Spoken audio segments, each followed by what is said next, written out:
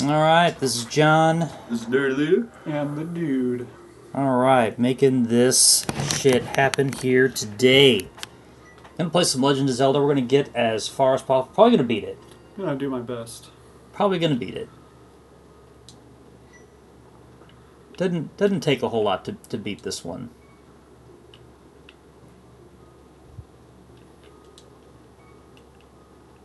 I remember when this came out. This shit was so awesome.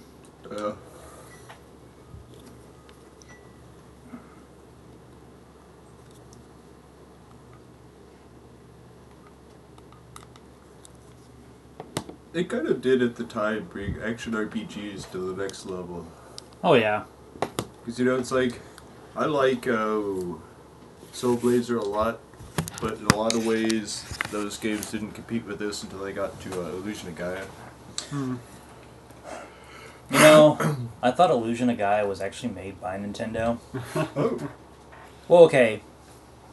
In my defense, if you look at the font on the cover, if you look at the gameplay and the art direction of the game, it is really easy to see how it might be related to this franchise. Yeah.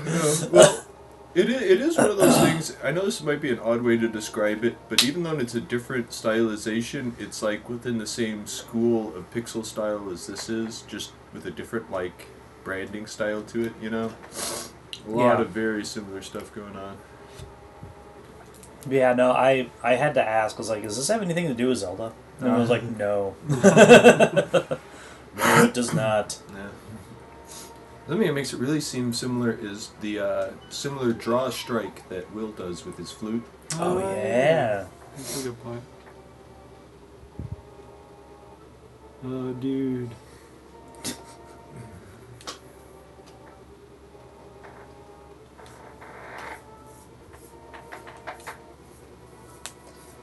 So what do you think Zelda is?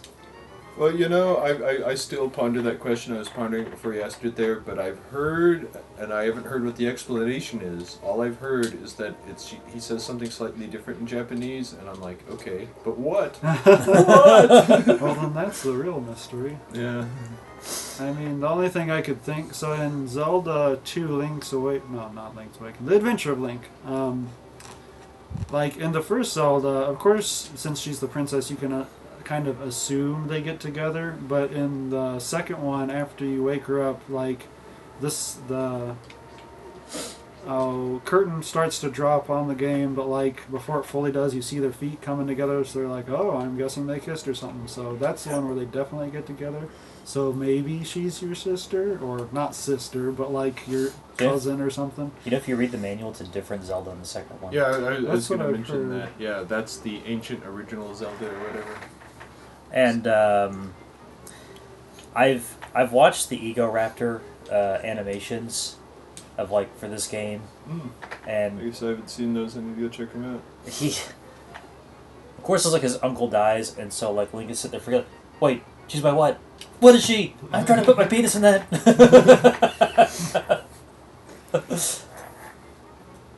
Well, I have kind of wondered because there's few. This game kind of makes a distinction between people who are descended from the Hylians and people who still have a lot more of that blood, like Link, who has the long ears and stuff. And I know that, Sashala and Zelda are like that, but I feel like there's a few other people. There's one or two people in the village who have long ears, and they tend to be associated with them. And I just kind of wonder if it has to do anything with that. But I really don't know.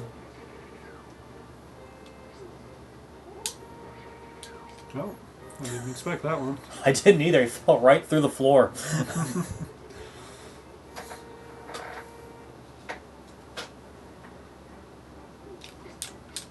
Oh. I thought I knew this game. This game thought it knew you. If I die right here, that's going to be very embarrassing. If you die right here, I'm taking the controller back. I'm just putting that out there. Fair enough.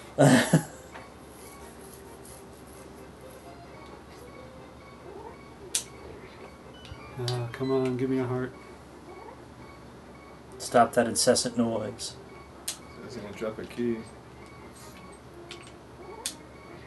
Oh, goodness.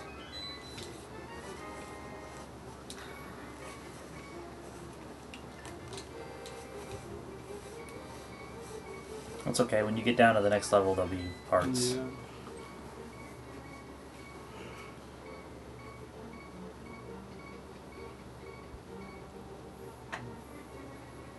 I didn't use the pots to fight this guy anyway myself, but Oh, yeah. That does make it easier.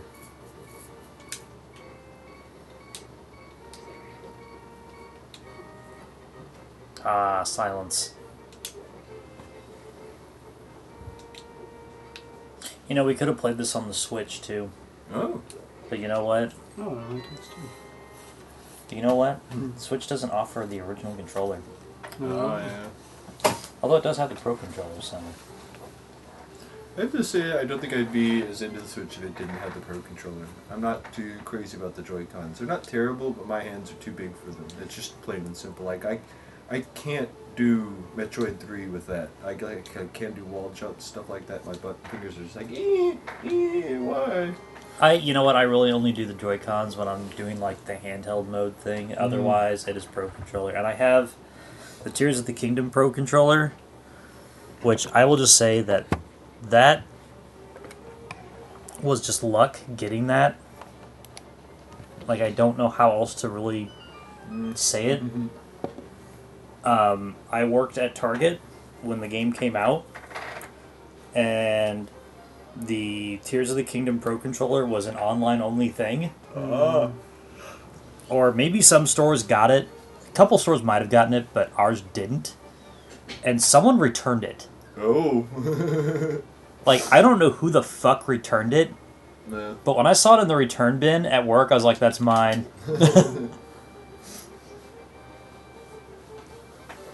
I bought that shit right up, and I now have a $200 controller for $40. We had we got like the Spider-Man 2 controllers. Oh. They were going for like stupid amounts of money online, and I had a chance to buy one of those. But I had just put in my notice, and I didn't have like spite customer money. I had one of the guys there trying to talk me into buying. He's like, dude, someone just called asking for it. I don't want to sell it to him though. So I'd say this right now. Target has a policy. They won't hold shit for you. Don't ask. Don't waste your fucking time. They won't do it. Unless you're like bro tier with the people that work there, they might. Because I have like I worked mostly in like the toy department. And I have a friend that I used to work with at another place who collects like the declassified G.I. Joes or what the fuck they're called.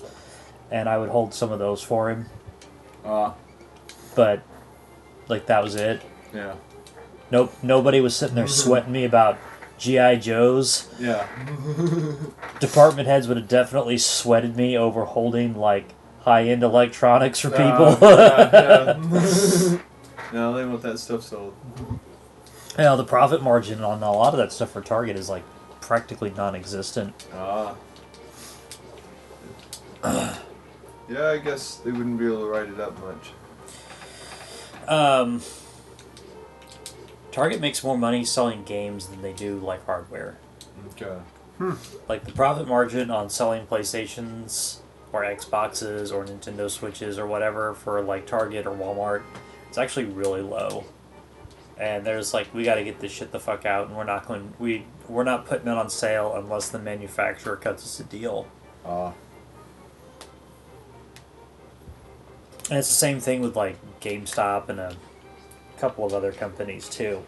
There's like, unless we're getting it at a fucking deal, we're not giving it to you at a deal. That's honestly why you rarely see the PlayStation 5 on sale. Because Sony's like, people want it. Yeah. They wanted it enough there was a shortage. You know, when I worked at Target up in Chicago area, because I worked up there in Chicago, and I worked at one down here, and well, the one down here.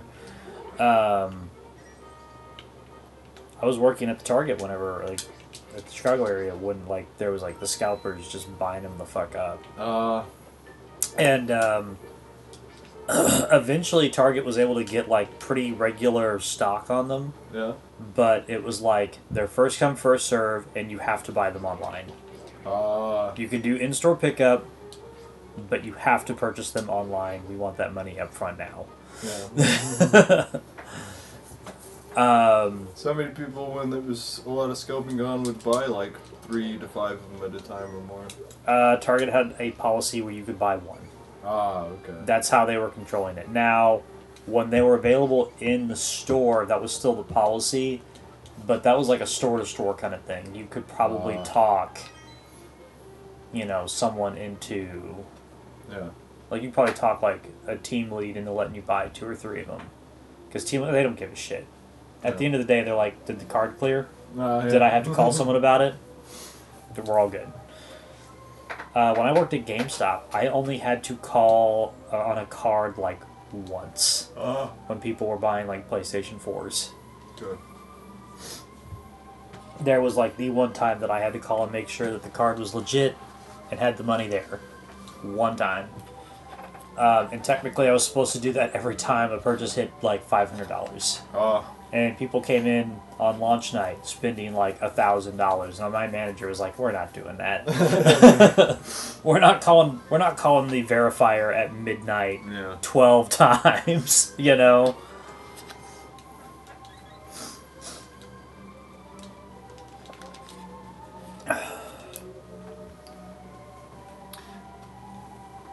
But I had heard that the local Target let somebody roll in there and buy out the stock. Ooh. Yeah, because they had like 3 on hand. And someone came in and said, I want all 3. Mm-hmm. And technically, we're not supposed to do that. But, the team lead was like, I don't care. Yeah. Target got theirs. I remember being really salty about that too. I was like, bro. Because when I bought my PS5, I had to get it from a scalper. I should have waited like 4 or 5 more months. If I'd have waited 4 or 5 more months, I could have just bought it. Yeah. But I was like, no, I want it now. And I paid like $700, which that's not terrible. Because like 4 or 5 months before, they were still going for like $1,000. But I got it for like $7. Like I found a guy who was going to sell it for $7. I was like, all right, man, I'll do that. In the days of the extreme drought on it, I know despite that a lot of people did have them, but I kind of wonder what like game lobbies are like.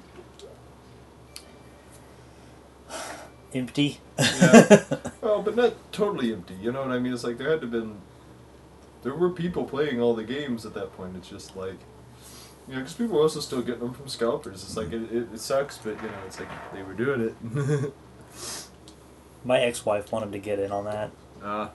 She wanted to buy up game consoles at launch, so she would just turn around and sell them for profit. And I was just like, don't. I'm a capitalist. I believe in my free market. I'm not into greed. I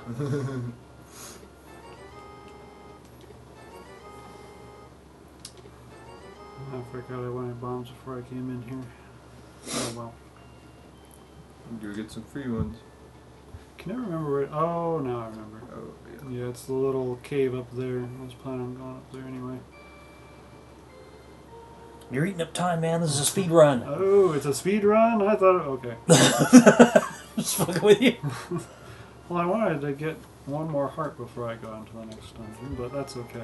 I'd say there's 5 heart pieces you can get access to right now. Yeah, I was just going to get 4 at the moment. I played through the original recently on like the Switch, and I went through and got like enough heart pieces before the first dungeon to go get like the white sword. That can always really help. Yeah. You know, I cannot believe how stupid hard it was just to get past that one guy in front of the cave entrance. Because you can't just walk around him. There's that like pool in the way. Yeah. And he's sitting there shooting you with his sword the whole time, and you're just like, stop killing me, bro.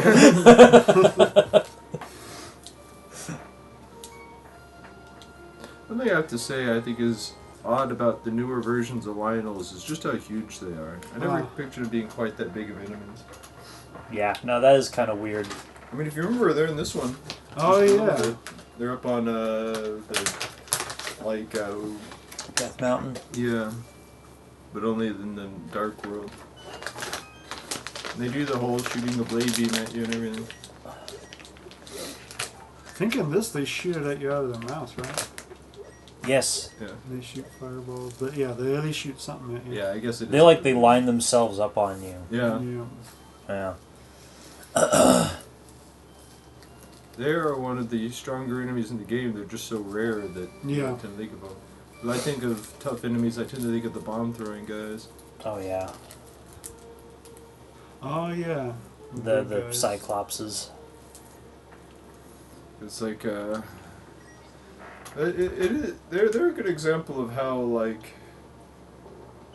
I guess, because your sword ends up only being 4 times as strong as this one, but by the time you get the final sword, it's like, that's enough to make them take considerably less hits. Yeah.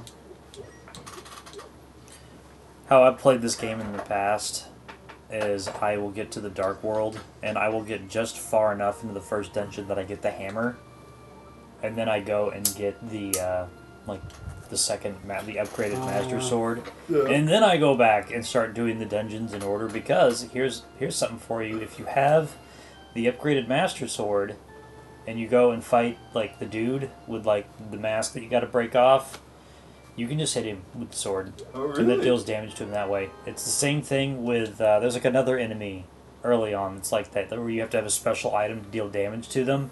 But if you have that sword, it deals damage to them. Ah, I didn't know that. Interesting. Something I always remember thinking eventually I'd be able to do, but you can't, is hit the jelly guys with your sword. Hmm. Oh, yeah.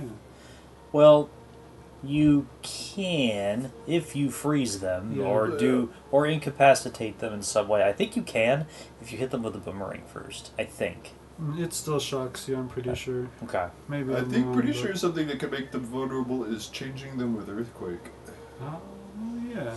You guys ever beat Aghanim with the bug net? Oh, yeah. Oh, yeah, yeah. I used to consider it more reliable than the sword, but I've kind of just played the game so much at this point that I just use the sword now, but like, no, I definitely used to be like, this is better protection than trying to wield the sword. Partially because it goes all the way around you the way it does. And its huge head makes it like, have a bigger area to hit with. Oh.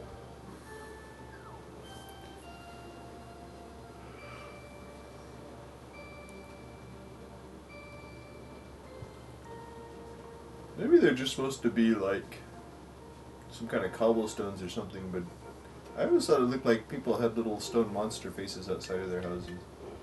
Hmm. There are some odd art choices in this game, in spots. Yeah. But I don't know. I guess that just adds to its charm. Whoa! You Man, just threw one boomerang. I was gonna say, man, did you piss them off?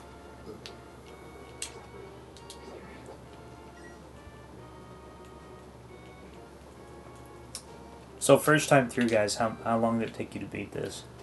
I can't remember. Yeah, I was so young. I've played it in a lot of sessions. There's a lot of stuff to figure out. I mean, that's a big difference between playing it after the first time was knowing anything where to do anything, you know. Oh, yeah. There was a lot of, figuring out what I had to do next and stuff. Yeah, I used to. There was a point whenever I was playing this quite a bit, and I guess in probably late teens, early 20s, and so this, like, right whenever you got out into the world, I had a bit more clear of a system of what I would do in what order. Like right now, I would go get the 5th heart piece and go get like the ice rod, but I'm probably not going to do that at the moment. I want to go just get to the next dungeon, but. I've been always getting the ice rod in recent times because I don't use it a whole lot, but it is handy for what it's handy for. Yeah. I mean, something I always get before I go into the first dungeon is that and the mushroom / powder or whatever, because that is super handy. Yeah. I forgot the mushrooms what you take. It's been a little bit since I've played this, but I should have got the mushroom while I was near the town. But I am trying to be a little faster, so. One of the reasons I mainly find it helpful is turning fire fairies into normal fairies. Yeah, there tends whenever to be at least 1 or 2 in a dungeon towards the end that you can use to heal up. Sorry, what That's saying? true. Well, just whenever I saw that one, just then, whenever I went down in that place, I was like, oh, I totally could have turned that into a fairy, but Yeah. oh well.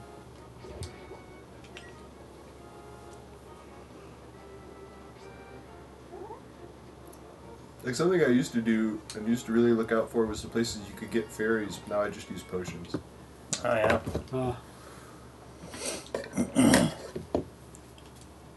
Of course, I used to be able to never have enough money for potions and stuff, and it's like now I'll not only have potions, but I'll have like arrow and bob upgrades.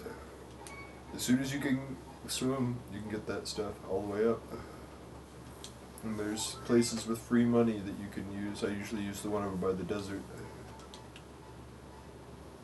I want to say you can get what, like, is it like 50 or 30 or something like that? I think it's 50 every time you walk in there. Oh, hey, we have people chatting. Dig it. Oh, cool. What are they chatting about? About how Adventure of Link was Nintendo hard. Yes, it was. There's a lot of stuff that comes from that one, though. You know how, like, in the new ones, there'll be those lizard guys, and they have, like, the wooden walls, and they'll throw shit at you? Oh, yeah. That's totally in the second one. There's this huge wooden wall you have to go past. And if it's one of those things, it's not just like a thing, it's literally one of the, oh, you got a game over, huh? Time to go past the wall again! Okay, so with the Adventure of Link, right? Yeah. Here's the thing with that. You go through, like, the first dungeon, and it's hard. Like, it's not impossible, but it has some challenging spots to it. You have the second dungeon, where it's hard. It's not impossible, but it has some spots. And then it's like, I don't remember if it's after the third dungeon, or if it's after the second or after the third dungeon. But then it drops Death fucking Mountain on you. And it's just like, oh, was the game too easy? I do literally wonder if Death Mountain being super simple in some of the later ones comes from overreaction to people's reaction to that. Because that was the most complicated Death Mountain, I think, ever. It has to be. Yeah. It absolutely has to be. Because, like I said, just the shit that you had, like some of the caves, some of the stuff that you've got to fight, some of the like, it throws a couple of like those axe throwing enemies at you. Yeah. And at Death Mountain, at that point, you're barely leveled up. You don't have any sort of real magic. You don't really have anything. But the game just like, oh, did we make it too easy? Kind of makes me think of something that's not as much a thing in games anymore. Is there's been plenty of games I played, and you play the first level, and it's like, oh, this game seems to be alright, but it turns out that's literally just the super easy baby level, and after that it's like much, much, much harder. Oh, yeah.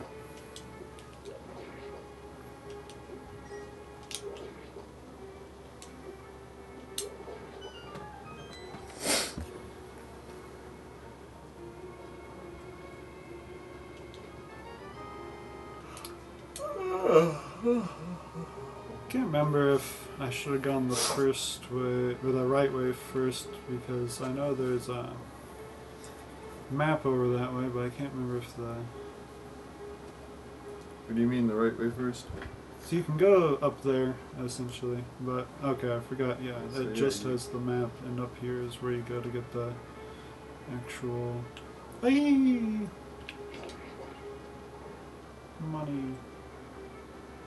Oh, up here's not money. It's a key. It's a key.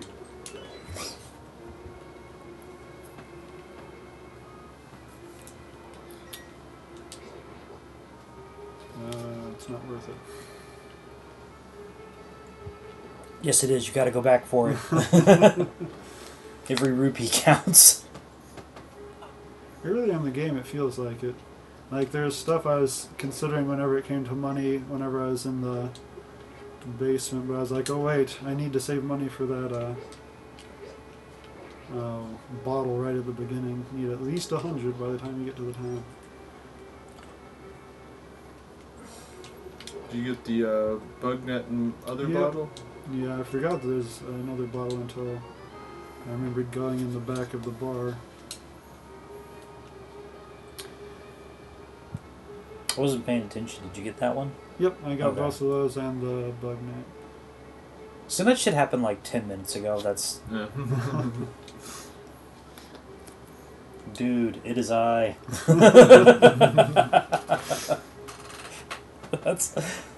That's gonna be as great as when we were playing Bra Trigger. No, bro, no.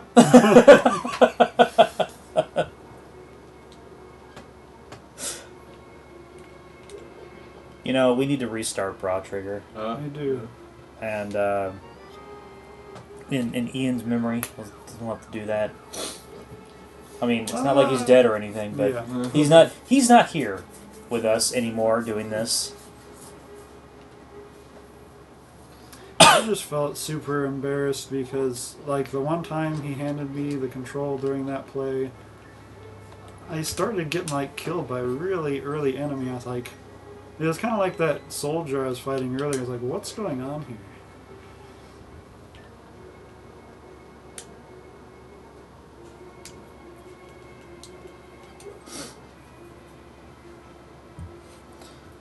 Was the other way just treasure? Yeah. You need those fat loots. Yes, I do. The dude is short on rupees at the moment.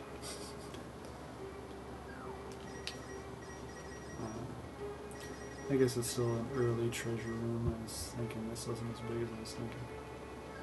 Oh, still, you know, Yeah, 90. That's... No, that is pretty good. I didn't realize it's quite that much. Well, you were at 300, you're at 390 now. Yeah. And these guys tend to be pretty good about dropping rupees. Of course, as you say that, he doesn't drop any. This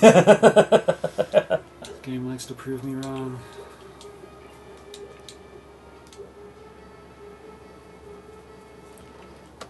What were we playing where the game pulled that shit on us? Like, were we playing Castlevania and that guy said something about how, like, some part of the game was a particular way, and then it was like, nope. Might have been. It was something around the time you were playing that, that, like, we basically saw that and it was just not doing it whatsoever.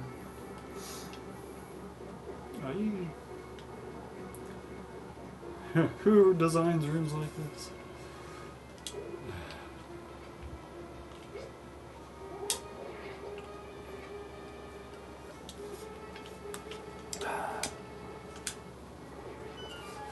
You know what we might have to do sometime is break out ancient stone tablets. I'm not quite sure what you're talking about. In Japan, there was the Satellaview, and you could play games via satellite link. Oh, yeah. And there was a Link to the Past mod. That's what it was. Yeah, that one where, like, you could play it that day you downloaded it, it tracked your time on, like, a leaderboard and items you picked up and stuff. Yeah, it was kind of like random dungeon stuff. Well, it wasn't so random. I mean, it just had you run through the Link to the Past. Just everything was just... The plot was different. Ah, okay. They may have done remixed dungeons. I've not played it. I've not played much of it. I haven't played any of it, But I did play like the BT, like the BS. What it's called, BS Legend of Zelda. Okay. Where it's just the Legend of Zelda, but it's like 16-bit, and it's the same thing where how they did it at the time, and when you download the ROM now, it's the full game, but at the time it was you downloaded it and you played it live, and you ran through the first 2 dungeons, and then you had to come back next week to do the next 2, and then the next 2, and then the next 2. This was like the same way. Does it have the score tracking and stuff that had? Well, no, because it's not online. I think they did something at the time with that. Well, I guess. But here's another thing. There is, I don't know how much of lost media this is. I think this did get released later, but they did a radio drama while you were playing the game. No. And some of the sound effects from Ocarina of Time come from that. Interesting. Or at least sound super similar to it. So it'd be like Zelda and Ganon talking in the background while you're playing. Link too. Oh, okay. Excuse me, princess. Well, I know that, like, one of the things that, for a long time I was like, there's a lot of stuff you're like, is Birdo really, like, a transsexual or something like that? Have you ever seen any of the commercials from Japan that have Birdo in them? No. Okay, John knows what I'm talking about. Well, okay, I have seen some straight nightmare fuel stuff involving Birdo that I think was like a couch with the boa and everything. Talking. Yeah, I think so. Yeah. And these were from like back in the day? Yeah. Like, bro, commercials in Japan are still weird. Well, but relatively to now, it was back in the day. Yeah, it was when like Birdo came out, or maybe it was Mario RPG or something like that. Something that Birdo was going to be in. Because Birdo did have its own game. It's called like Birdo or Wario's Woods or something like that. That's weird. Yeah. Well, I don't want to say it's straight up own game, but a game where Birdo's featured very prominently and stuff, and because I think it's on your side. Yeah. But there are some really weird game commercials in Japan. Yeah. I missed that guy for Sega who'd like come in and break your like outdoor activities and be like, "Get on video games." Oh, like the karate guy. Yeah, he'd come up and like take your bike and throw it over a fence and be like, "Go play Sega." Some of those commercials were so awesome because there was like one where he's like running through the woods with a giant Sega Saturn strapped to his back. Yeah. Apparently he was a pretty big deal over there and basically the face of the system over there. I was going to say, he was basically the reason it sold as well as it did over there.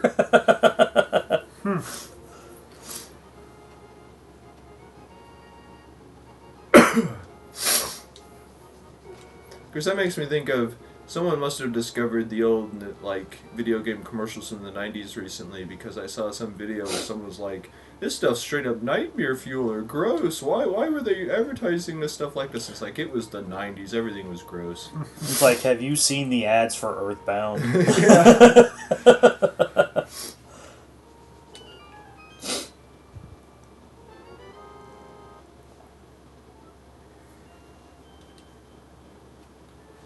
Neat. What could I possibly need that for? I did not need the scratch and sniff level of immersion that like Earthbound tried as hard as to offer me. Yeah, it is funny, and it is, once again, it has to do with the 90s. I mean, that's when you could like, there was so much stuff based on boogers and puke back then, but Booger Man. yeah, like, well, I just meant random toys stuff too. I mean, you remember Snot? You're talking about in... No, this is a literal product called Snot. I remember every variation of that product. Because Nickelodeon released their own called Gak. Yeah. I remember Gak better than I remember Snot, but I thought, I remember it being pretty much the same thing. But it was basically like one manufacturer made a shit ton of this stuff and then put it in different containers with different labels. Ah. That's what that shit amounted to. Yeah. Kids liked it. Kids like just about anything you can put your hands in, but well, but it's funny because it makes sense contextually that they go with King Barf and stuff in the advertising, because you could easily be like, there's so much other crazy stuff you could advertise with this, but it's like, as predominantly featured as Starmen were though in Earthbound. Yeah. And they went with the pile of garbage. Yeah. makes me think of when I played a few games where they give you some item that's like, if you use this boss fight will be easy. And I'm like, I'll save that for later. And sometimes it can work out, but that was a game I tried to do that with. And as far as I know, maybe I just didn't have strong enough characters. If you do not use the thing on him, the like fly jelly or whatever, you can't win that fight. That was a fight I exhausted like all my resources and it just still couldn't win. So that's a fight I want to say you can win without it, but don't. Okay. Just don't. Make your life fucking easier. It is never used anywhere else in the game. Just... Yeah, no. Just... you know. You have other things to do with your life. Well, this was, before I realized it was that level of thing. I once I used it, I actually beat him really fast. There are a couple of fights in the game that are like that, where you can, technically, it is possible, and people have done this, you can defeat Gygus at the end of the game without prayer. Ah. And can you do, like, winning that fight where you need the Franklin badge without being immune to lightning if you're tough enough or something? Again, you probably can, but dang. you have other things to do with your life. Yeah.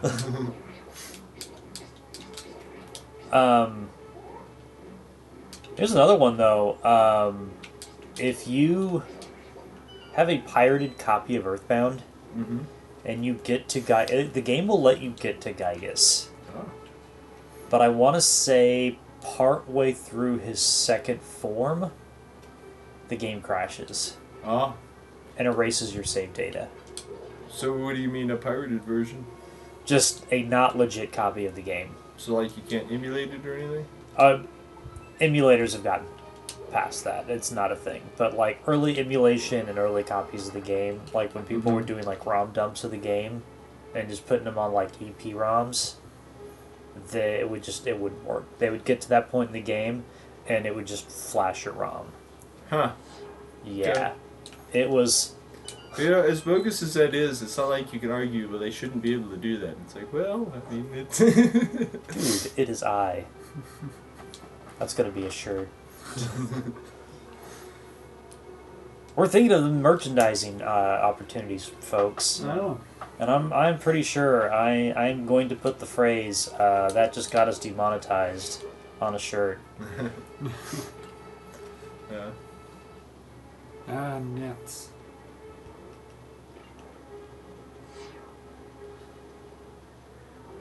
Alright.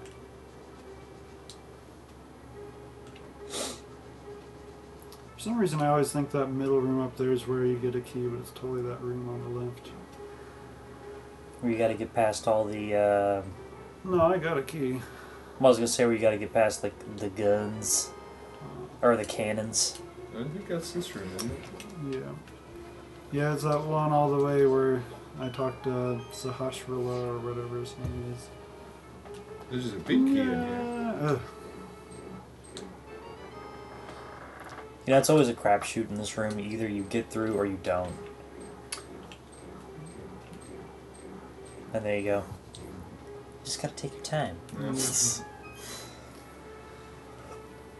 Oh yeah, I knew I was probably going to get hit the first time. I was thinking, kind of a matter of, do I do it fast or safe? And I knew I wasn't going to die, so... Either way. Yeah. We're on a schedule here.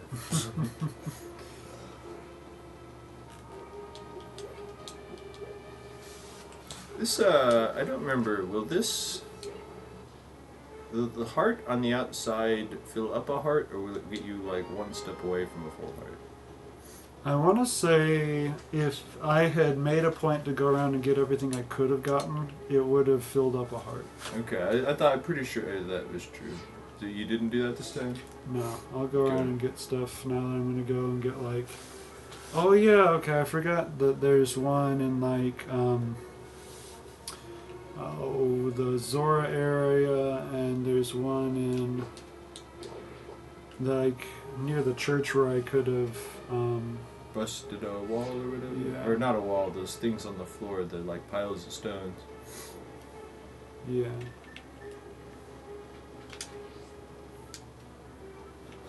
No, I'm just gonna not keep it. Well, at least The Zora area one, can you get that one now? now that I have the power glove, I can get back okay. there. Well, but I mean, you could have hit this one and been at another one though, right? Or could you not have? Yeah, you can. Okay. Well, I feel like I tend to fill up on that one, like whenever I do around. I'm pretty sure you do. Or wait, this one or the Zora one? Well, maybe the Zora one, but I feel like the Zora one starts the Yeah. 3 that you don't fill until you get the 4th one on the pyramid in the Dark World. Yeah. So I want to say if you get all the ones you can get up to that point, that when you drop down over on the right or whatever, you can, you know. Nope. Which can help if you got really beat up by the wizard. Yeah.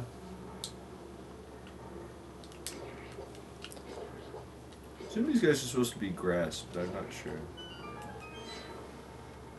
You know, there's a lot of enemies in this game where it's just like, I'm not sure what this is supposed to actually be.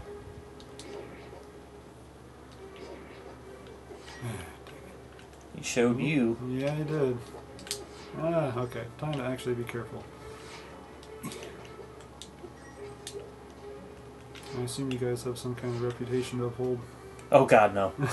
So you need to get the key, it's in the next one. Oh, I guess I was wrong. Here's one of the middle ones. He was taking his chances for a heart. That's what it was, right? Well, I couldn't remember if it was under one of those or if that little dude to the left had it. And I was wrong. What's it like to be brown? Not so great.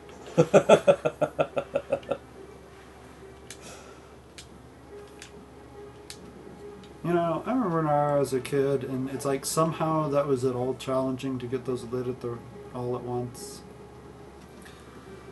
I don't know if I ever actually failed. I guess they go out a little faster than I was thinking, but... Nah. Well, there's a lot of this stuff that we know, like the routes to go and stuff. Like I would have done it at a slightly different route, but you did it one of the ones that's very doable. Because I do right, left, run up, right, left, or I guess left, right, or whatever, you know, like... Yeah. You got greedy trying to hit them all. Yeah, a little bit. I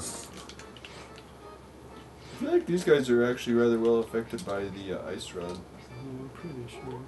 You know, I've never tried that on these guys. I don't know if it actually does better than the...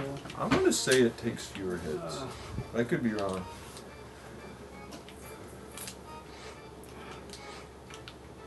Need to just stick with the sword. I think part of the reason it works so well on them is that this is kind of before stuff really starts being able to protect itself from your magic. Yeah, well, it's because kinda they like, don't okay. expect you to have it at this point. Here's something to try at some point. The grafted guy, right? Yeah. Go get the stray hound summon that puts Scarlet Rot on people and try that against him. He is not ready for Scarlet Rot. Maybe they patched him to be ready for it, but neither is Get over here. the guy who ambushes you at the beginning of his plays. Need to just stick with the sword. I mean, to be fair, who's over by Celia that early in the game, but you know.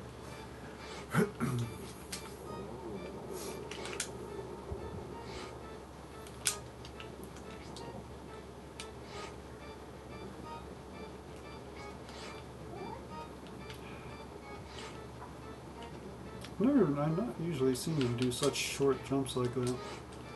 It's not common, but I have seen them do it before, and it is frustrating as fuck every time they do it.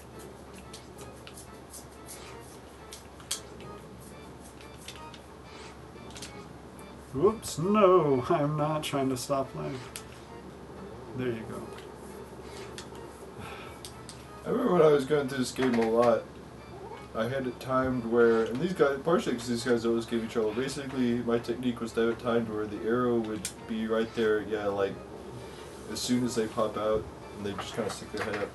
That was pro shot right there. I'm not gonna deny it. That was pro right there. Well, that's kind of what I was trying to do earlier, but I am not used to the timing anymore. Alright.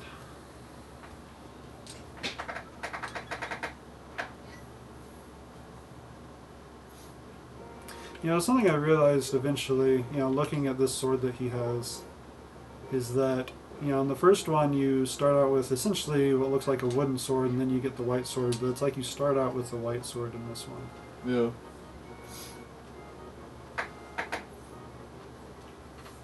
But this is also one where stuff like that's been passed down. It's like, we at least held on to the white sword. Yeah. You're not just getting... I mean, you get a passed down sword, you don't find some old man in the cave who's like, here's a stick, bro, go kill evil. That's true. You know? It makes me think of whenever people are like, I'm going to go through this game not using a sword. It's like, but why? It's right there. Oh, here's one. Yeah. Oh, I guess... I thought you got that one just matter-of-factly because you came in here. I don't know why I forgot that was down there. I was like, I guess just he's in I here. don't have to be giving you hints the whole time, do You shouldn't have to. I'm a little rusty, but it's coming back to me a little bit. I mean, an example where you're talking about, I didn't used to realize when I was a kid that there's literally like a path into stuff leading right to his place. I searched all over here and stuff, and it's like, tell me your secrets. Well, okay, here's what I'll tell you, man. You're like 40 minutes in after the second dungeon, and we have a few more hours to go. So, we're okay. Yeah.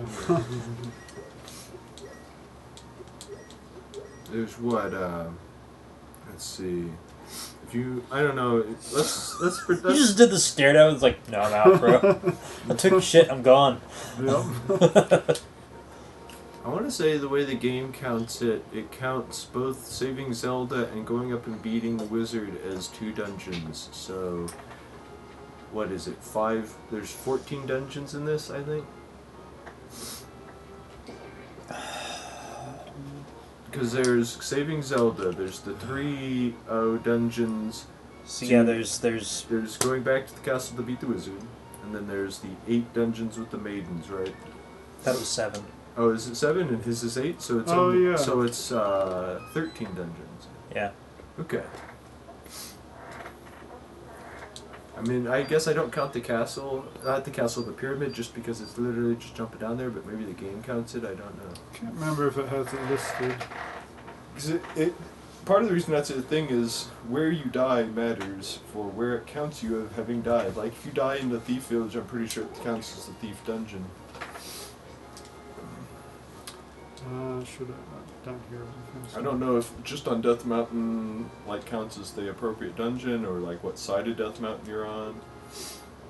Because both sides have a dungeon in the Dark World, but I don't think the right side has it. It has caves and stuff. I don't know if they count as part of the Tower of Hera. But, no, the caves don't. So, the caves count as Death Mountain, I think. Okay. But they don't count as, the tower. So what is it? Where does it say you died at the end if you die there? I used to keep track of that kind of stuff, be like, where am I doing better or worse? But it's been so long. I don't remember. I think it just counts. I want to say it just says Death Mountain. I think. Okay. So that would put you at 14 dungeons. But it does count Ganon's Pyramid, so I guess technically there's 15. Oh, okay. Because it lets you know, you died this many times on the last boss. Ah, yeah. Well, that's true. Yeah,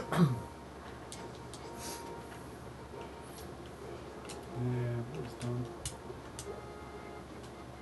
done. I usually use bombs, so that was a perfect opportunity. It was. That was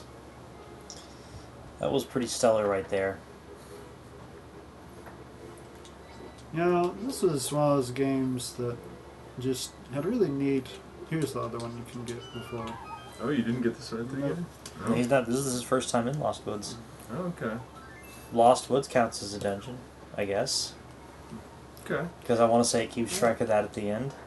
So that's 15 dungeons. Hmm. Are we? Yeah, we're up to 15, right? Or are we up to 16? Is it this version of Lost Woods or the Dark World version where it's actually a dungeon?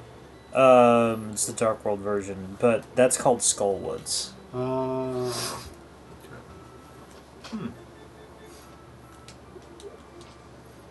I guess I always just like run right into the Lost Woods like as soon as I start this game usually. So I do like weird sequence breaking in this game because I try to get certain items before I do like certain things. Like I said, I try to get like the better sword before doing the Dark World.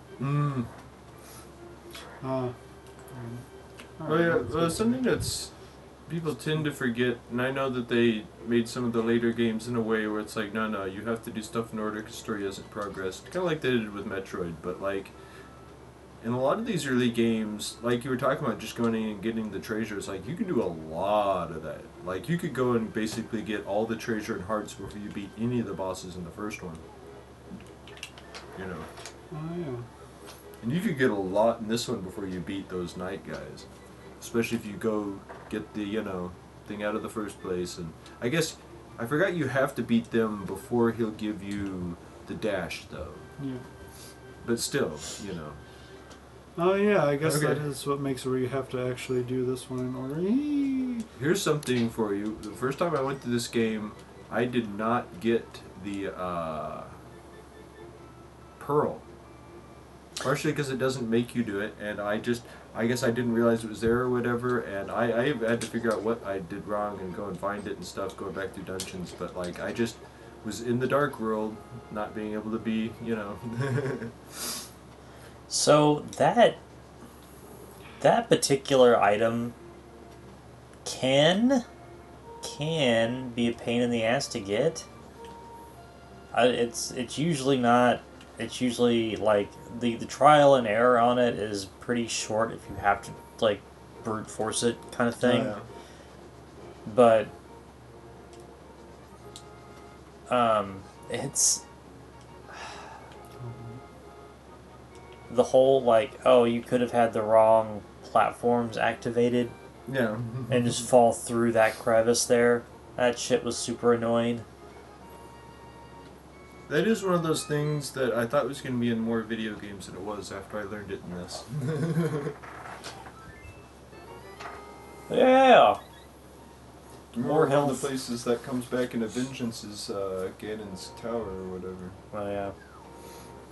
There's all those parts where it's like you have to walk around in a weird pattern because you have to activate those things and then walk onto the next one and then walk onto the next one.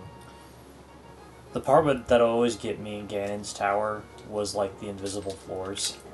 Like the two spots where you have to know where the floor is. Yeah, or use like something to make it leg up or whatever. Yeah. If you use Ethos, you can see the floor. Mm-hmm. But if you run out of magic, Oh yeah, no. then you're just like, well, where's it at? Yeah. There is... What can you do? There's something you can do where it'll just show the floor. Really? God, I cannot remember what it is though for the life of me. Because you can, when you cast Ethos, Come here, lady. Goodness. it'll flash for a moment. Mm-hmm. But there's... Maybe like if you light one of the torches, Oh yeah. it shows you the floor. Yeah, if torches are lit, if the room is lit up in any, yeah. Like, and I don't mean just normal light, but if you have any torches going or anything like that, that will also do it, yes. I want to say that they definitely set up in a way where you can't do, like, fire rod shenanigans to keep it going, though. I think you're on, like, a lower platform or there's a wall or something. Yeah, that part made that a pain in the ass.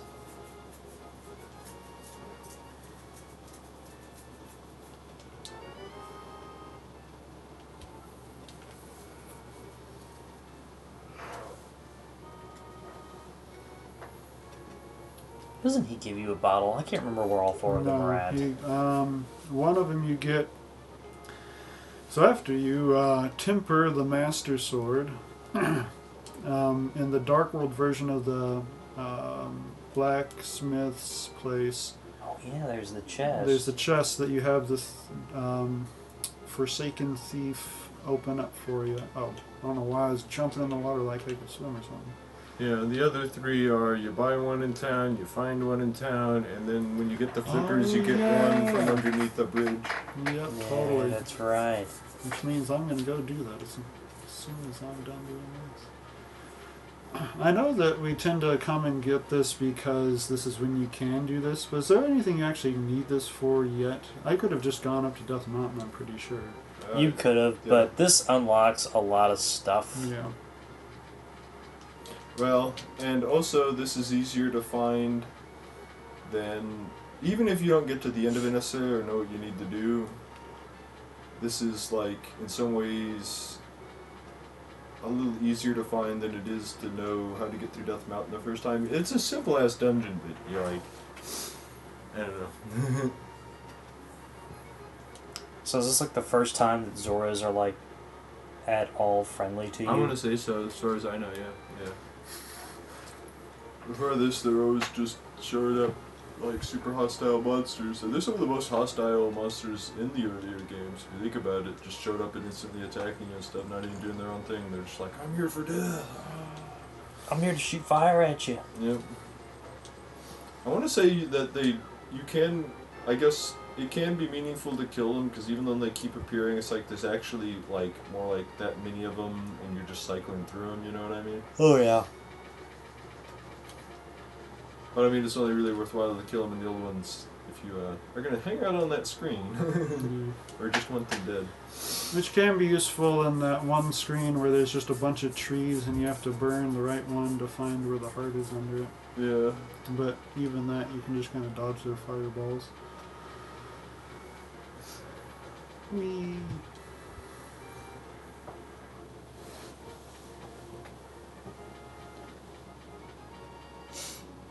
Give me that better shield. Yep. You know, I was weirded out that in the 3D games they made Octoroks water enemies and replaced them with the Deku. Oh, yeah? That's true. 'Cause, you know, I mean, if you think about it, in all these old ones, they're always running around on the ground spitting shit at you. I thought that's what the Deku were at first. And they're like, nope, Octoroks just look more like octopus than they used to. They're in water for some reason.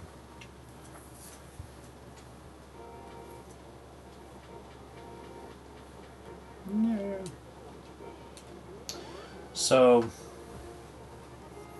you guys ever seen the Nintendo in the United States put out 2 commercials for The Legend of Zelda? Everyone has seen the Zelda rap one, right? Pretty sure I've seen that something. Have you seen the other one? Where the dude's in, like, the dark room, going back, like, running back and forth, yelling, like, for Zelda? No, I think that's the one I've seen, and I haven't seen the rap one. Okay, don't go out of your way to see the rap one. The other one, on the other hand, you know who that guy is that's running around yelling for Zelda? Huh. That's the Crypt Keeper. Really? Yeah. I do not remember his name off the top of my head, but that he's like the voice of he was like the voice of the Crypt Keeper for like ever. He's just a prominent voice actor. That's what he fucking does. But still, it's like, yo. Just keep saying I'm having big trouble. Makes me slightly concerned.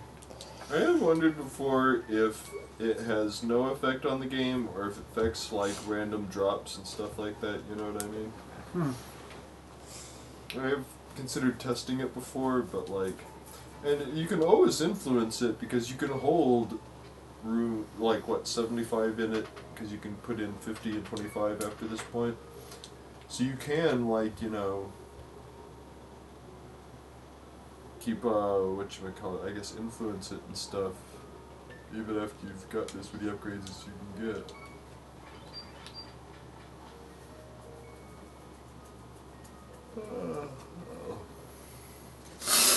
Pond of Happiness. You know, we're looking this up right now because I'm not playing, and yeah.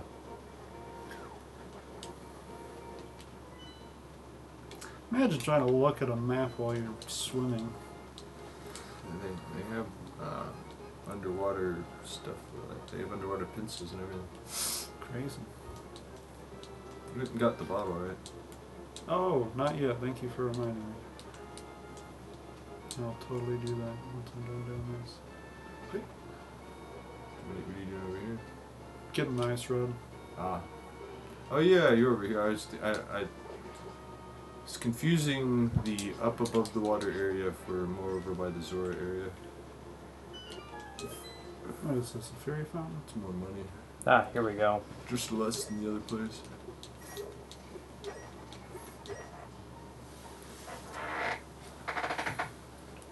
Actually, affix a hidden luck statistic in the game. There are 4 possible outcomes when the game determines Link's luck.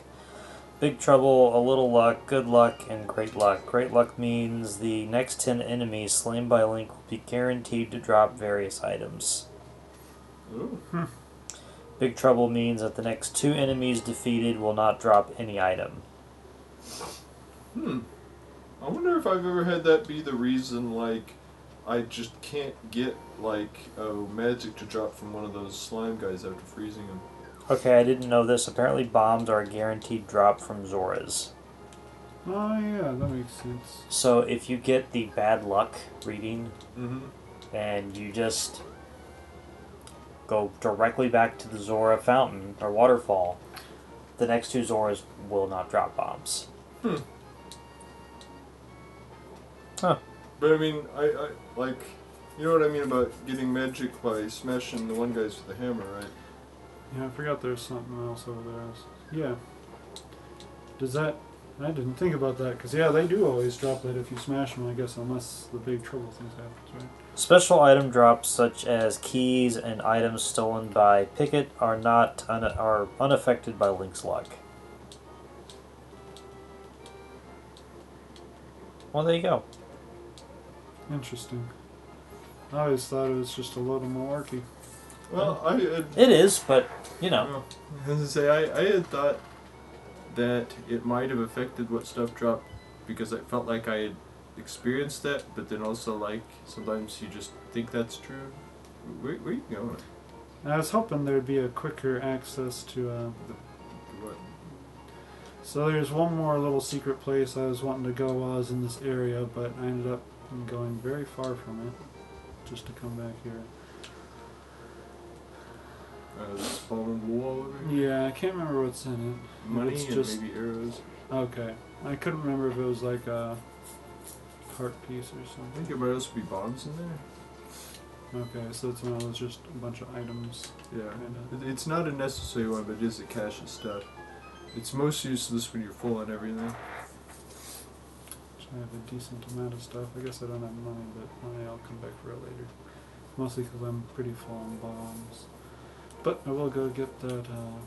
I mean, sorry if I'm wrong about that, but it's at That's least okay. money. I'm pretty sure, yeah, that it's not a heart piece, and that'd be the thing I'd be most worried about.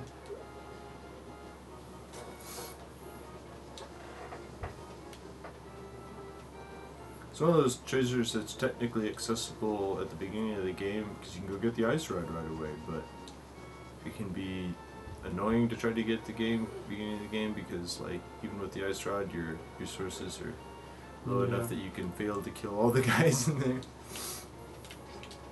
Just be like, well, I came in here for nothing. Where is it up here that you jump off, or is it down there? You had to be down in the lake. Oh. Go down. Keep going down. There is a place to go down. There's a ladder over here. But Okay, I forgot it actually comes from the lake. For some reason I thought it was more like up at the witch's place. no. I just knew you had to be on this side of the, what's it called, bridge. Yeah, I wouldn't say it is maybe possible to get to the other side, but there's like rocks or something. Yeah. Because that's something I used to do. Is this is a game where sometimes I feel like I should go re-explore and learn some of the world, but I had explored it so thoroughly back in the day that I know where I need to be. You know. It's like I've experimented enough. Yeah.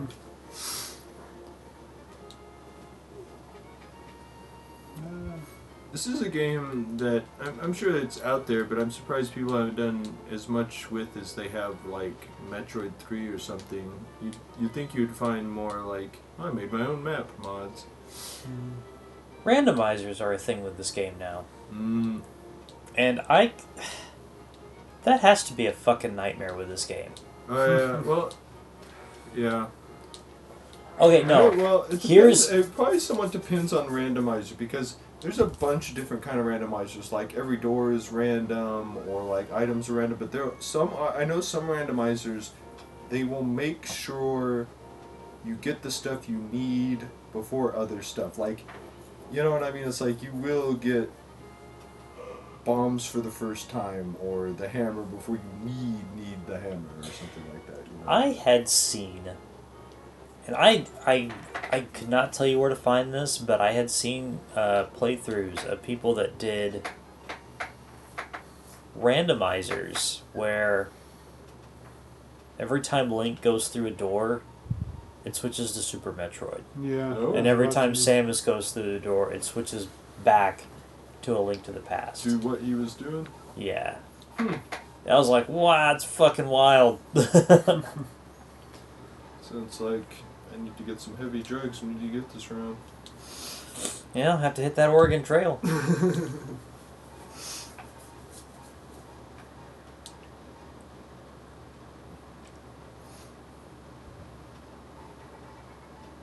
I mean, that sounds like the kind of game that, like, if you unexpectedly thrust it on the wrong person, they might have a psychotic break or something. I think I know I would. Be like, yes, through the door, and like, pop out his Link. It's like, what game was I playing? Yeah. So what they really need to do is, let's see. So speaking of one, what would be the other? You could let's see. Because you could have one of them be like Metal Gear Solid, and then what would be another game that would be disorienting from all the rest to go to, like Gran Turismo or something. Every time you do Final that. Fantasy. Yeah, there you go. I was gonna say Ninja Gaiden. Well, Kel. it's not about being Oh, hard; wait. it's about being jarring. Okay. Yeah. Are you talking? So whenever I Like think when of you Metal walked through that Gear- door, you would have popped out of a door. I said Metal Gear Solid. Oh, Metal. The port of it. The game already existed. What was it originally on, like the 32X or something like that? No, the MSX. Ah, okay. Yeah. No, the MSX2, Ah. which was like a Japan-only personal computer Yeah. kind of thing. I know there's quite a few games that's where they started. It was on that stuff. It was like. Yeah. Of course, a personal computer. It's funny because you could look at those old ones and they look Oh, a cross between a console and like a computer, but it's like computers used to look a lot more like consoles unless they were huge, like tower back then. And even then, towers, people used to put them on the side with the monitor on top of it. I was gonna say, bro, have you seen the ZX Spectrum? Oh, is it one of those big things? It's you've seen a Commodore, right? Yeah. It is very similar to that, but the keyboard is really fucked up. I think it's fucked up Okay. looking.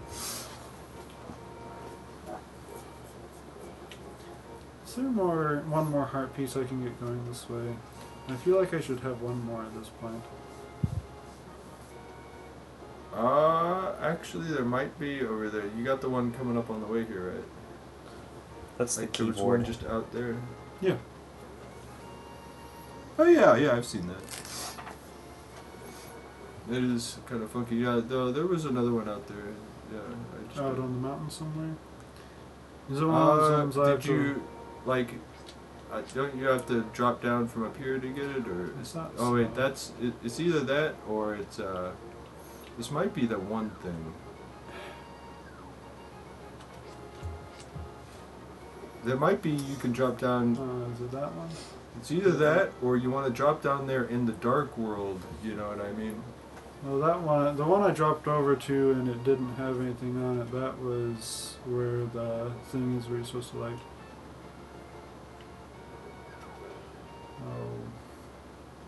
smash down the little moles and go and get the cloak. Yeah. Or no, not the cloak, it'd be the blue wand. Yeah. Because you need the cloak to get to that side. Yeah, Here there it it is, is. Alright. Now I know I have all of them before you get to this point. Or I guess before you get to the dark world.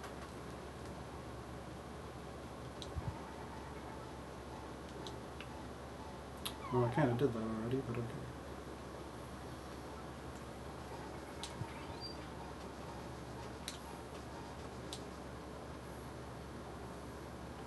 Me.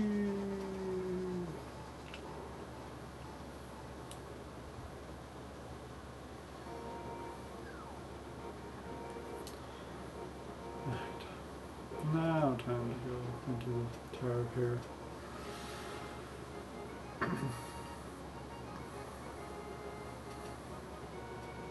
You know, I have to say in Ocarina of Time, whenever they had the whole, like, them having the different pieces of the Triforce on the back of their hands, it's like, this is weird, what are you doing? And then I realized recently, whenever I saw some stuff from the booklet of, what's it called? 2. Yeah, 2, that it already had that kind of stuff going on. That, like, Link with the, that's whenever he becomes the hero of the Triforce of Courage. You know, I know in that Ganon's trying to come back to life, but that's not, like, what that game's about, right? And I kind of wonder, like, okay, in the Mega Man X games, I know they're, like, up to, like, 8 now or whatever or so, but in Mega Man X5, they, what's his name? Like, I know it's always easy to say, oh, he's gonna come back, but, like, Sigma dies at the end of that. He dies. And the idea, story-wise, was for him to be dead. But then they did, like, they made Mega Man X6, and he's like, alright, I'll make it work somehow. But, like, I kind of wonder some characters like Ganon, if they were ever like that. They're like, because, in 2, if you win that one, he does not resurrect. Yeah. That's the end of Ganon. And, like, I know they did, like, it all makes sense because, and we're like, we didn't care if it made sense, just give us more Zelda games, but, like, I do kind of wonder how often some bad guys, they're just like, oh, this time they weren't supposed to come back. Although, it is funny how there are some enemies, okay, like, in the, I know that, like, this is not a video game, it's, an anime, but in those JoJo Bizarre Adventure comic and shows and stuff, Dio is like a character that people latch onto in the fandom, but it's because he's a recurring character. Whatever JoJo it is not.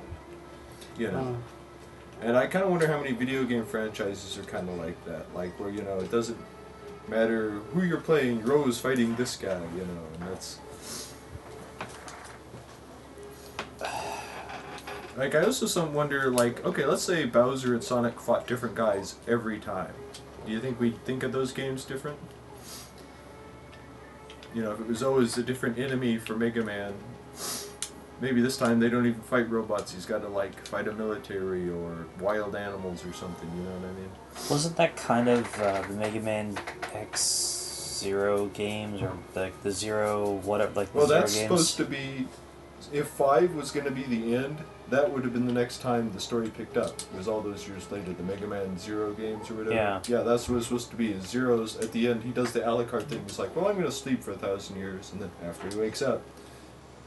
Well, Zero's kind of more like, why did you wake me up? Oh, okay. I'd believe it. I haven't actually played them, but I know kind of the premise. But I have played the first one. I don't think I beat the first one, but it was, if I recall correctly, it was set up very like a traditional Mega Man platformer game. Okay. But it was Zero, so it was different game flow. how much does he control, like in 4 or something like that? He doesn't, I don't think. I Okay. can't remember. I've only played it. I guess I know you guys have played those games, but I have not. So like, I just remember that like someone accidentally finds Zero. And they wake him up hoping that he'll save them, and the person is just like, oh, thank God I'm this lucky. so isn't Zero only a hero because of his bromance with X? Pretty much. Because I'm not saying they're gay, but they have a serious bromance going on. There's even a part where, like, isn't there where Zero's like, or Sigma's like, but you're supposed to be on my side, that's what you're made for. He's like, yeah, but I don't like you. I think that's 4, right? No, that's Have you ever 2. heard of you ever heard of Power Battles? Power Battles. Is that the Jedi Power Battles or whatever? No. I guess not. There is a arcade only, Japan only, Mega Man fighting game. No, I have some of those on the collections. I know exactly what you're talking about. Those games are neat, but like a little disappointing. But they're pretty cool.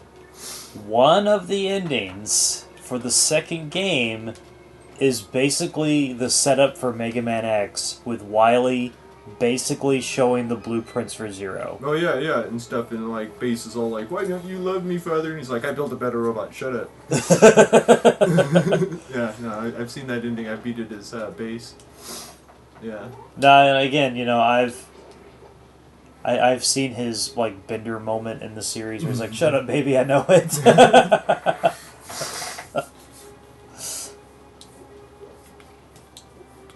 Base is why you don't give robots AI free will and an evil agenda at the same time.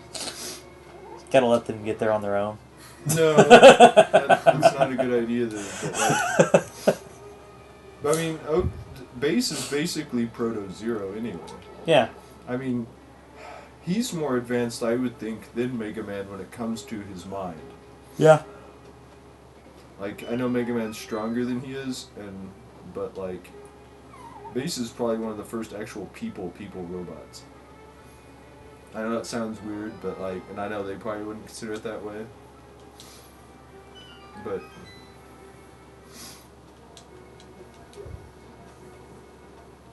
of course, that makes me think of in the old Ruby Spears cartoon at one point, Wily being like, "Why didn't I put humble chips into that boy?" I know he's just talking about Proto Man, but I mean, it's funny because the old cartoons like that had Proto Man, that's ended up what Base ended up being. He was like that character, just that wasn't actually in the games. Yeah. So I know Proto Man's kind of that kind of character, but he's more like I'm a wild card cool guy who may kill you, I might give you the item you need.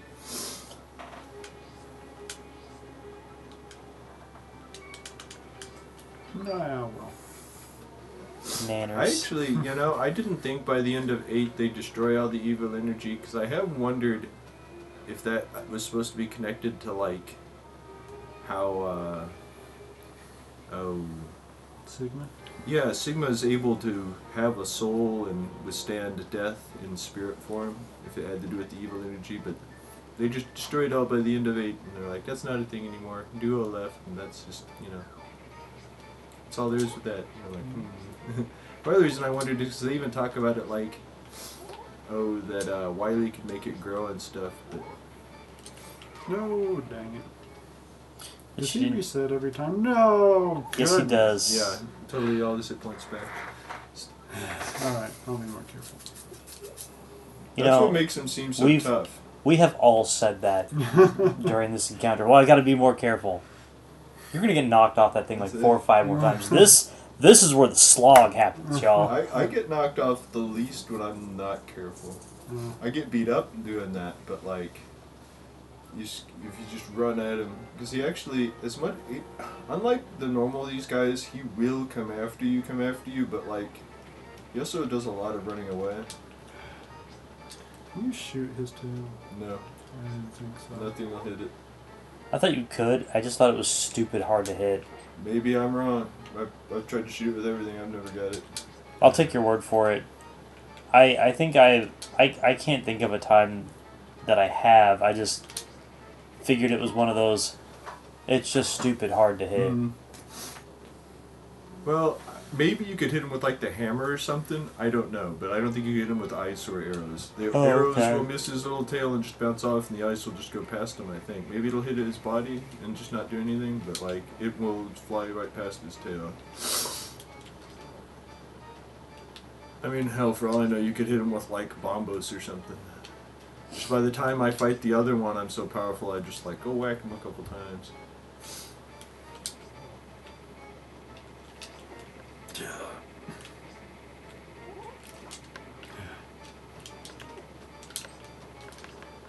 Oh, you can hit him with bombs, I want to say.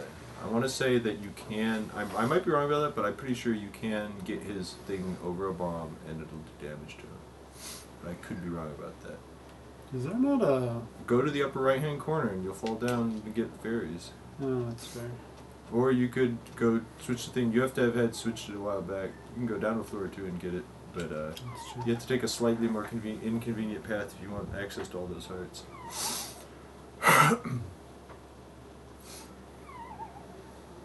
This is annoying.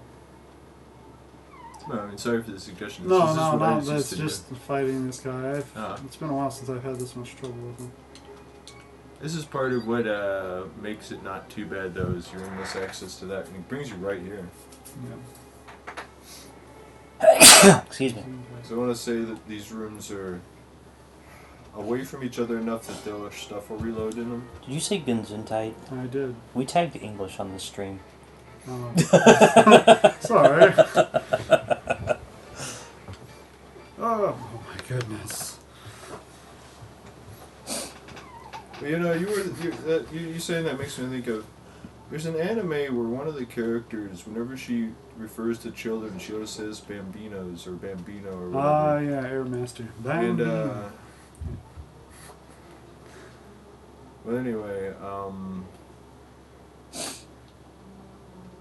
I do wonder sometimes, like, 'cause that can stick out when you're listening to another language, hearing another language in it that you know, you're like, oh, I wonder why they're using that. But it's like, I wonder how much, considering how many other, like, languages, words we use just all the time, it sounds like that listening to us in another language, you know? I'm trying really hard to not laugh at that. You can laugh at me all you want. That was pretty bad.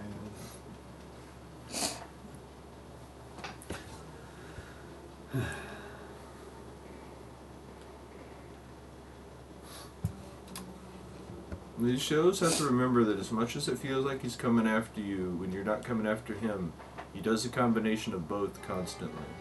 He's either switching between running away from you or coming after you. He's never really just doing nothing.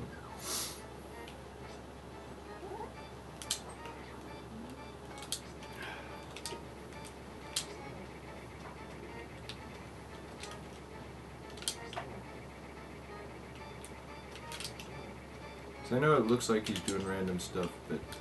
Ooh.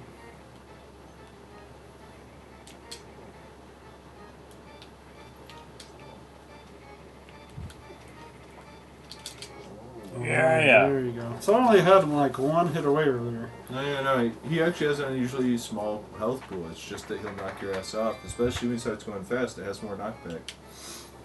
Yeah, that's probably why he has a small health pool. This whole section around the arena. Everyone at Nintendo's like, can't have him get hit that many times. Yeah. Did you guys ever read the comic when Nintendo Power ran that? I read a comic of it, but this is the one where, like, there was a guy who turned into a bird and Link would turn into a wolf and stuff. Yeah, Sarah had that in, like, just full its own thing form. Yeah, Nintendo released that and the Super Mario World comic as like an omnibus. No. I'm gonna have to get those. Those were really good. They did one for Super Nintendo, they did one for Star Fox. They did one for Super Metroid. They did one for Super Mario World. And they did one for this. I've heard Samus is a weirdo in it. She is. I believe it because everyone's weirdos in those. That's weird. Is that the one Okay, where... have you never seen any official, like, Nintendo stuff where Samus talks or does stuff? No. She's always a weirdo, yeah. And I don't necessarily mean she's, like, super silly, but... I'm pretty sure that some of the stuff from, like, Metroid Prime comes from that comic. Because I want to say there's a handful of things in the comic that, you know, obviously they're not conveyed or communicated at all in the Super Nintendo game that they tried to communicate and convey in Prime. When did Prime and Fusion come out compared to each other? Was it about the same time? I want to say they were like a year or two apart. Oh, well, yeah, to the point where, like, you can get stuff from one and the other. Like, I want to say you get the suits from them and wear them in the other game or whatever. At least in Prime you could get the one in Fusion, so Prime must have come out first. I just find it interesting because I was thinking about Fusion earlier because I haven't beat Prime, but I have beat Fusion. You know, I've beaten at least the first 4 Straight Lines Metroid games, and Fusion's the first one that actually has Samus talk in it at all. She talks in 3. Does she? Oh yeah, right at the beginning. Well, okay, but like throughout the story, I mean, she holds conversations. Okay. I guess it's the first one that gives much of any kind of personality other than... I was going to say 3 is just Captain's log. Okay. But yeah, no, that's fair. I mean, that's if still... there was a Sonic game where he wrapped up what happened up to that point, that'd be the first time he talked, I'm not saying that's not fair. I'm just saying it Yeah. amounts to Captain's log. Yeah. Supplemental. Exposition isn't dialogue. Well, and she doesn't say anything at the end either. She's not like, and then, now I'm going to do this. She's just like, congratulations, you got my clothes on. You see, Samus, she likes guys who are fast. That...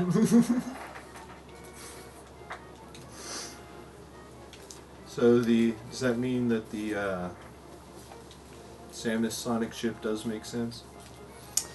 It does now.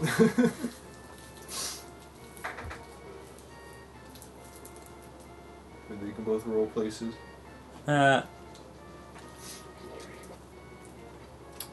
I had the Master Sword.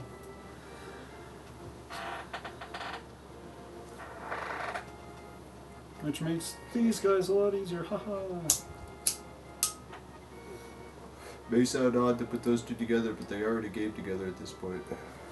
Oh yeah.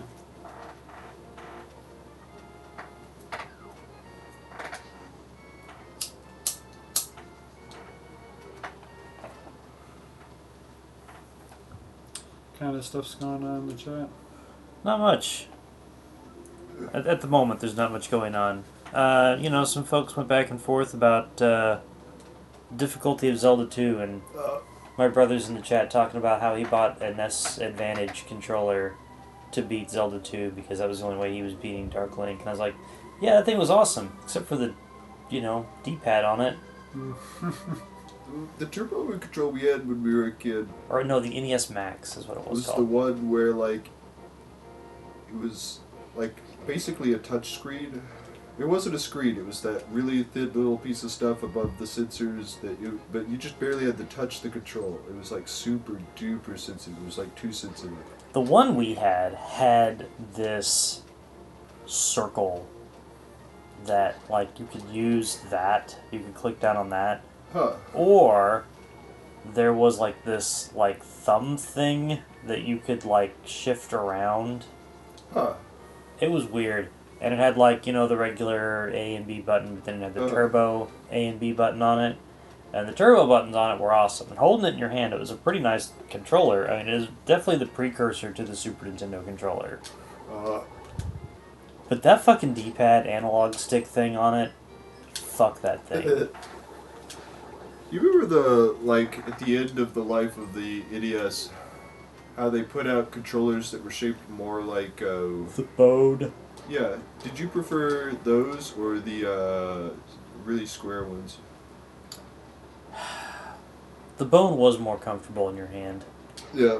Like, I have zero beef with the rectangle box. I grew up on that, and if I had like an NES, I would want those. But the Bone is more comfortable to hold. But, no, I definitely got used to it, but like... And the old one is painful, because I hold controls too hard, but like... The only thing I really prefer the old one for is... The soft buttons of the newer one are not how games are made in response to. You know what I mean? That might sound odd to say, but it's like... It has something to do with timing or something like that, you know? Oh, yeah, yeah. Like... NES buttons are supposed to be hard to push, but a little harder to push than they were on the advanced version of their controls. And I don't know, it's like you kind of need it fighting you back a little bit so that it's got the proper timing, you know? I don't know. I want to track down some old, like, first wave NES games. Because they have Famicom converters inside of them. Really? Yes. Huh. So you just open them up, and you put like a Famicom board in it, and then you just stick it into your NES. Huh. You can get past the region locking and lockout chip that way too.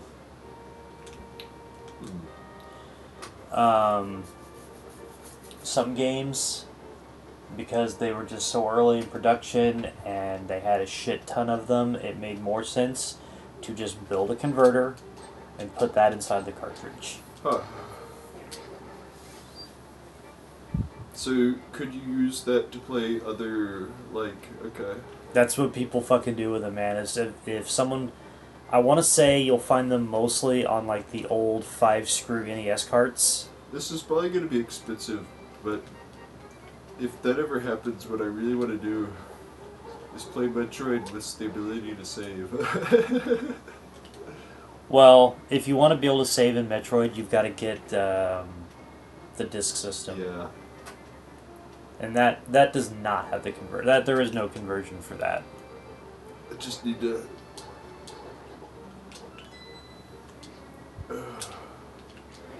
Shit, first Castlevania offered saves. What?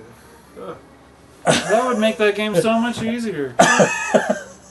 If you played Castlevania on the Famicom Disk System, you could save. Like, were there save spots? Or okay. 3 saves. It looks a lot like the save screen from Zelda. Okay. Except, Castlevania motifed.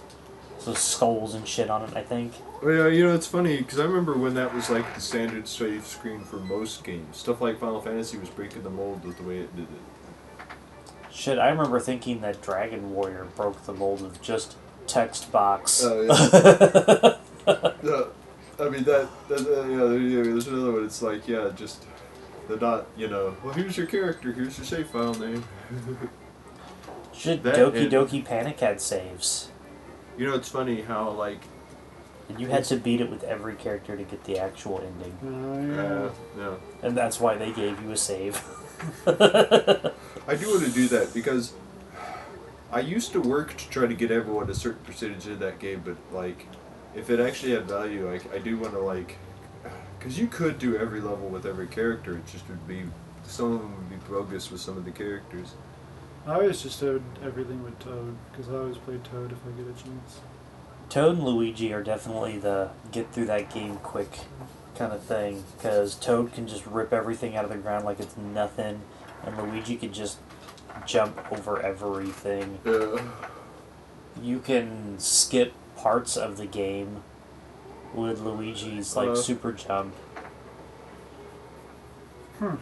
Totally. There's shortcuts you might not realize are there. I mean, think about how you can shortcut to Birdo in the first level, right? There's a lot of that kind of stuff. You just have to be able to get to it. Yep.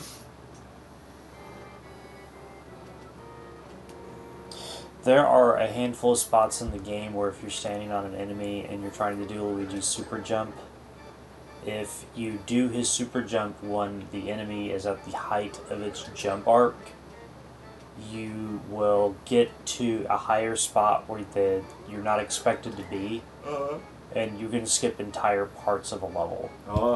Just because there's nothing up there and you can move through the area or whatever? Well, the levels are connected. Mm-hmm. The levels are connected in very weird ways in Mario 2. And there's spots where you can just kind of like skip a cave section by jumping up to a certain spot and then just walking across. Yeah.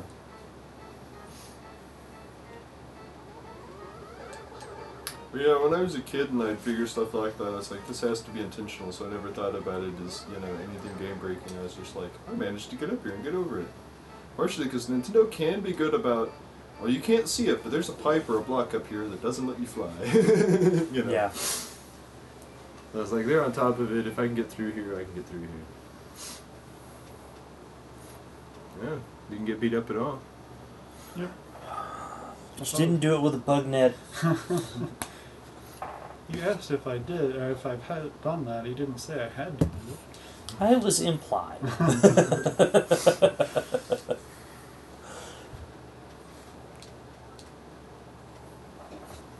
To link the worlds to the Hyrule Castle. Oh wait, I'm dude in this. Link has no particular meaning. To dude the world's in Hyrule Castle. That just got us demonetized. No. Yeah, so here's where the game actually begins. Yep. Well, yeah, see, you're asking like how fast I go to. It took me a long time to get to this point. Okay, something that really took me a long time is I didn't know I was supposed to slash those curtains. So like I just didn't know what I was supposed to do in that room. Went back out into the world for a long time. Oh yeah. Stuff like that, yeah. So the first time I played Castlevania Symphony of the Night, I'd gone through and beaten the shit out of that game several times, and I was just like, huh, a Belmont is like the end game boss. That's cool. That's different. And then someone was like, so what'd you think of the inverted castle? The inverted what now? Yeah.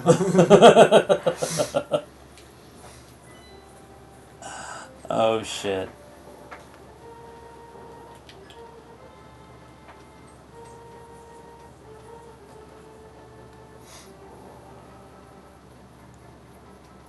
They don't tell you have to get his pieces to get to him, do they? In the inverted castle. They do not. They don't tell you shit. You know, I was thinking like I didn't need any more money, but I totally need money to get into this dungeon. You gotta give up like a bunch of how much do you gotta have? 110 overall because you need 10 just to do something. Then you right? You need Or is 10 it- to get him to follow you around, and then 100 for him to open it. Like, something like that. Yeah. Well, I remember that you could leave portals to the Dark World near here and go off and get money or something. But Oh, yeah, I was gonna go up and get stuff somewhere I wasn't going earlier because I was like, I don't need money right now. But now I need money. Boop.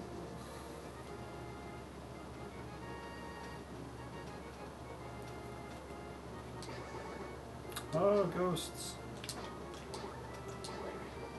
I love that band. Is it this one? Nope. It's still It's that the one. one that you need to Oh, go yeah. for. Get out of here, B. Oh, yeah, fuck that bee. And that is why bugs are weak to rock in Pokemon.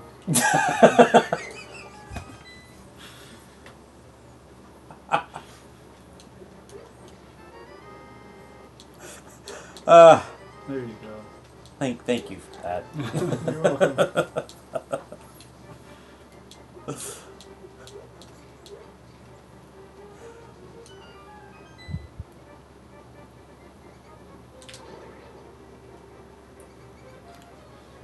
I was gonna say Link's just ultimate fuck you to bugs. He throws giant rocks at them.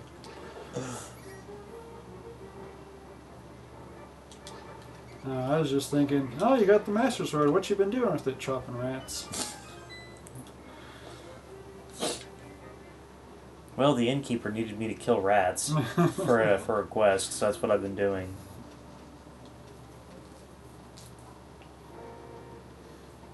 You know, that's something that kind of ended up changing later on in these games, is having straight up quests. Yeah.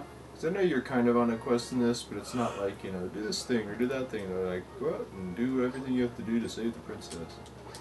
And I'd say there's by no means like side quests. I mean, there's maybe stuff like, you found the mushroom, now you can get this other stuff. But, yeah, it's mostly like, you have that one big quest you're doing. There's nothing overtly marked. Honestly, the only thing overtly marked on your map are the dungeons you gotta go to. Yeah.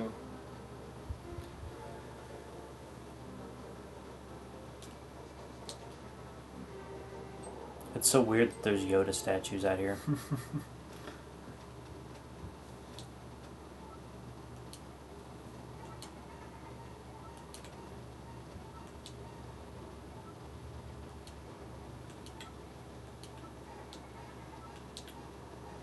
Is that the first time they actually say the word Triforce in this? Or do they always say Power of Gold before this? I haven't been paying that much attention. Oh, yeah. I'm sure someone Yeah, said probably. it. You'd think important religious iconography would get mentioned a lot.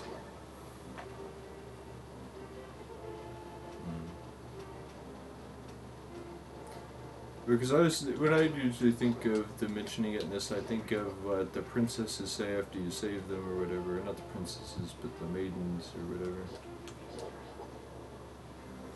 So there's one thing Link's not is maidenless. Right. Just to know my way around this meeting. I'm You're going way out of the way. Yeah, so you're supposed to be in there. You just need to go. I mean, you can. You need to go Okay. over it.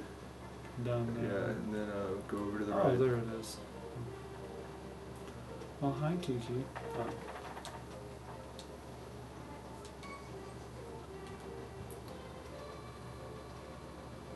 What do you think Kiki was in the other world, or do you think he's from this world originally? Well, I think everybody here is from this world originally, just whenever they when Ganon touched the Triforce, he was just like, you're all screwed now. Oh yeah, I guess it is a matter of this is just a different land. It just is under the influence of the Triforce.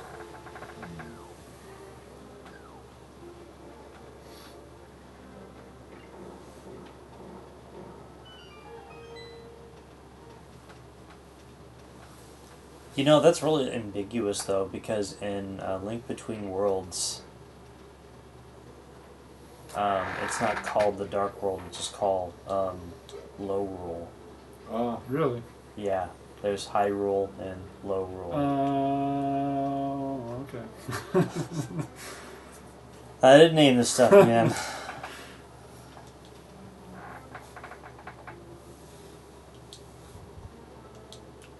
The gimmick of that one is going 2D and walking along walls, right? That is really neat, though. Okay. That is like, I thought those were really cool puzzles. In the Tower of Hera, you do very little inside the tower. Oh. You're on the outside a lot. Hmm. So there's spots where there's these moving platforms, but they like go up to these walls. Yeah. So like the platform moves forward, but then there's kind of like a wall, right? Link has to go 2D and then kind of like shimmy around that wall and then come back out on the other side when the platform's there. Okay. I don't know. I thought it was really neat and it's really clever. I thought How easy is it to pop in and out between the two forms? pretty easy. Okay. Easy enough that you can pull off that maneuver I just described to you.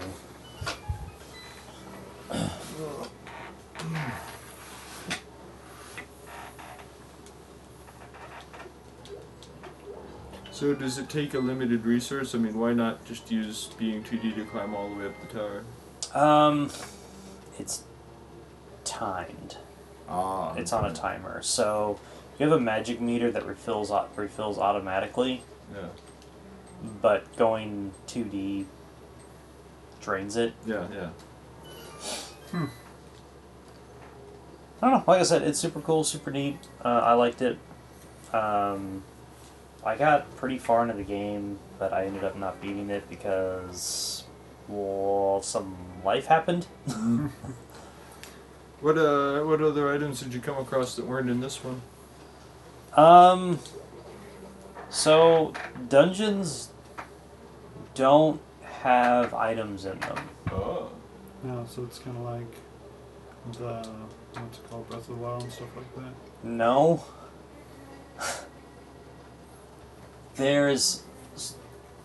When you go to your house, there's a guy who's just there, like he just shows up, and he's like, I turned your house into a shop.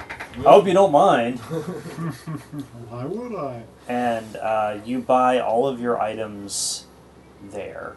Oh.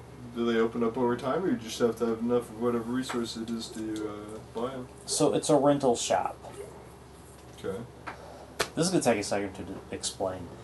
So you go to the rental store, and then you pay like 20 rupees to rent an item. Okay. It's like the bow.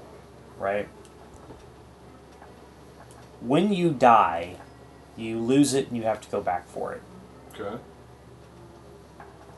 Or, for like 200 or a shit ton more rupees, you can just buy it and you have it forever. Okay, so if you really wanted to, you could grind out the rupees to have all this stuff permanently at the beginning? Yes. Okay. Not only that, each item has an alternate fire thing when you buy it. So when you rent it, it's just plain Jane item like it is in this game. But like with the bow and arrow, it does a tri-shot. Oh, so you shoot 3 arrows instead of 1. Oh. And I think it only consumes 1 arrow, I think. But I don't remember because it's been a while. What does the bomb do? Does it turn it into the pink bomb or something? I don't remember. Okay. I only managed to buy like 1 or 2 items before, again, life happened. Yeah. But that was my plan. Buy everything. Yeah. Capitalism, ho! I have to say, I know they let you do a lot of getting around, but I'm a little disappointed that in the new game, couple games, that the hook shot's not a thing anymore. Oh, really? The hook shot would basically... You couldn't... Okay, I don't want to say that you couldn't do the hook shot in Breath of the Wild or Tears of the Kingdom, but there are a few puzzles that would just be trivial with the hook shot. Yeah, no, I get it. I know that, like, you can climb so well that they're like, well, we don't even make you too capable, but I mostly kind of want it to still be around for offensive purposes. Because I know it gets you around, but it's also a pretty good weapon, usually. Yeah. One of the things that's easy to forget about in this one is while you have it out, you're invincible.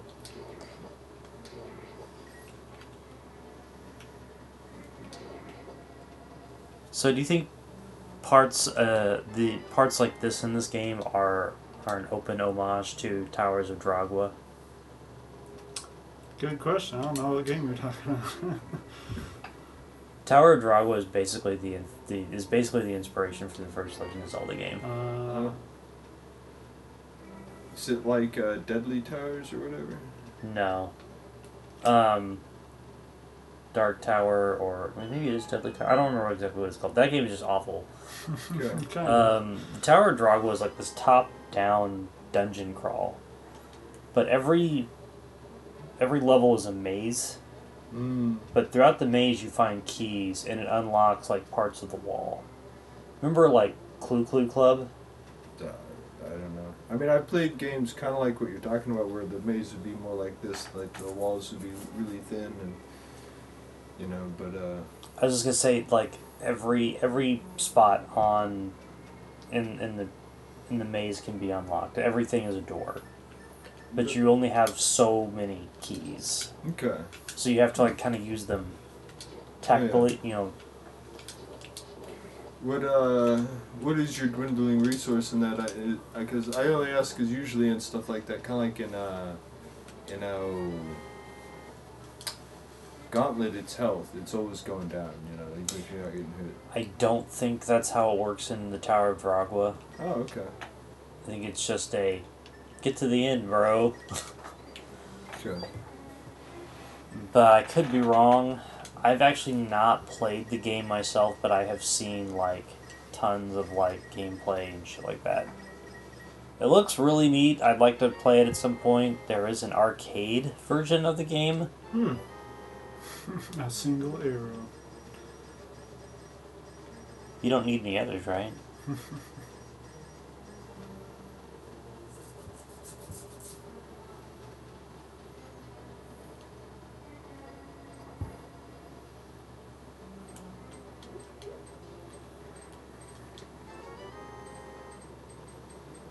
I wonder if that would have been the lantern if I didn't have it.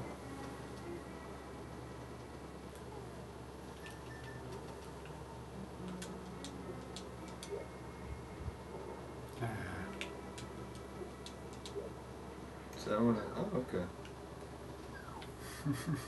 Nuts to that. was gonna say, my man knows what he's doing here. Oh, that's the other thing I could have thrown in. Dang it. I knew there was something else. I could have totally had the red, The magic boomerangs. Yeah. I'm disappointed in myself as a gamer. Not as disappointed as half the internet is right now. I mean, the all of two people, or the all of one person who's watching.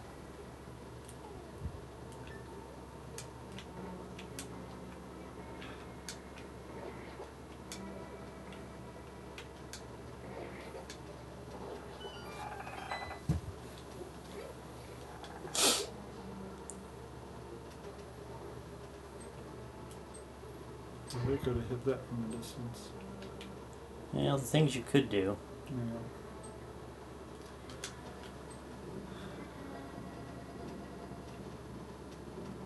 You know, in a video game, something like that you just take for granted. But in a real world setting, who would have ever been like, I need to shoot this statue in the eye to make this wall open? I remember when I originally did that in this, it was like kind of like I didn't think it would work, like just trying random, I didn't think it would work stuff, you know what I mean? Kind of a desperation attempt. I think this was the first game where I had to do that I actually played.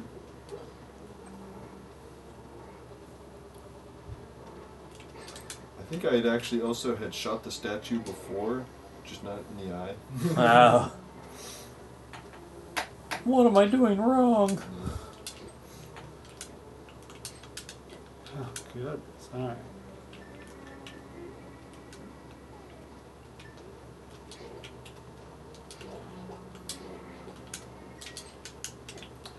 Man, I never realized they flipped you around like that if you... They're actually rather dangerous enemies, they just are very avoidable.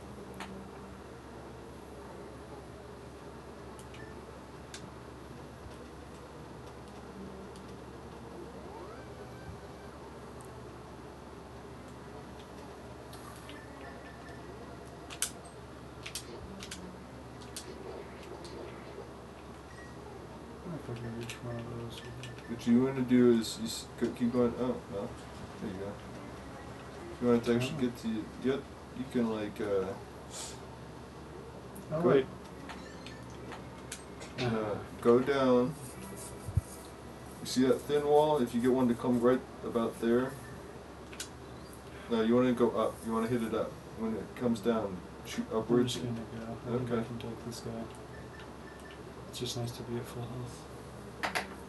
There's a lot of things that are nice that aren't happening here. Oh.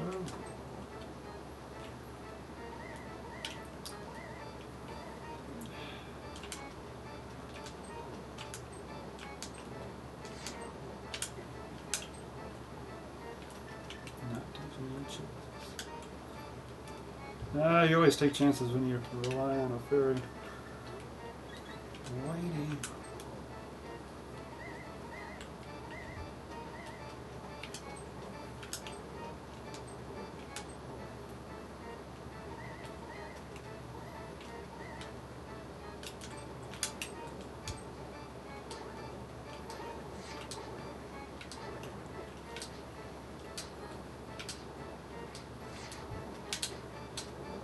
There you go. I didn't ever realize that he hurts you less running into you when he doesn't have the helmet. Did he hurt you less? He hurt me too, I think. Was he hurting you too the whole time? I don't know. I thought he was only hurting me one before, but I wasn't paying a whole lot of attention. Who was?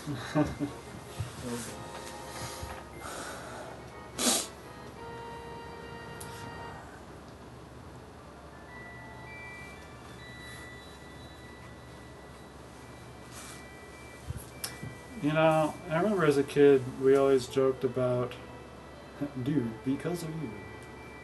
But we always joked about, like, if that, or, like, the balls of whatever in Castlevania hit the ground, like they're gonna break or something. Imagine if that happened. If, like, halfway through these, dungeons, just, I missed the crystal, like, on the ground. It's like, well, so much for that, maiden. Guess I won't save the Golden Land. It's like, well, that's it. Adventure's over. I think it would be too bogus if if it didn't necessarily soft lock you out of the game, but every time that happened, it's like game over, as though you died to the boss and you had to fight him again. No, it should soft lock you. That is the ultimate. Soft locking is a more shameful defeat than dying. I mean, just imagine if some bullshit happened in life and you got soft locked in life. Oh wait, that's poverty. Oh. You talk like that's the only way it can happen. What's more bogus than that?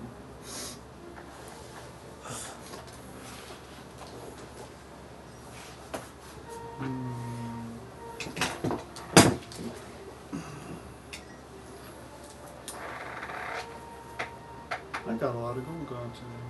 I was gonna say, imagine if Kiki like ran into you now, like, bro, Like, I don't need you anymore, Kiki. I never needed you, Kiki. Is that up there? I feel like up there's where I get Quake. I can't remember. Yeah, what's it'd be where you go to find the Sora, but it's a dead end, and yeah, Quake's up there.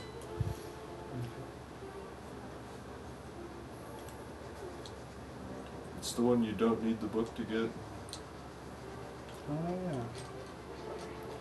You know, I think part of the reason it was easy for me to forget about the Magic Boomerang, like, whenever I was a kid and played this, the Boomerang was a much bigger part of my strategy, but I barely use it anymore. I think the idea is like, no, I don't want to use arrows. Yeah. Well, and I also needed, essentially to be able to stun stuff to be able to take it a little better. But no, definitely the arrows thing. Yeah, I used to really hold on to my arrows because I didn't know how to use them well enough to waste them on randomly shooting enemies, but they were pretty much just a boss item.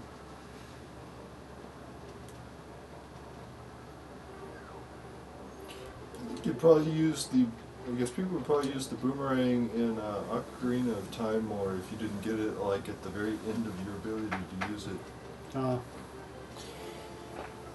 Yeah, I mean, once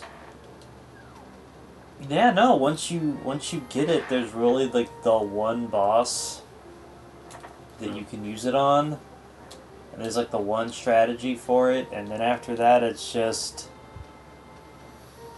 stop being a kid. Yeah.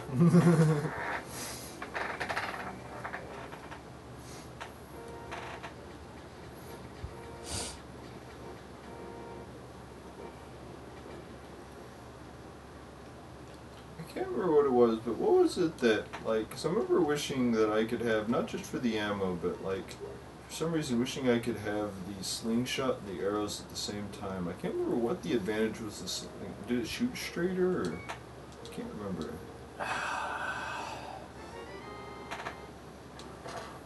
You know, really, at that juncture in the game, you know what the advantage to the slingshot was? You'd used it more. I want to say that there was a point in Ocarina of Time I was better at aiming with because it gives you a dot, doesn't it? That sounds the right. the slingshot. Yeah, red dot in the center as opposed to the way, yeah. I want to say the way that it fires, though, that's not always accurate. I don't remember. I remember I aimed by where the strap was. Yeah. Not by any sort of key or anything on the screen, and found out to be a lot more accurate that way. I don't remember what it was. I'm sure if I sat down with it, I would instantly know what in the fuck it was I'm talking about, but it's kind of one of those well shit, it's been about 10 years since I played that game last, so... Last time I tried to run into that game, I totally missed a bottle. It was the one you get for, throwing the chickens in the thing. But at the ranch as opposed to at town. Or maybe you don't have to throw them in, maybe you have to find the special... It's whatever you do for Talon after you get him back to his ranch. Come on, lady.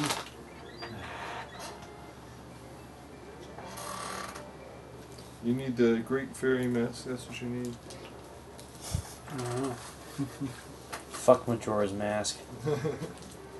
You know what that does though, right, Kim? Makes where they come towards you instead of away from you. Yep. Is there anything else it does? I know. Well, okay, it doesn't just do that, but it'll make them straight up come to you, even if they would just sit there and do nothing. And it also tells you that there are some in the room. Because it like glows or whatever. I want to see the hair will fall down whenever like there's no more left, but otherwise it'll be going. I might be wrong, but it's been a while.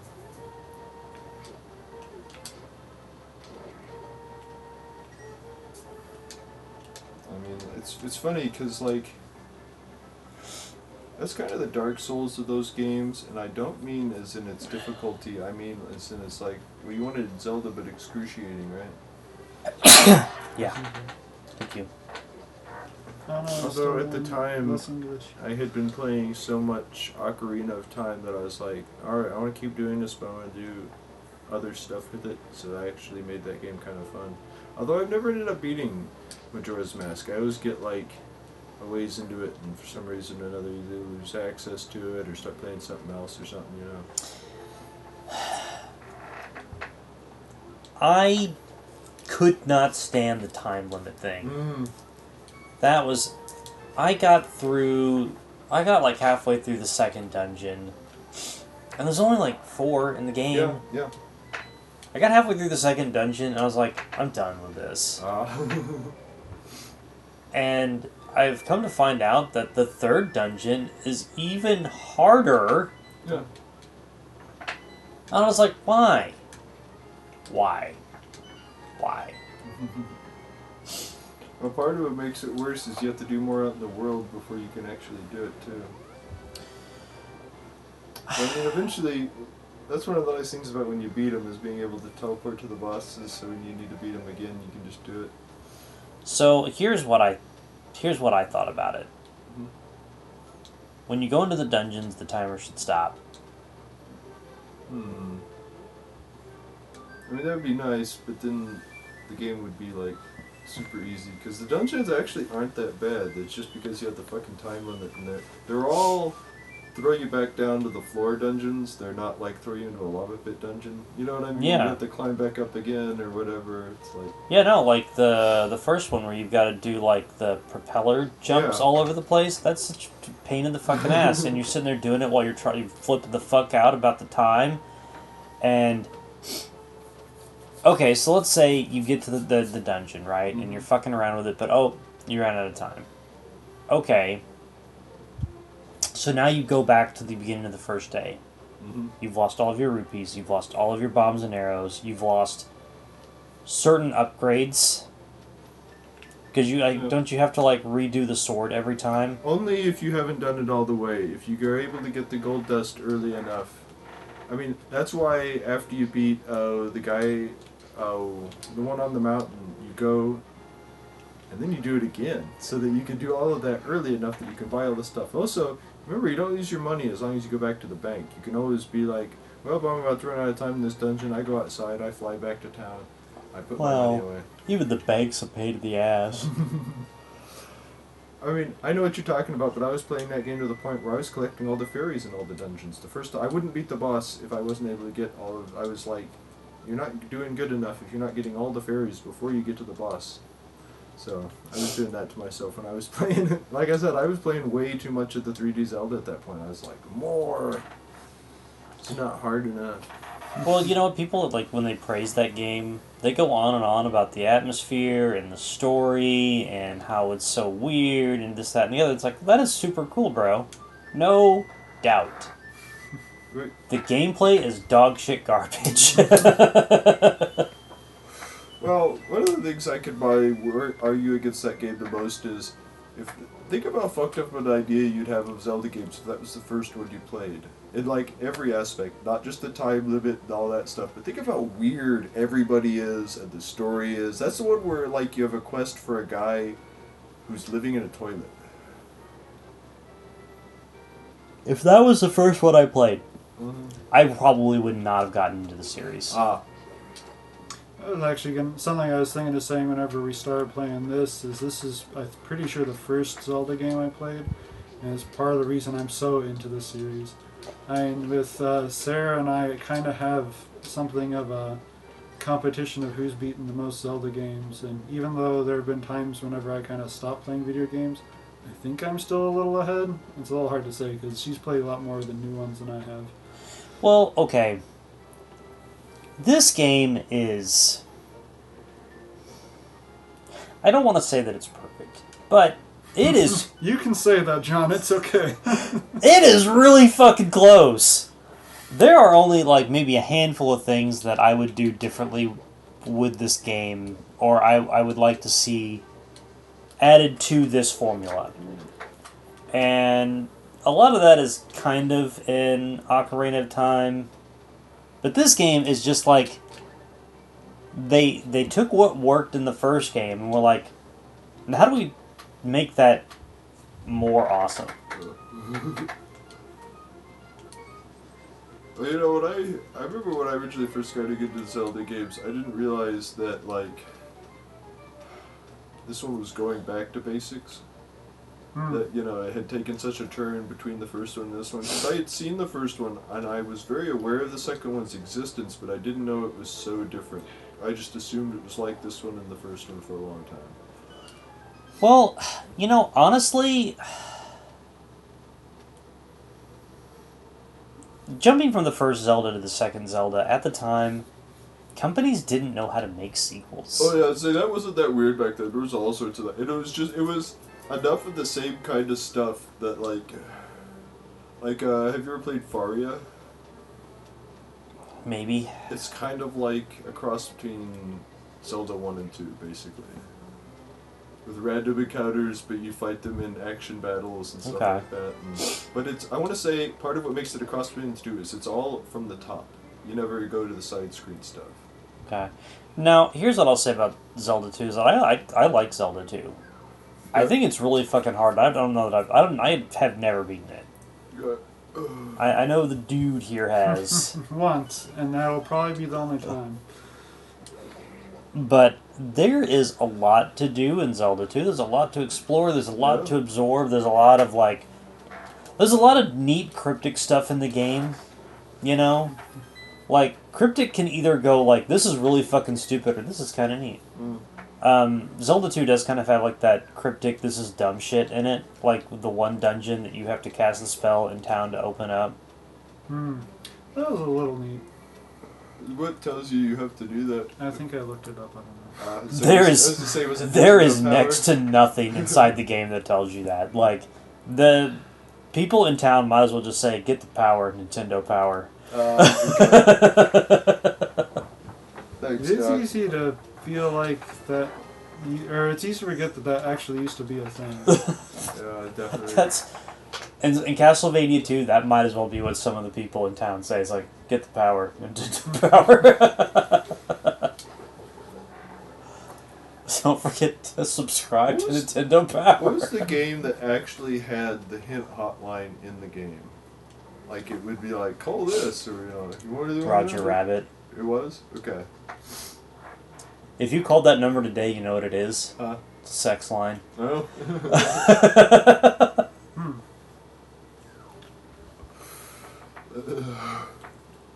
It's kind of, I'm a little surprised that's still a thing. Although, is that a job where AI is going to take their jobs? It already has. That's not surprising. There's, oh my goodness, I can't believe we forgot where to go in this dungeon.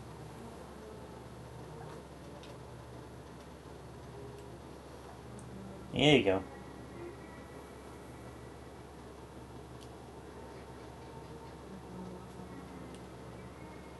And then down there. Down back there? over. I thought I went back to the left. Okay, I probably went... Oh, yep, of course. But anyway, now that Nintendo, like old NES games used to do, like neat shit that immersed you not just inside the game, but like outside the game too. Like Star Tropics. Yeah. You had to like soak the letter in water. Oh goodness. Okay, the time you brute forced it. Yep. Okay. So, whenever I first beat that game, it being in like around 2010, Yeah. and so I didn't really have internet access at that time. So my only way to get that was literally going through every number from 000 to 999. The number, by the way, is 747.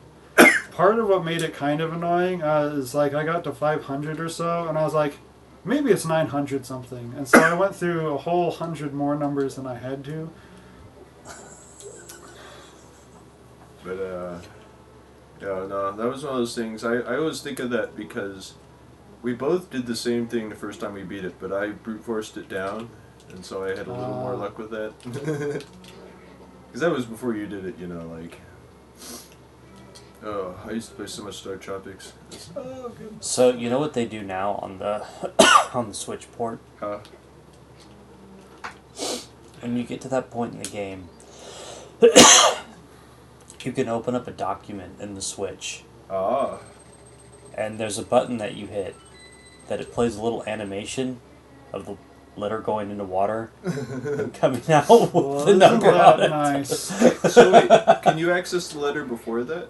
Yes. Okay, because I don't want to say it's important story-wise, but it kind of sets the scene for the game, because you're supposed to have that. You're supposed to read that before you play the game. And that's kind of what you're talking about the immersion stuff. But, like, you're not going to try to get a fairy? Mm-hmm. What do you mean try to get a fairy? From one of those fire fairies. But I guess you're going to go back to that room anyway. There'll be one, I think, in the next room past it anyway.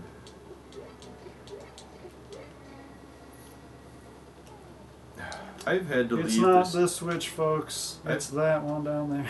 I've had to leave this dungeon before because, like, I know they give you bombs in this room, but I tried to use them to fight these guys. Oh! I was like, I can do this. But, no.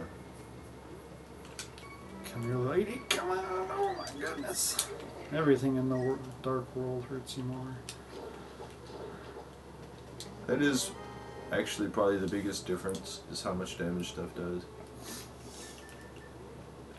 What was the Mega Man game where everything hurt you really bad? 5, I'm pretty sure. Okay. Bless you. Man, I'm sneezing a bunch. Something I tend to think about when I think about that is how in the Zelda games, like, something that makes the new ones different than a lot of the more modern ones is just how much stuff damages you. Because there's a couple of the 3D ones, like, isn't in Wind Waker nothing damages you more than like a quarter of a heart? I think stuff damages you a little more than that, but I can't remember. That is one of the more, I guess you could say, kid-friendly ones. Well, I'm not trying to say it's easy, because I know the enemies can be pretty brutal and stuff, and there's a lot of being captured, but... You know, at the bottom of my list, Wind Waker is not too far behind Majora's Mask. I can see that. I want to find my Triforce at the end of a dungeon. You don't want to pay 3 people to dig it out of the water? Yeah, I paid my money for dungeons, not pro Triforce Fisher.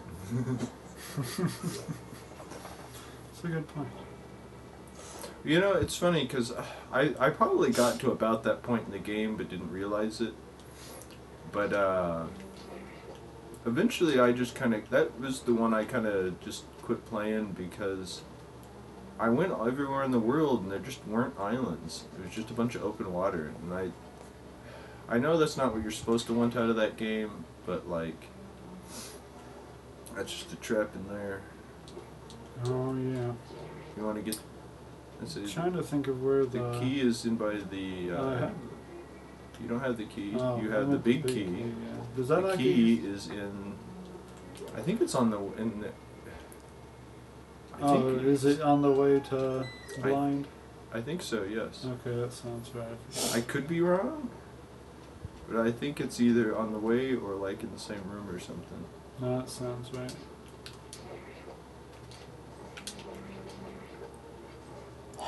Is Link killing good guys here? Why? Oh. Because they're guarding this? No, I would assume not.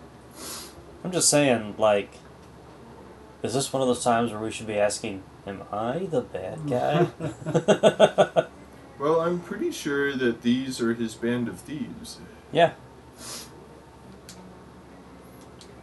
Well, I don't know. I mean, I get what you mean. Like, I think that sometimes in Elden Ring, and then I'm like, if I wasn't this strong, these people would be noticing me and trying to kill me. Yeah. It is easy to forget that, like, even the weakest of peasants try to do that. Dude, I'm telling you, man, Elden Ring is total bullshit. Like, because you're just sitting there trying to help people, and all you're doing is unlocking the bad ending. Well, to be fair, they already got the bad ending. You're just giving them another one. You're just giving them the worst ending.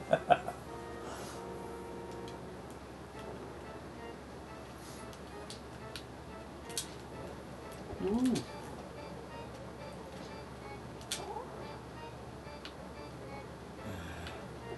There's nothing strange about this.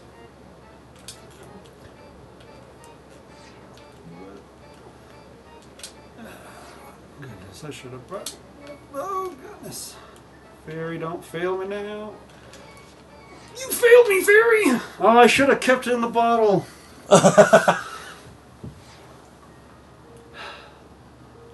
That's going to be on the YouTube replay. Nuts. You know what? I'm going to go buy some potions. I have enough money now. I'm not poor Link anymore. I was going to say you should go get the frog. Frog? Yes. Oh. I don't know if I can do that at this point. Yeah. You got the mitt. You have... Oh, I do. You're right. That's what I'm talking about, bro. I forgot that it doesn't take beating the dungeon. It just... So I usually fight him with it.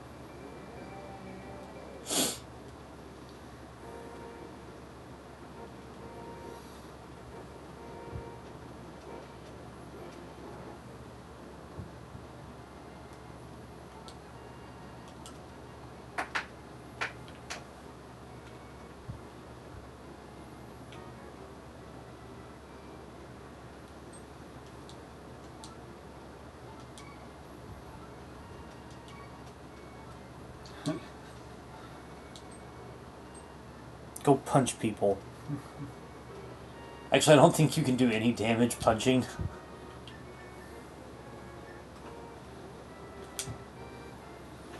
Damn it, John, I'm a swordsman, not a pugilist.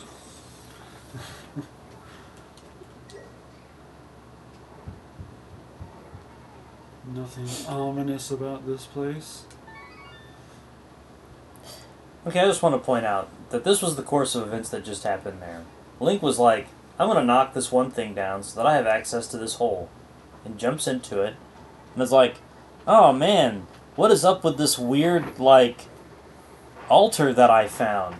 I know, I'm going to throw dust into it. Sprinkle some magic dust on the blood in this altar cauldron. Yeah. And then a demon came out. I was going to say, and then Satan appears and cuts your magic usage in half. Am I blessed or cursed? What's going on?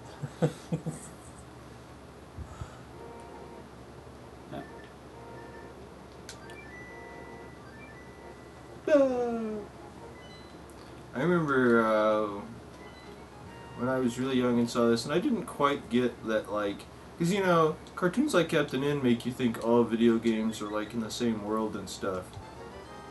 And I thought that was a Draki, and that made sense. I could see that. I will forever be confounded with the representation of the planet Hyrule in that show. Because it's on a staff.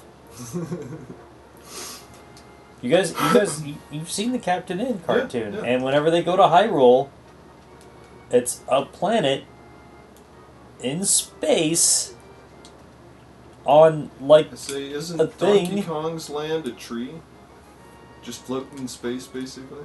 That I don't remember, but it could be. I might be wrong. I mean... No, it could be. I don't remember. But that was just like, as a kid, I was like, how does that work at the South Pole? Yeah. This is alright. I'm just gonna go get my soda back. I had already forgotten that I had it, or didn't have it, and I tried to chop that guy. I'm like, oh wait. No, dude, no. So if you're going around that much and buying stuff, you should have got the last bottle. Yeah. Yeah. Oh, I will get it. I was gonna say, I normally just do that while I'm waiting for them to do this. There you go. That's why I do the 4th dungeon second. Exactly. So I guess I don't even have to go fight him now that I have this. At some point I will, but like, this was the reason I did this place, so I might as well go. Have you guys ever done like the 3rd dungeon, like before the 4th dungeon? With like the butterfly guy at the end? I don't think so. Okay, he can only be harmed with fire. Really? So you can't hurt him with like the regular Master Sword. Hmm. Which is really, it's really interesting that, you know, the placement there is what it is. You know, I had forgotten about that. Because, like, I fought him with the sword plenty of times, but I thought I remembered you couldn't, and that's what it is. So like, this one can hurt him? Yes, this one can hurt him. Interesting. So that's why they give you the flame rod in that level. Because that's the only thing that you have to that point in the game. Well, that's the only thing you have to have gotten at that point. Because you could have bombos. As soon as you are able to leave the Dark World, bombos hurt him? Not, yeah. Yeah. Anything, like any fire attack will hurt him. Well, maybe I'll go do that and try it. I mean, it's not the most efficient way to fight him. It is not. Although with AF Magic, maybe it is. Oh, I mean, it's not undoable. It's just you might want to bring a magic potion if you're going to do it that way. Yeah, probably. And that's not hard to get. You can get them for free in fairy water. Just throw a bottle at a fairy and they'll be like, is this yours? Here's some magic potion. Yeah, I considered doing that. I could go get ether as well. I mean, something I'm surprised you haven't gotten yet is the duck. I did have it. You did? Oh, yeah. I forgot. I saw you get it. I forgot you. We were just kind of talking when you went over to that thing. Don't feel bad. He did some shit earlier while I was looking at the screen and was like, did he do that? But I gotta say that because you can use that to get over to that ferry really quick if I remember. Oh yeah, I guess it does bring you to the witch's place, and that's right next to it.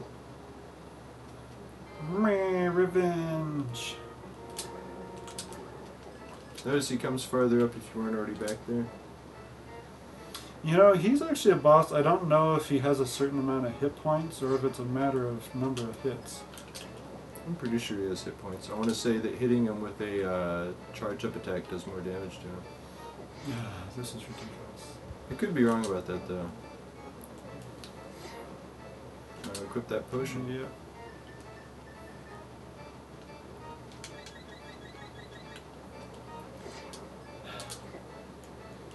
You weren't going to hit him with ranged attacks, were you?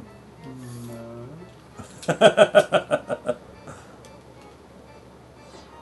It's good to know that even slows down the accumulator. Just all that fire on the screen. There's a lot of stuff. Like, how many sprites can the Super Nintendo handle at once? Ooh, you know, I'm not sure. I know the NES can support 3 sprites per line. Ah.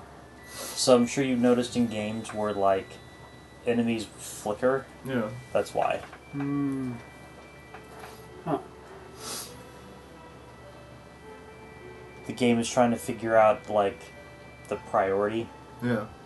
and it just doesn't know what to do. So it's like, it's there. No, it's not. It is, but it's not. But it is, but it's not. I mean, that's the same reason those line appears and stuff when it's doing like that relative to each other and stuff. Yeah. Yeah.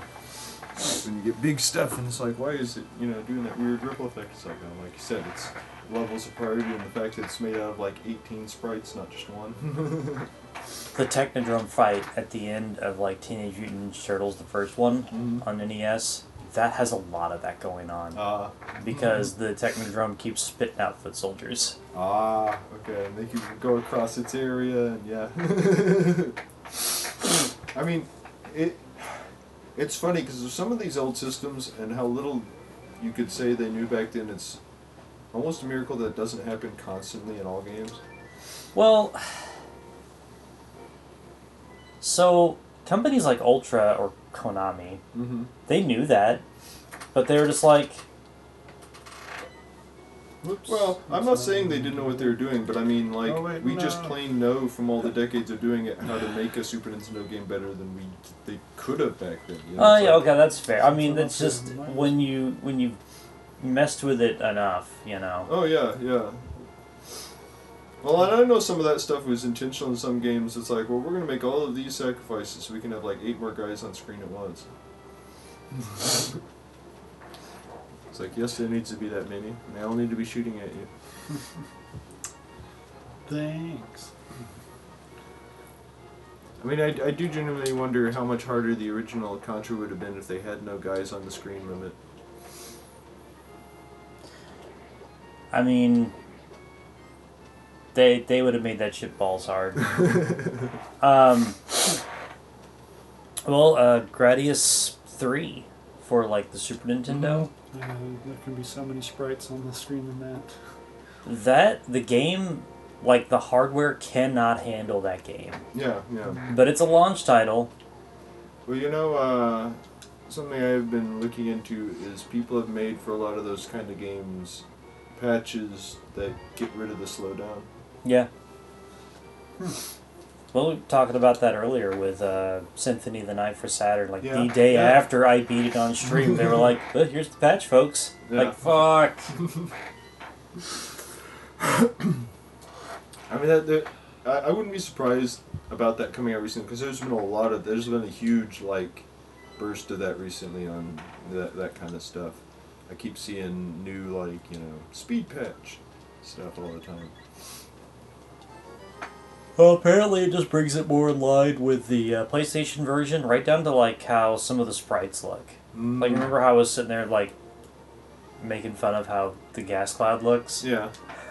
Apparently it looks more like the PlayStation version now. I wonder if it loses anything it was doing on it, I was about to go to that. Sorry to interrupt. I was just thinking I meant to go to I was about to go to the third dungeon, but I actually want to go to the second one first so I can actually get the, what's it called? Mudshot? Yeah. But I'm going to go grab Bombos on the way.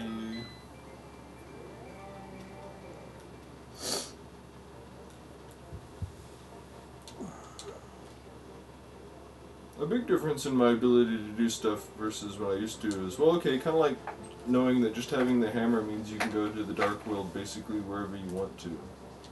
Like, it took me a long time before I knew about that, like, how to get into and out of that place in the forest, stuff like that.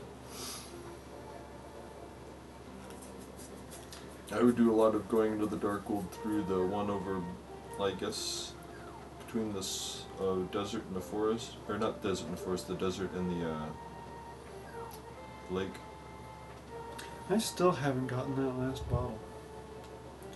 Dang it, I didn't need to come up here.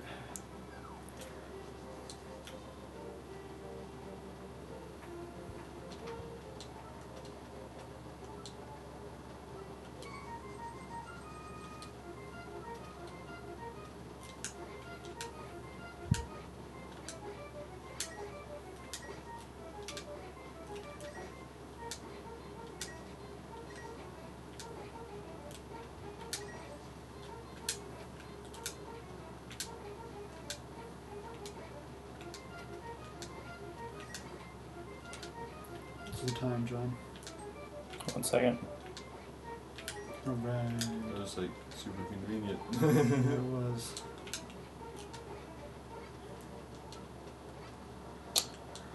It is 7 o'clock. Okay. Maybe I'll try to speed it up a little bit. Yeah.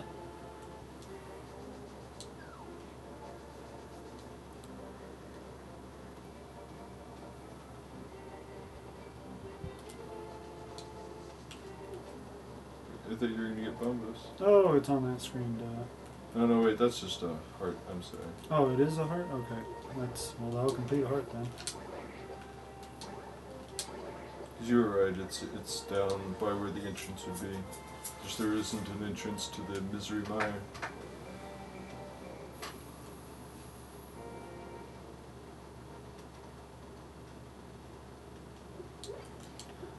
Oh, there's totally another heart in the Thief's Town too that I haven't gotten. Is it from the boxes? In the box game? Yeah. No, it's the one where you like push all the. There's like a bunch of okay, tiles, you know what I'm talking about? That's in the Thief Town, right? Maybe it might be the one up at the top right-hand corner of Misery Mire. Oh, it is. I think the one in the Thief Town's the one in the box game.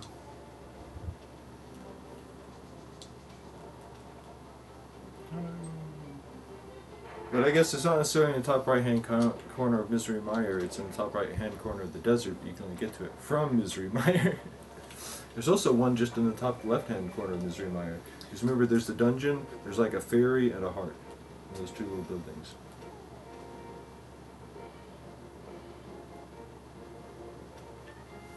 Or a heart piece. Not a whole heart, but...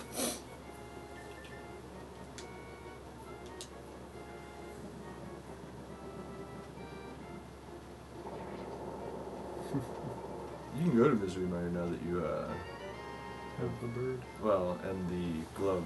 Oh, yeah. 'Cause you need the glove to actually get to Misery Mire. You can fly up to that place with the bird, but...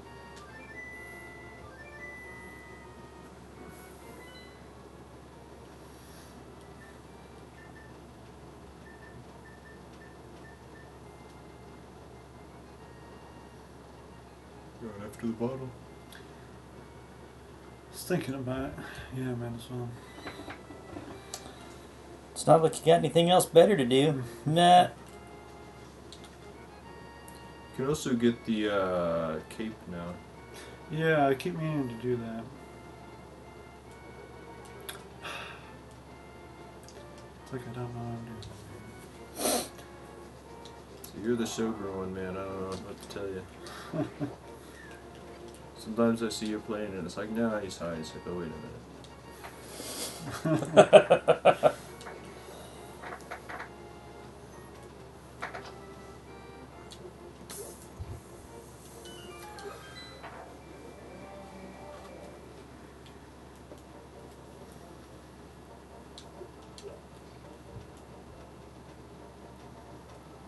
Just need to get it together, man. Yeah. Chin the game.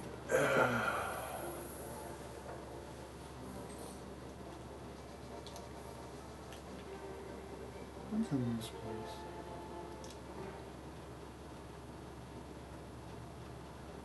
Oh, more money. Is it money or I bet it's bonds? Oh no, totally money. Yeah, I knew there were at least a couple places where So there's you a bunch of. then you definitely want to spin that. Yeah.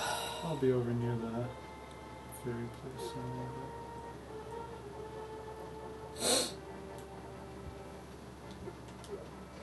Do you plan to get fully upgraded? I don't know. Maybe. How many is it with each one? 50 and 70. No, I mean 50. like how many times do you? What do they start at? Because okay, the last 10. time raises them 10. Okay, so it's 5 with both of them. It's 5 each time until the last time, and it's 10. I want to say yes. And they would get it up to 50. What do they start at 30 and 10 or something like that? Yep. So that would be the same amount. That's the difference. It's just a 20 difference. You know what I mean? So, what is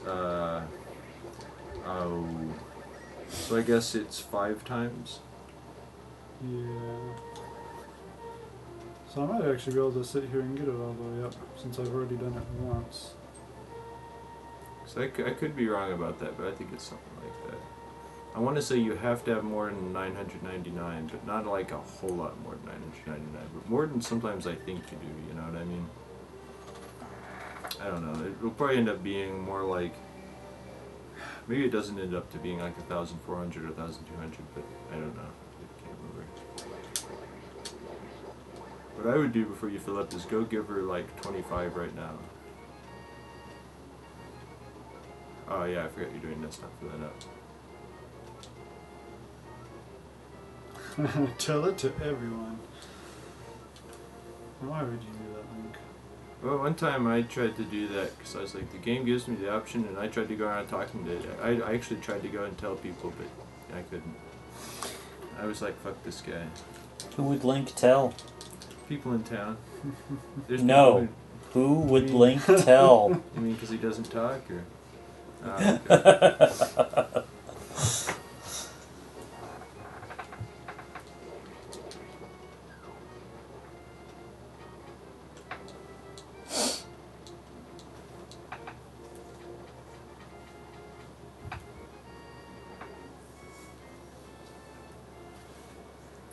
This is a dungeon. I know you don't need the... What's it called? It's treasure. The hook shot to get into it, or to get through it necessarily. Oh. But it definitely makes it a lot easier, because like those evil... I thought you'd know what I'm thinking of the boss at the end of the second dungeon. Oh yeah, the big eyeball guy that you have to grab his little eyeballs. What is the guy at the end of the third dungeon? The moth? Which one? Oh, not. I'm sorry. The end of this dungeon. Yeah, this. It's a different eyeball. It's like an eyeball on ice that whenever you unfreeze it, it turns out it's 3 huge eyeballs. Oh yeah, and it shoots like Aghanim's lightning at you. Yes. Yep. It's another one you need the fire rod. No, you guys are thinking of two different bosses.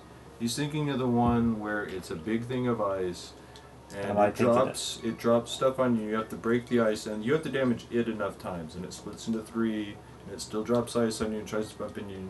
You can kill him with the sword. You don't have to use fire on him once you break it out of the ice. You're thinking of the one where it's a whole bunch of eyeballs behind slime, and the eyeballs come forward at you and Is that in shoots Misery lightning. Mire? Or is that in the water place? That I'm pretty sure that is Misery Mire, but I might be wrong because Okay. Oh no, wait. Actually, it might be the water place. I can't. Because the ice one is the place you get the armor, is out on the lake. Yeah. No, Misery Mire is something else, isn't it? What are the bosses? There's the helmet guy, blind, the moth. The 2 different eye guys we talked about. And then there's the guy at Turtle Rock. He's like the 3-headed rock dragon thing.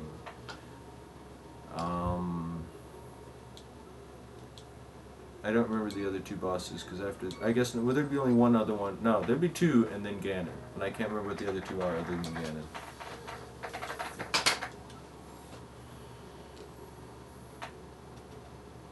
It's gonna bug the fuck out of me. Yeah, I can't believe I have like you could point a gun at my head and be like, I don't fucking know right now. Well, you're lucky I don't have one. I think I am going to run out of money before I'll be able to get that up to 50, because it takes 3 more times. So it takes 7 times each. I remember one of them. He is another eye guy. He's kind of jellyfish-like, and he floats around in the air covered in these, like, dot things that you have to pull off of him with a hook shot. And you have to destroy those things, and then to kill him when he lands on the ground and, like, scoots Okay, around so the on his Misery ass. Mire guy is the one in the... is the guy in the slime, because Okay. the guy you're talking about is the one that's in the... Second dungeon. yeah. So is that all of them before Ganon, or is there another one? I think that's all. I think we got them all. You know, and if Okay. we didn't, then fuck it. We're about to see them all. Yeah. There's a lot of fireball bosses in this. I hadn't really Yeah. thought about it. Really? I Yeah. always thought there was a surprising amount of... Ah, dang it, I meant to get more arrows. Oh well, now I have more I don't- bombs than I ever need. I don't tend to think of bosses in these like this or like Illusion of Gaia unless I'm in the middle of fighting them. I probably should more. Like, okay, I think there's only been like one time I've fought Dodongo King in like Ocarina of Time that I knew I was about to go into his arena. It always catches me by surprise. Like, basically every time I play that game. Oh, yeah. You know, because it does that whole you just jump down here or fall through here or something like that, and you're like, boom, in front of him. And I, like, there's a lot of times I don't expect it with the moth. I just have to be like, it's gonna happen. Oh, it's not this fall. It's gonna be the next fall. You know what I mean? Oh, yeah. No, I get that. But I'll totally run through this when I'm not thinking about it and be like, oh shit, it's the boss. Well, it doesn't really tell you that's what's going to happen. Yeah. I think so whenever I was younger, I always thought the boss was like right behind the big key door, but it's more like that brings you into the area where you are going to at some point run into the boss. Yeah. Oh, yeah. It's kind of like the villain layers in first Metroid. I guess 3 has that too. Yeah. Where it's like, you know, Kraid's area, not just Brinstar or whatever. Yeah, there's like there's a really small area where the tile set changes slightly. Oh yeah. Well, and in 3 you have to go through that part of Meridia to get there. Yeah. So they do give you that full like change. And also it's behind a secret wall and all that stuff. But yeah, because he lives in that like, it's kind of like this little interior. It's like some kind of sunken spaceship or something. Yeah. Yeah, I guess they never really show you what the deal is with that. It is kind of like that. Some kind of more actually built area.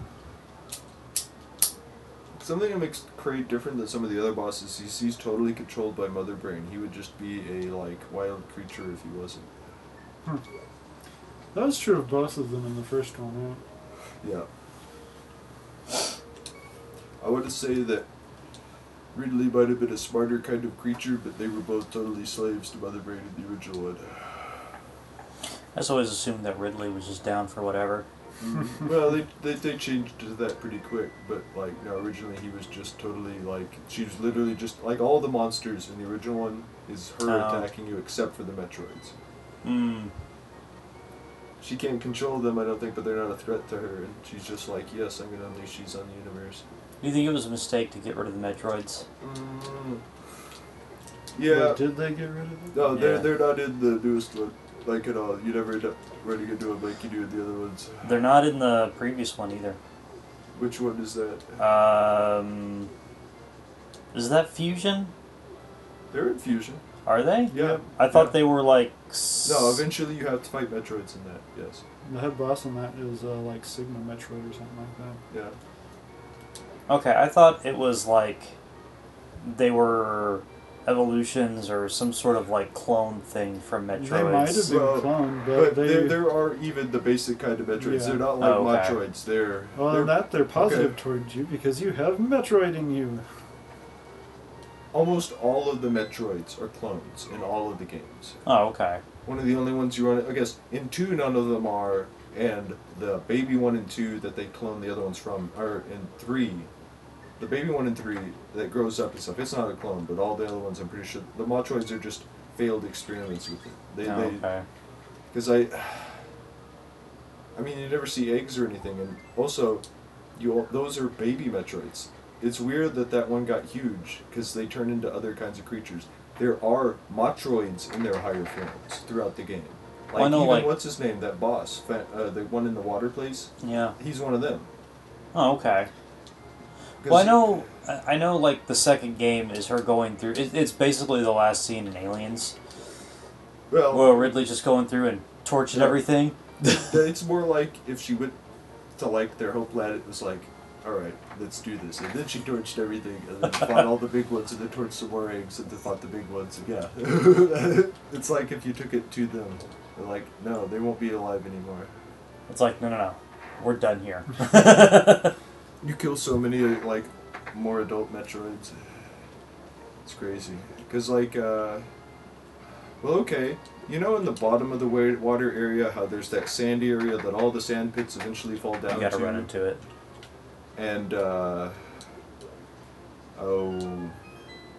there's those guys floating around in it that all they do is kind of shoot at you and then try to hide in the floor or ceiling or something and continue to shoot at you. Those are higher, like, those are later life stage Metroids. Those are what, like stage 2 or 3? Probably stage 2. Probably 3 actually. I got two Metroid games we need to play through. I got Prime Remastered for the Switch. Oh. And I finally, I could have ordered this, but I was like, no, I want to go to a store and buy it. Like, I want to buy it. I finally found a copy of Dread. Ah. Okay. Hey, how does it feel to control on the Switch? I ask because that game was definitely, like, made to play on the GameCube controller. I would say that it plays more like a traditional FPS. Good. And that's not a bad thing. Like, because I kind of said that in a way that might be like, well, that's really negative. But it's not when you consider the game. You can still, like, lock onto shit and you can still kind of play it that way. But you don't... Is it less, like, stiff and heavy? Yeah, I think it is. It feels very smooth. So that's, you know... I played through... Sorry. I played it up through, like, the first two bosses. And that's kind of where I kind of stopped and then kind of moved on to other How things. much Dread have you played? None. I beat a few of the bosses in Dread. None. Okay. Well, I'm sorry. I have played a little bit of Dread. Ah, okay. I've played up to where you run into the first... ME or whatever? Yeah. Do you ever kill any of them? Fun to kill. I didn't know that you could. I thought that was kind of like the thing. Okay. You can, but only if you get, like, okay, there are, like, these power-ups you get, right? Yeah. You find them only every once in a while, and it powers up your gun, and that's strong enough to kill them, but you run out of it after you kill one of them, so you have to go find another one. I was surprised at how far it chased me. Oh no, it's crazy. But when you get rid of one in an area, that area you can go into all them areas, and it still has the spooky music, but it doesn't have the, like, it's on your ass music. Well, that's cool.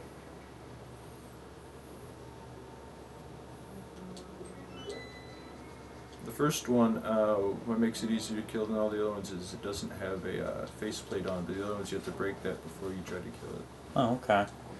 Like I said, I played it that far, where it drops on you and kind of chases you a bit, and I had fucked something up and it got a hold of me, and I fucked up the timing on the getting away from it. That's hard to do. Like, I can do it, but it's like, I am trying to do it, and I'm trying to do it when you're supposed to, but it's luck if I get it to happen. You basically kick them off you and don't die instantly. I kind of feel like it's the timing on The Legend of Dragoon. The more you go through the game, the more it'll make you run past them without the ability to kill them to do stuff. Yeah. Well, I was really interested in that when the game director was talking about, well, here's all the stuff that we added, and here's all the stuff that we did, and here's what we've changed, and this, that, and the other, and it just sounded so neat that I was like, I want to play this because it's a traditional 2D Metroid that's trying to be like a horror game, it felt like, or it seemed like. No, it's doing that. Even like the big monster bosses, it's I'm missing. Okay. something that does make it a little different. I'm not saying you can't just fight stuff. I mean, you do have your choice of way to deal with it, but like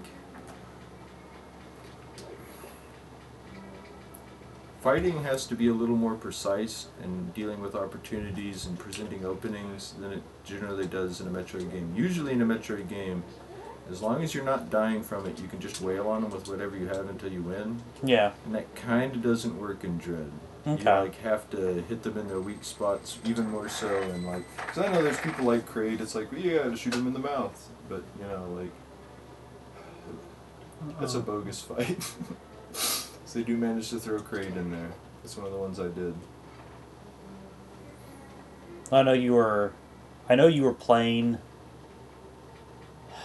Chad's copy. I don't know like how far or how much you've actually played it. A bunch of random like middle section stuff. Like I don't think I'm I think the first Emmy was already dead when I played it, but I have seen it be killed. But we were kind of, passing it around or whatever. But it is definitely a game where sometimes what you gotta do is fight a boss, but it also really likes to have bosses under collapsible floors you don't see coming. There was a lot of times when I'd be like, I can't remember, what's over this direction? It looks like we haven't quite gone all the way over there, and it would be like, oh yeah, it's the boss. I have to say that I got good at it, this aspect of the game, but I didn't necessarily like that it was added to Metroid, was the whole physical counter and making stuff vulnerable to shoot at thing. You know what that's from? Oh, is it Other M or is it the one before Other M? Is it like, was it in Other M first or? It was. You know what? It was in Other M. That was in Other M. I had forgotten about that, but I was thinking of the remake of 2. Yeah, like that's something that makes me hesitant about that one. That would make that one so different, but like, I do kind of want to play that though. Anyway, it is. How much have you played 2? I've not played the one on Game Boy, but I did play the remake on the 3DS, and I was gonna tell you, man. Not gonna go the other way? I'm gonna change the way stuff is switched first. That takes more than I thought it would. Oh, there's one up here anyway, I think. I will tell you, firing in that game is a pain in the ass. Because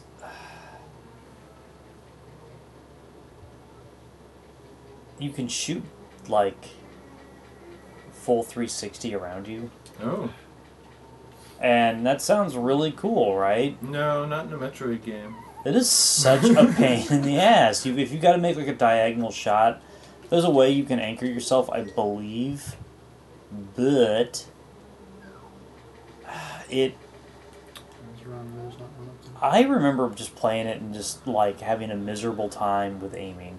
How easy is it to jump and do a forward shot? Is it hard to just shoot straight? A little? Yeah, that's what I thought. Because as soon as you said that, it's like, no. It's kind of like, okay, it's like when they added ducking and walls blocking shots to Mega Man X. That changed a lot more than it sounds like it did just from that basic statement. Oh yeah.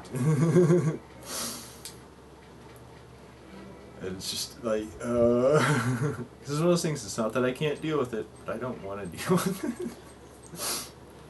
It's like, why are you hurting me, game? You could have gone down because you had the red down now. No. It would let me go down with having it be...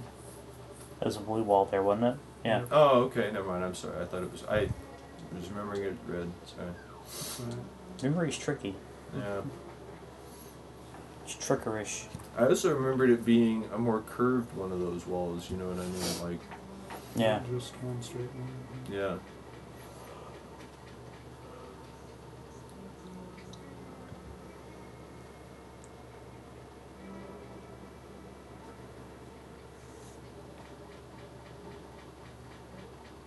This is one of those dungeons where, like, every time you're done with a color, it's like you want to change it back to the other color because it's...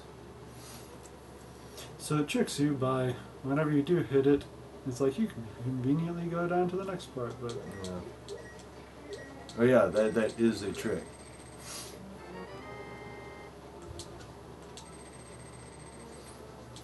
I love hearing that noise. Yeah, sound of trapped spike things. Yeah.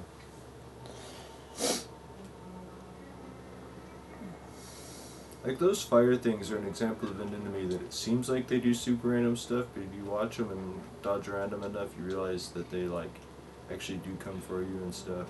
And try to, even when they're not coming towards you, they're going to a spot where they're hoping you're going to, like, have to deal with. Yeah.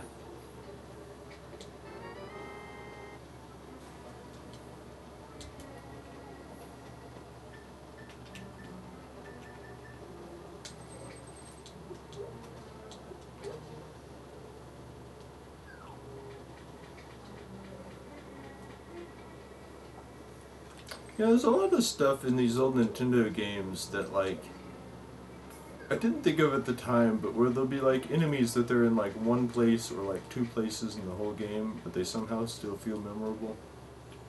Kind of like, whenever you think of Mario 3, maybe you don't always think of these enemies, but they might be more in your head than they are in the game, is the guys in Mario 3 that, like, they're little green guys with, like, shells on their backs that, they'll, like, pop their head up, grab the spike ball out of it, and toss it at you. Yeah. But they're literally only in, like, 2 levels in the whole game. But they're kind of hard levels that, you know. Okay, here's one for you. If you want to talk about Mario 3. The hammer and the Tanuki suit. Oh, yeah. Those were all over, like, promotional materials for that game. They pop up, like, 2, maybe 3 times in the game. Yeah. I mean, there are more Tanuki suits than there are Hammer Brothers suits, but yeah. Well, a surprising amount of the Tanuki suits you have to get in A level. Yeah. Like, not so much just, oh... That As far as really I know. disappointed me as a kid, how little the Hammer Brothers suit was in the game. The real problem with that is it doesn't let you learn to use it. Yeah. You know, because it's like... I mean, Or, something like, I the didn't know for a long time is it protects you from fireballs.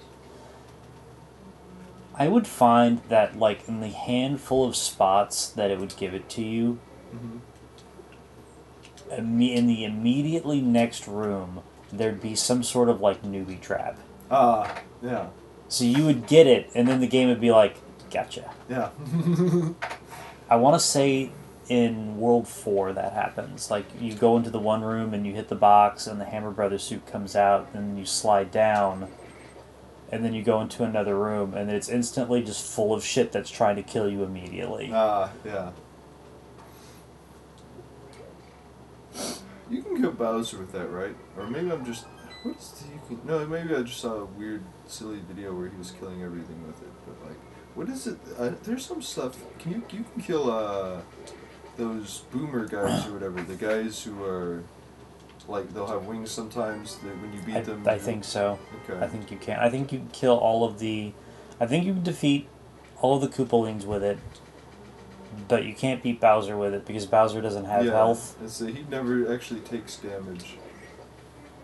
Something I only saw recently in a video or something is how only Bowser's top half of his body apparently does damage to you, and you can, like, duck in where his feet are and just not take damage from him if he's standing where you are, or if you're small or whatever, and it's like, I need to really try that. Like, I kind of tried it a little bit in a recent run I did of the game, but, like, I need to really be like, this is what I'm here for, this is what I'm trying to do.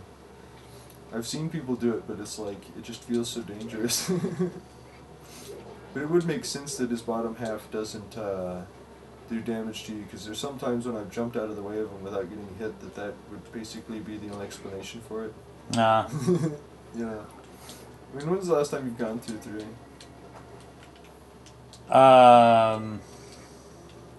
Second grade. Okay. 3 is a game that I really like, but it's also a game that I'm like, I don't want to do all of this. That is my feelings on, like, Dark Souls. I played through that once and I was like, alright, I'm good. I don't care what the other endings are. I don't care what other strategies are. I don't care. I don't care. I don't care. I tried to play it again on PS4 and I was just like, I don't want to start over. That's one of those games, like, I just hate starting over. What kind of character did you play when you did go through it? I sword and boarded it, my friend. Okay.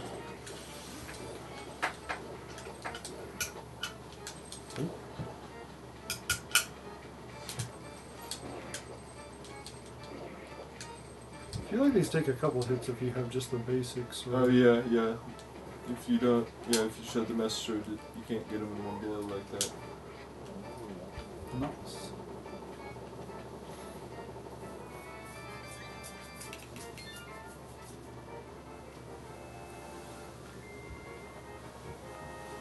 I mean, when you only have the Master Sword, it can be worthwhile to get multiple of them over to you so you can be whacking more than one at once. I mean, how much have you ever tried to go and hit them while they're like next to him? Because you can without hitting them. You just have to be really careful about it. I've not tried. I don't think I've tried. Maybe I've tried. It's not worth doing if you know how to do it the way you're supposed to. It's just yeah. You can run up and be like with the very edge of your sword, not hitting his hitbox, and cause, you know, if you run up and hit him, it'll do the whole like thing. But Really? I'm pretty sure it does that. No, I believe it. Maybe it just goes ping or whatever, but I think it shocks you when he's up in the air, right? It's true. One of those two things. I thought it was more like the ping, but I could be wrong. That's what I pictured it happening, but it's been so long since I tried to do that.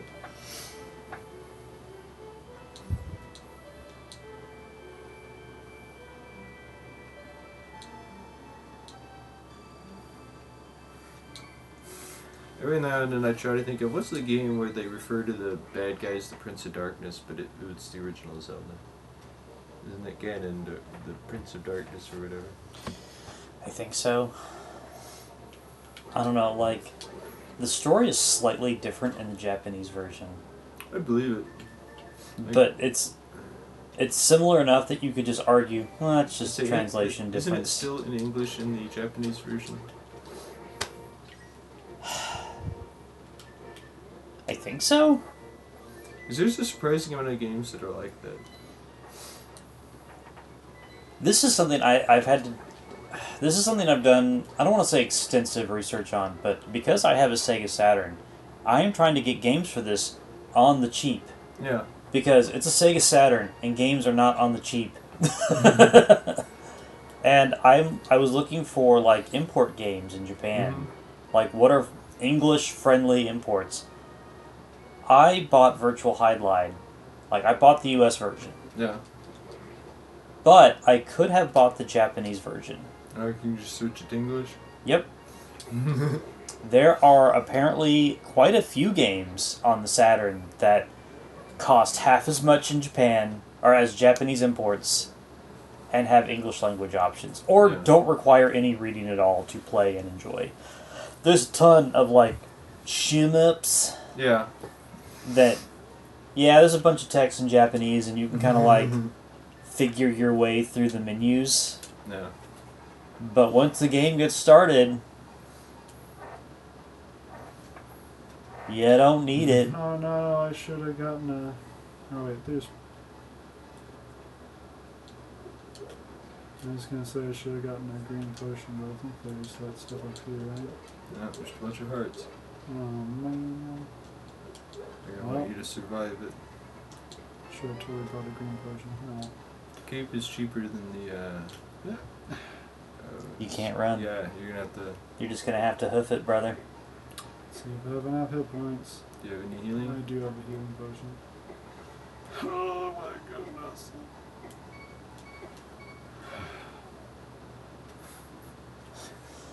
I must succeed.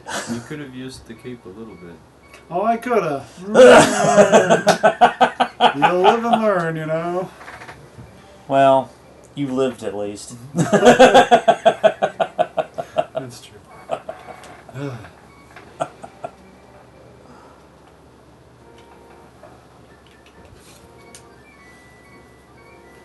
Whoa.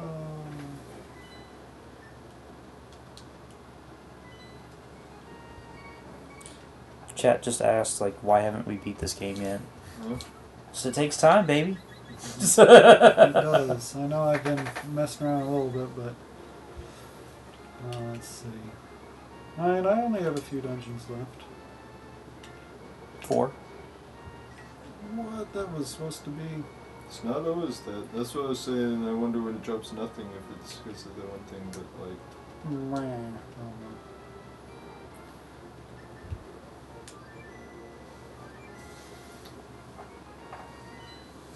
So you could go to the one place and get a magic potion and fill up your magic. Nah, I'm just gonna keep going. Okay. I think there's magic in this, There's some magic in this dungeon, right? Probably. Yeah. I mean, there presumably has to be, seeing as how important it is for you to beat the level. Yeah. Although this game, this actually, this one has an unusually large amount of full ones. I forgot this is the one you're doing next. I could see this game just being like, you didn't come in with magic, brother? But like,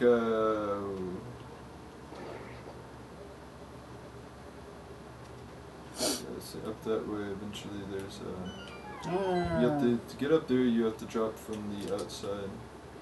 Okay, I was wondering about that. There's still the full magic potion up there,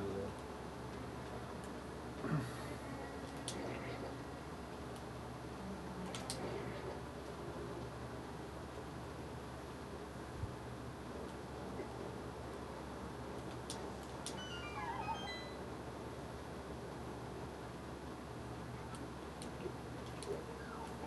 It's in the other room.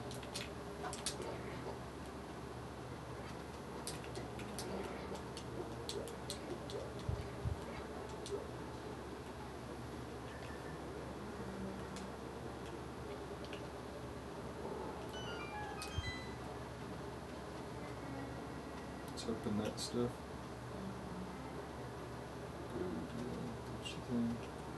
Oh yeah, duh.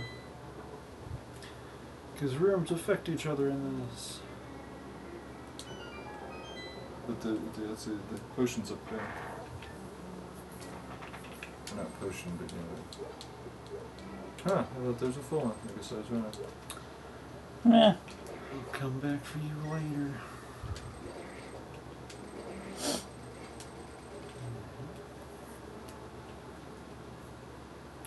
Go find some. I feel like this is one of those dungeons where you don't necessarily need all the keys you can find. No, most of the area is totally unnecessary.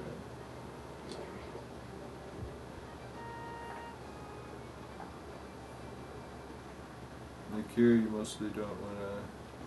I guess you do want to go in there. I forgot, but like in the next room over, there's like just a key in the chest, but you kind of don't want to use that anywhere in here. You want to save it for later because there's a lot of. Oh, there's a full one. There's a lot of areas you walk into and get stuck in there and have to use a key to get out.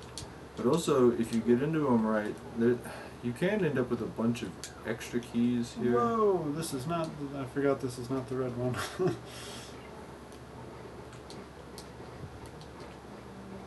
if you need to use magic to kill those guys, which man, you're using a lot of magic. Oh, I forgot. It just keeps going. So if you're going to use magic to kill these guys, you should use the fire rod.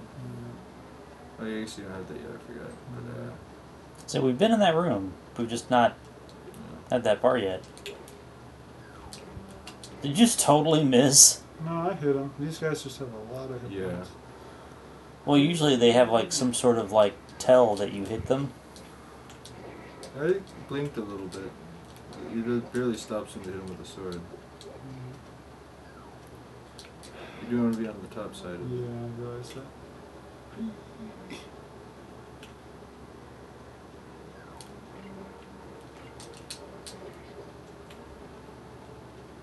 I don't think that door's open enough times yet. There you go.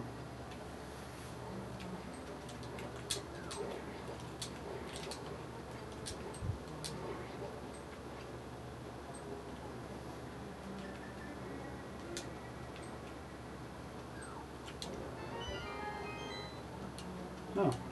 Save it to yeah. You can go get the other one and like whatchamacallit, that key you can get in the next place.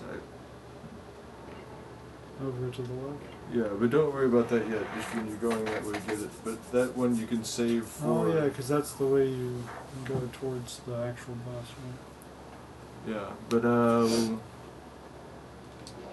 if you get that one, you'll need to get one more key to be able to go to the boss. If you don't use it until you get to the last area where you have to burn your way into it.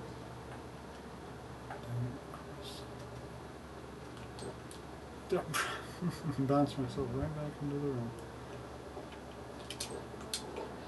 I could kill these guys. Remember, he's weak to the hammer. Yep. Oh my goodness. It does require striking with it. Well, I hit him. Yeah, it doesn't. No.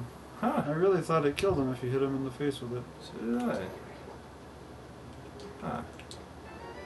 The more you know. Maybe there's different strengths of them. I don't think so. I'm pretty sure those guys are always the same guy. Okay. I had a distinct memory of being like, Yeah, me too.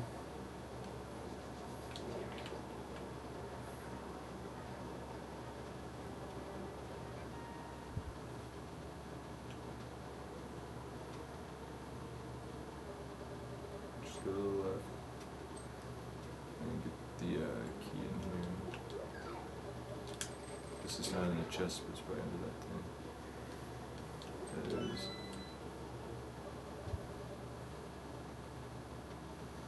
You forget just how short of a dungeon this is if you know where the stuff is.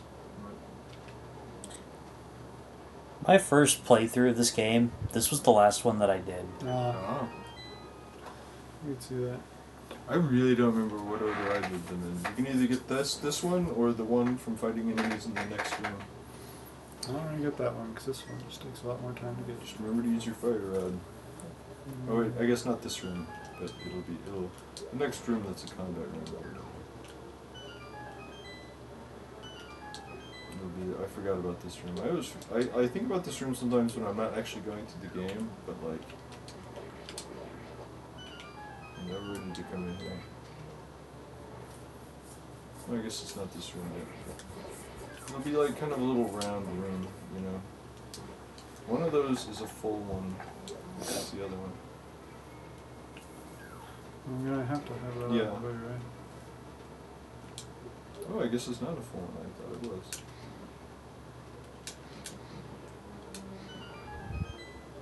I really thought it was. Man, that's just differentness. I thought that. Yeah, there you go. Oh, I thought he had it. Does this guy have it?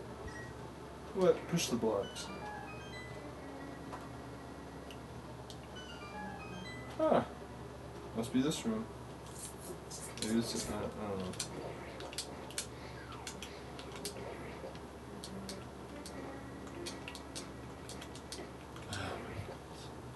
There it is.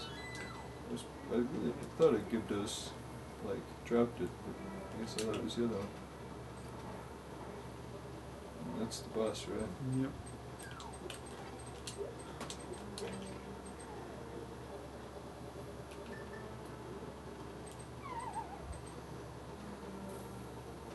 Make sure he's all, like, up and ready to fight.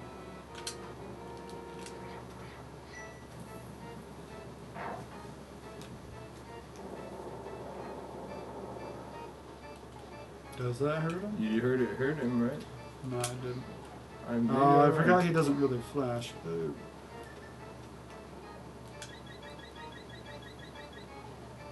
Whack him with a sword.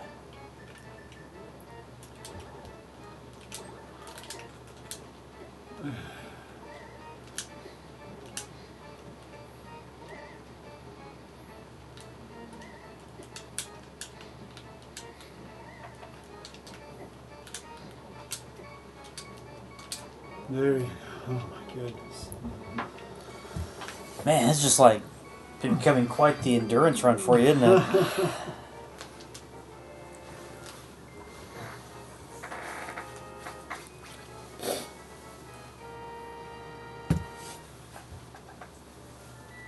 I'll be right back. You guys need anything? Would you mind grabbing me a Coke or water? Which one would you rather have? Coke, if you don't mind. I do not. Thank you. What about you? No, I'm good. It seemed polite to ask. Yeah. Well, thank you for your hospitality.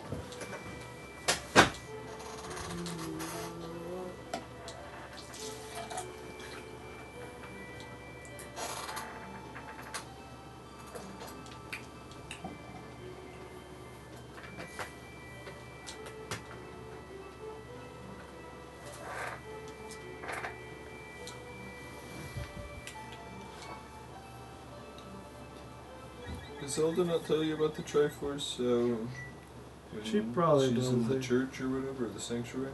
I can't remember. I don't remember either.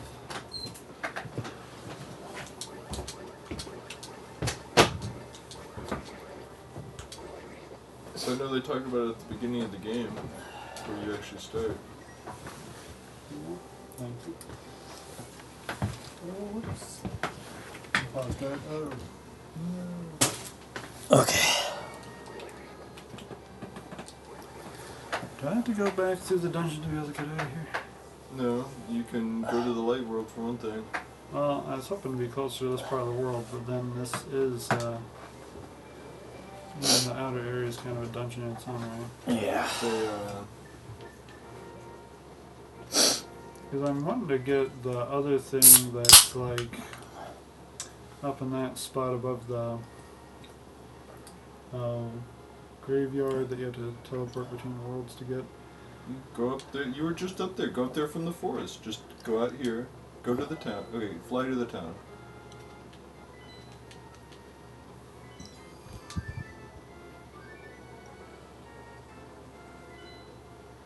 Go to 3. Or you should be able to get there from here. Go. Well, you have to teleport from the dark world to the light world in that spot. Yeah, go up to the place to go into the dark world right here.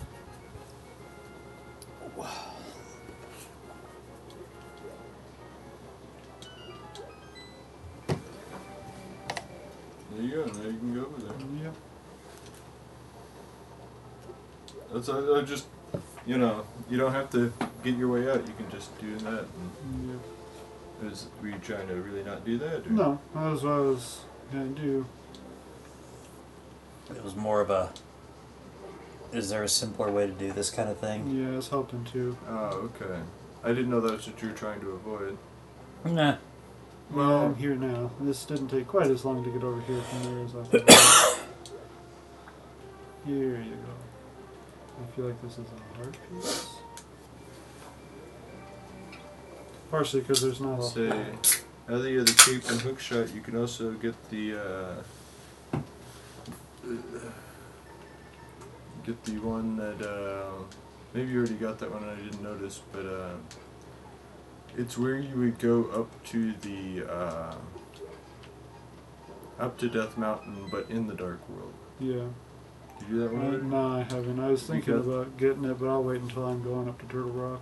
Okay. But, so you can't go that way to Turtle Rock. Not in the Dark World.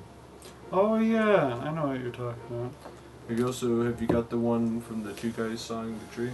Yep, I did get that one. Okay.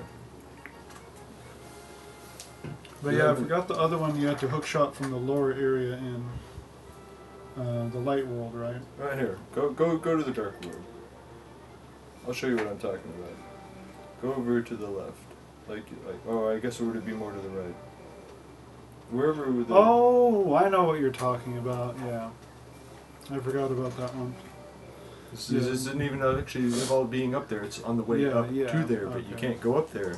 Because there's also that stuff that's like at the base of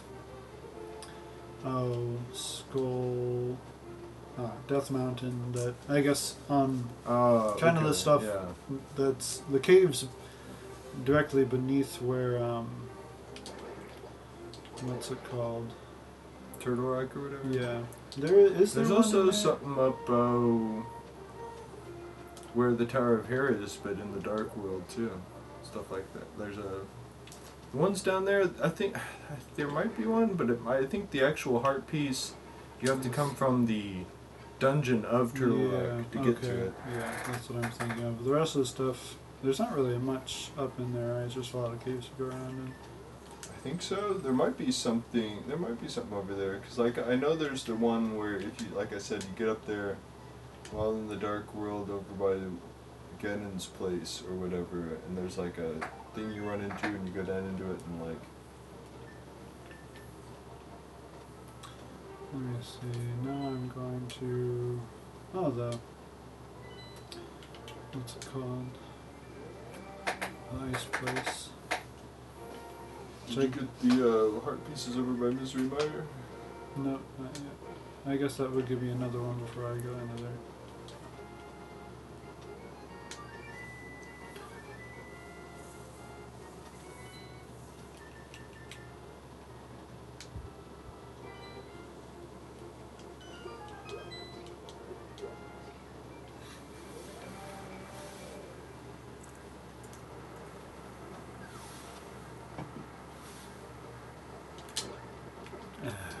I remember the stuff around here is some of the most damaging stuff, isn't it? Probably. Well, no, I think Turtle or Death Mountain is. Okay. I think.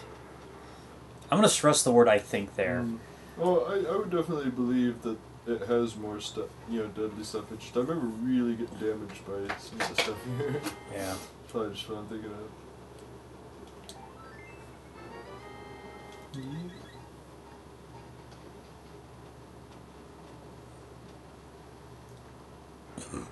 You can do the dungeon while you're here or come back.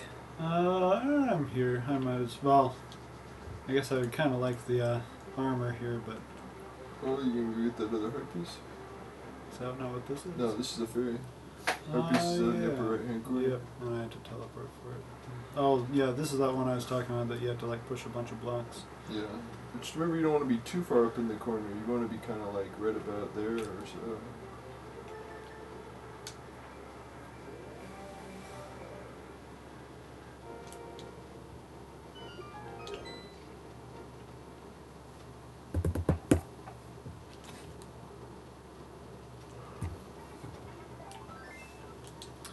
Only 3 more heart pieces in the game. Because I have 3 more dungeons to do, and then I'll. I know 2 of them are up on Death Mountain. Where's the other one? I don't know. Is it the one on the lake? Did you ever do the whole... Oh, yeah! That's totally it. So the last 2 are up on Death Mountain. Oh, duh, I can't get there from here. You... Oh. Like, I can't get to Yeah, there yeah. through this one. Well, yeah, can't you... Oh, not to the heart piece, no. Yeah, You can get to the dungeon through this one, but yeah, not the heart piece. yeah, I don't need it right now. I'm just gonna go to this dungeon. And I'm gonna Get some fairies. Yeah. Oh, you know what? I'm not gonna use my money on that. I actually probably should get some. You're out of potions? I am out of potions. And considering how I've been doing in this run, I should probably get some. Get them heals.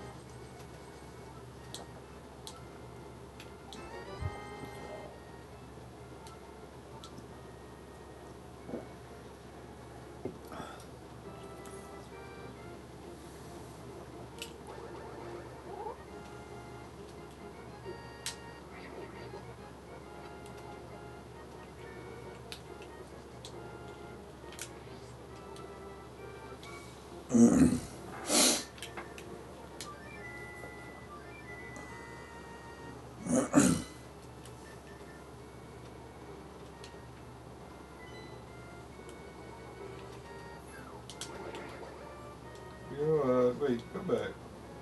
Let me show you something. Go like over to the left and go up. Break that. This fairy place? Oh yeah, okay.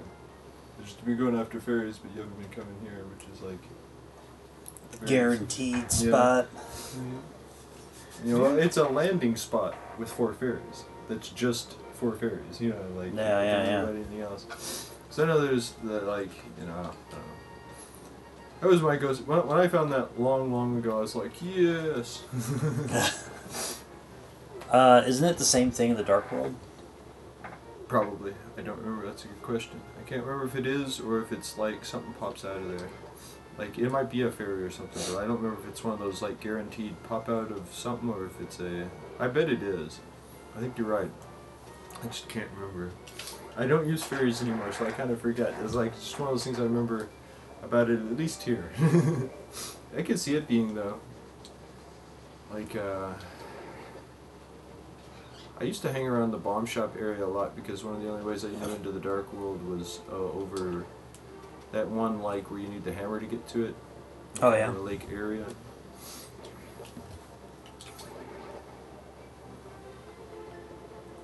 I had forgotten about the one in front of the castle, which is why I guess I figured I might as well go get this since I'm here.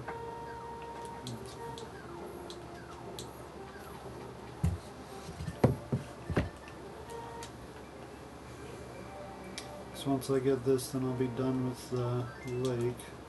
Other than maybe coming back to get stuff. But really I have enough stuff, so I probably won't get all the way up.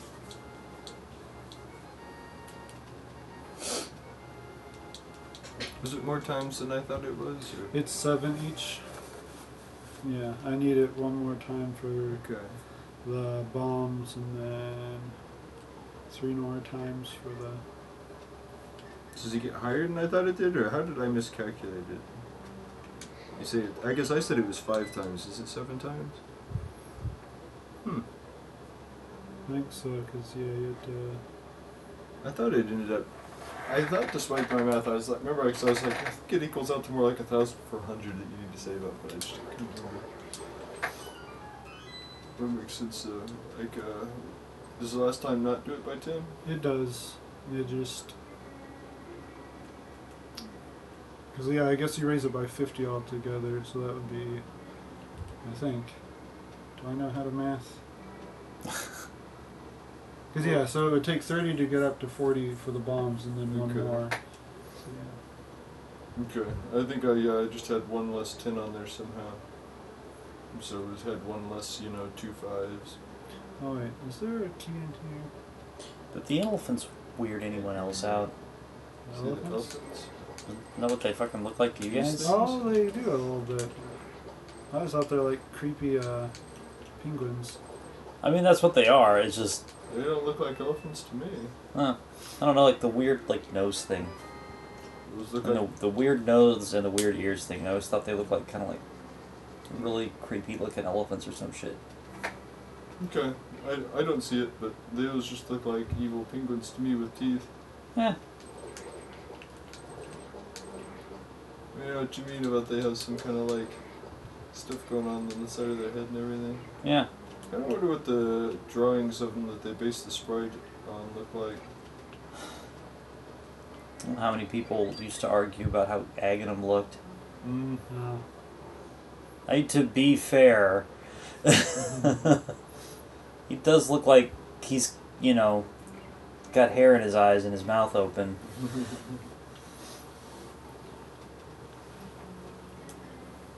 Well, there are some old sprites that my brain goes through different ways of thinking the characters look this or that way. Like, an example of that is the wizard-type enemies in Dragon Warrior. Like, my brain pictures sometimes, like, the top of their cloak more being like where their nose is. Mmm.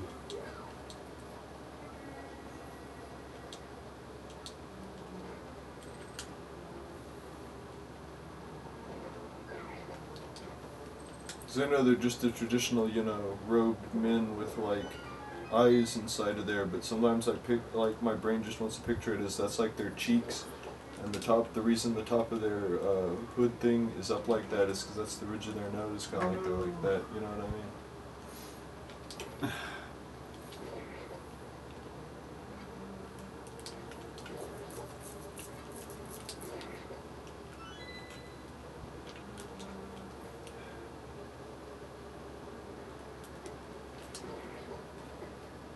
No. Oh, they're stooge. Ah, dang it, wrong.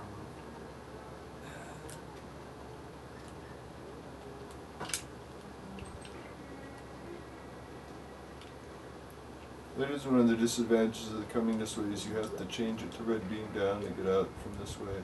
It's part of the reason you want to take the turning to the left way later instead of continuing to drop down. You know what I mean? Where there's that trap of like, you want to keep going down, but what you actually want is you drop down that place and then just go right over to the left. And go like up or whatever, maybe down a little more forward, but like as opposed to just keep going the spiral down or whatever. You have to do it after you knock some stuff down and stuff. But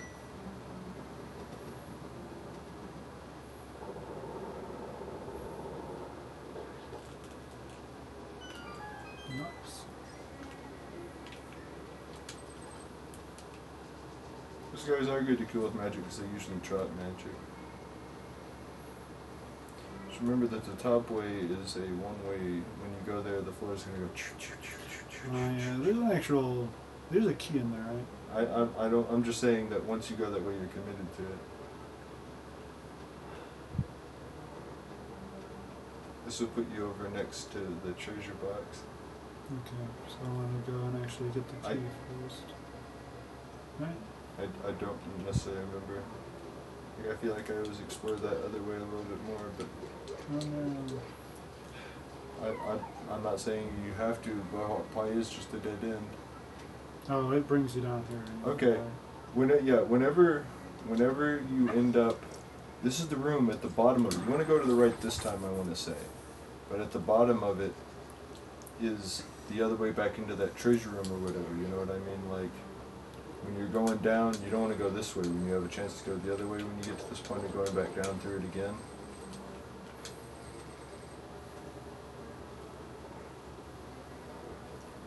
Oh, never mind.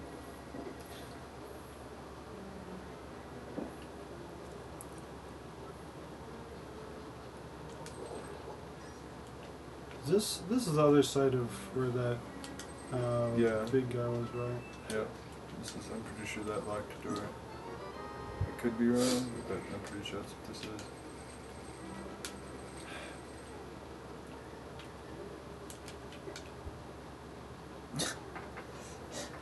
You put it on at the last possible second, Yeah. still got hurt. Just trying not to get hit by that guy. Did I place that wrong, or is that not a bomb? It's not a bomb on the wall. It tricked you.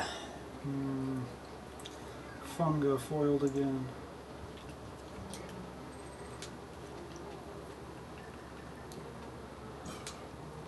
Were bombs the only way to kill the skeletons? I'm pretty sure there might be some other way. Maybe you can hit them with like fire when they're down, or damage them some other way, like with a hammer. But I'm pretty sure you have to knock them down and kill them with bombs. I knew you had to knock them down, but I don't know. Whatever reason, I was thinking there was like some other way. I don't know. I could be wrong. I've imagined a few things that I know I am wrong about. So, nah.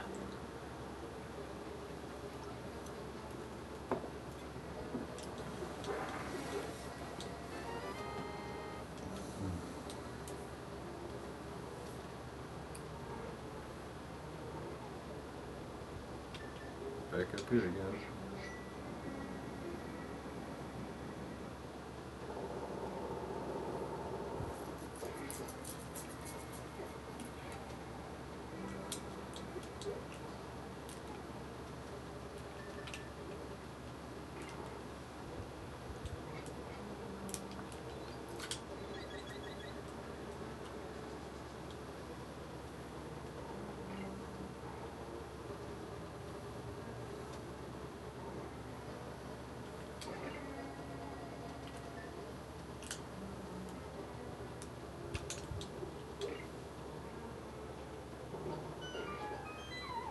Wow. I did not expect that to hit him.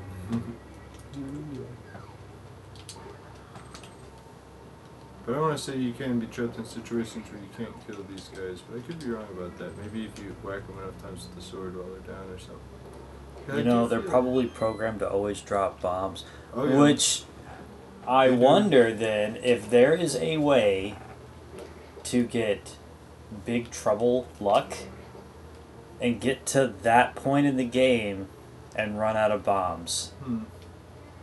Probably. Because there are exactly 2 enemies in that room. Well, I want to say I have had to use the mirror to leave because I didn't have any more bombs for killing them before. Not necessarily because it was just the first time I walked into that room, but I was doing the cycle through this dungeon over and over again, failing to go the right way to like break the cycle and actually get through. And yeah, I had to like just straight up leave, went back to that place where you can fill up for bombs for free and stuff. I don't know if there's too many like soft lock opportunities in this game, is there? No, not really, not that I know of, because, okay, being that you can quit out of the game to safety and that you can do stuff like using the mirror or using the flute. Yeah, that's true. This game is quite... I mean, if there's a way to soft lock yourself in this, it'd be interesting to find it, but like, I'm pretty sure it's mostly soft lock proof.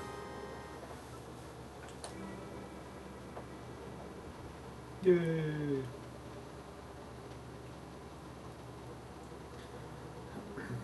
I just seem to recall that I had managed to soft lock myself in Ocarina of Time. Ooh, wow. There's something about the water temple that if you use the keys in a particular order, you can't get any more. Oh? Hmm.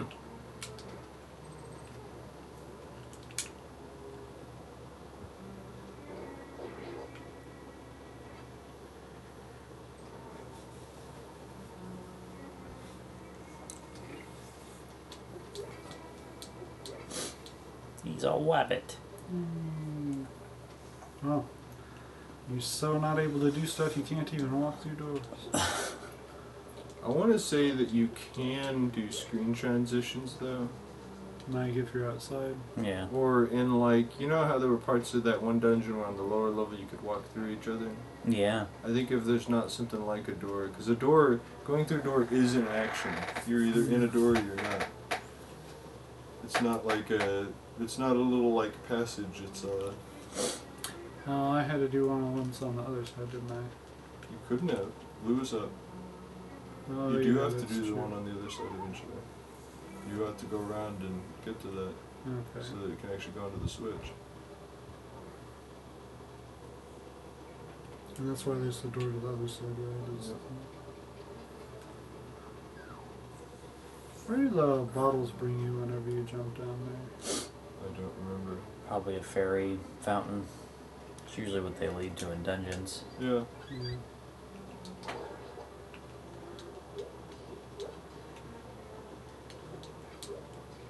Top right one, I think. It might be the bottom right one. Pretty sure it's the top right one.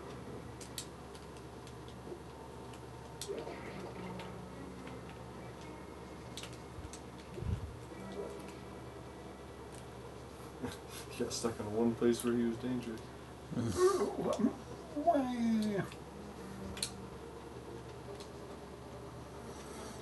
I'm not a big fan of ice levels. Not terribly.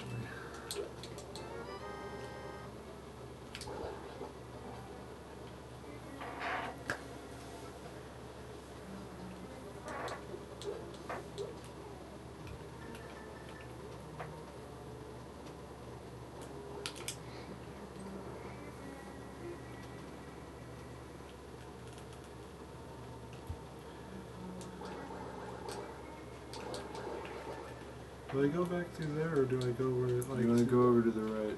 Remember I was saying when you're doing the loop, you want to go over to the right? Not the right, I'm sorry, the left. I meant the left.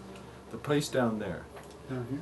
I didn't mean to say the right, I meant the left. Yeah, that door right there. This is where you want to go.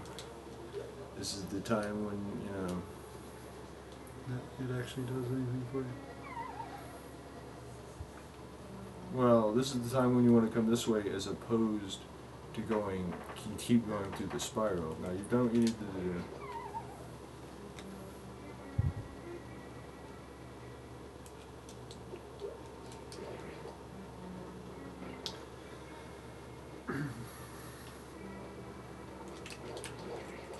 Go to the right first.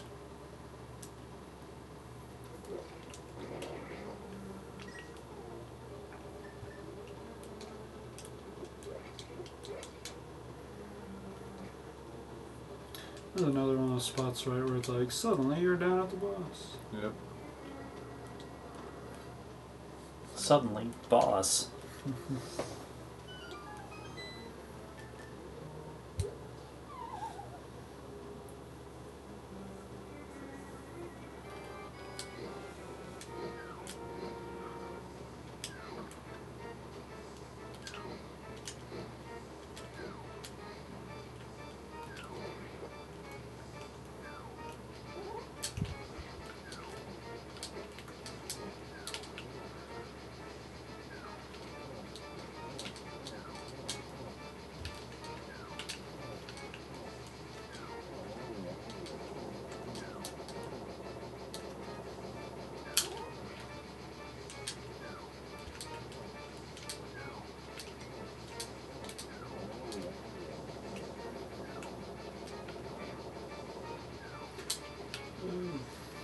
You're still shooting with fire. Yeah.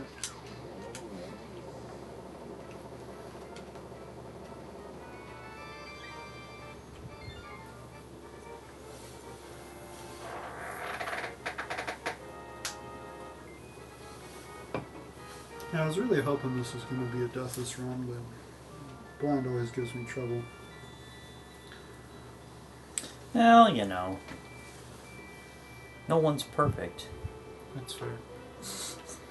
But you should be. Yeah, nets.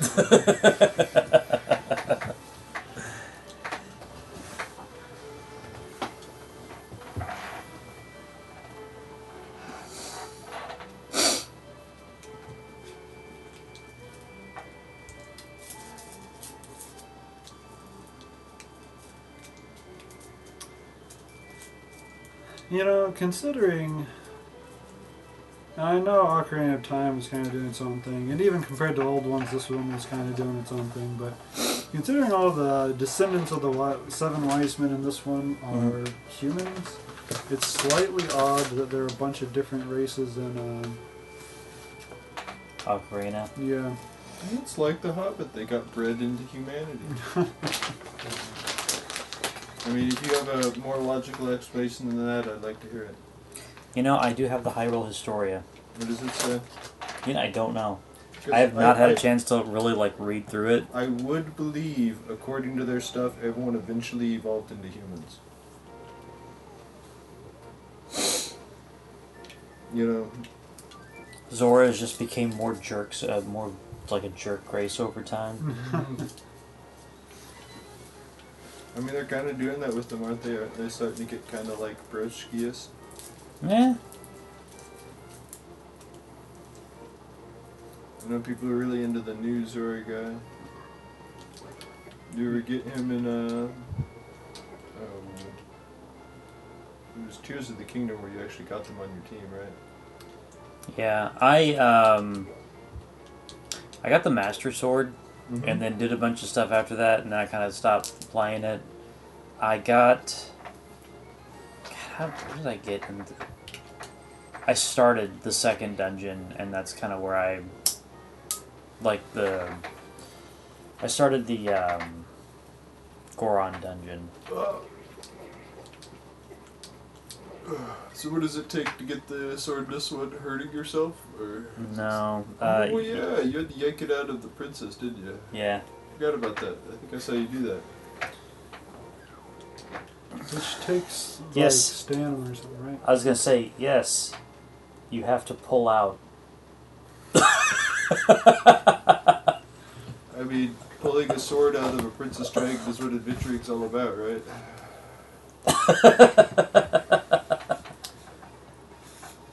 I can see all over your face how uncomfortable you are from that joke. Well, I mean, it's not surprising. Even with the content that you're given to work with, you know, I mean, what else are you going to say?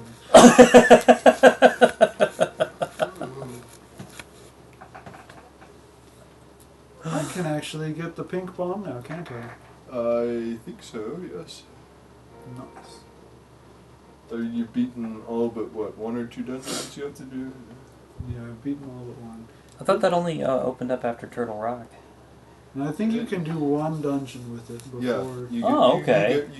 So you get one pre that dungeon. But I don't think it matters which one. Like, I want to say that you could save basically any of them for last. Well, yeah. Well, but I mean, like, you could go kill Blind with the best sword if you really wanted to, I think. Yeah. Because I can't remember if it's that or if the last one has to be either Misery Mire or Turtle Rock. That might be true, but I can't remember. Well, like I said, my first time through, the last dungeon I did was, like, Skull Forest. Because I don't remember why it was Skull Forest we did last when me and my brother played through it when we were kids. Well, I mean, it looks like it's going to be really bogus, and also it is. I mean, think of how much of a maze it is. It's kind of like there's a level a lot like that in Star Tropics 2. It's the Dracula level. Oh, like, yeah. 90% of the level is just rooms that you go off in this way and you get stuck going that way, wrap back around to the beginning. just to get hurt. You know, if you actually go the way you're supposed to go, it's really short. I think what it was is there was like an entrance I missed or kept missing. I don't know. Like I said, I can't remember. And I think I couldn't figure out how to get into the last part. You know, when you have to hit it with like the wand or whatever, or the fire rod. I think. Well, overall, that is actually one of the trickier places in the game, because it's like, even Ganon's Tower, it's more that it's just full of bullshit. It's not so much that it's that tricky. Yeah. Oh, it's not available yet. Huh. No, you can fight that. Duh. Did you not kill somebody? I haven't done Misery Mire yet. Oh, okay. No wonder. You were there and you just... Didn't do it, yeah.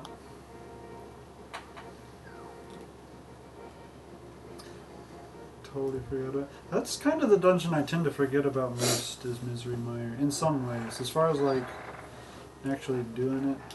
Yeah. I wouldn't say it's an actual soft block in the context we were talking about it earlier, but I have multiple times in this game been stuck at the boss of Turtle Rock because I didn't have enough magic points to defeat one of his heads anymore. Oh.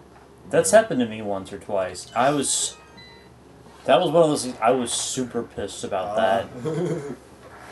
Because that is a lot of shit to have to go through to get back to that point. I think that was one of those boss fights where they just really didn't think that through. Something that could make it not so bad to get back to him is if you leave a portal to the Dark World.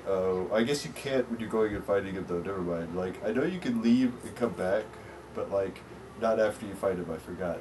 Yeah, you do have to go through a bunch of shit to get to him. You have to go through like the whole damn thing again, don't you? Kind of. I mean, practically, but there are a bunch of directions you don't have to go that time. But yeah, I guess it is mostly just one really long track with some enemies, so yeah. You have to go past all the, like, helmet guys while lasers shooting at you and stuff on the thin bridges, and yeah.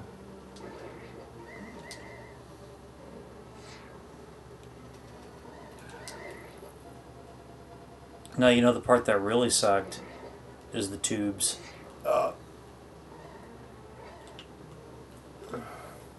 Part of this that was going to be the hardest part is you have to go and like light stuff in that bottom area where stuff's constantly shooting at you, and like you have to light all this stuff in time and then make it back over there and then go in the door.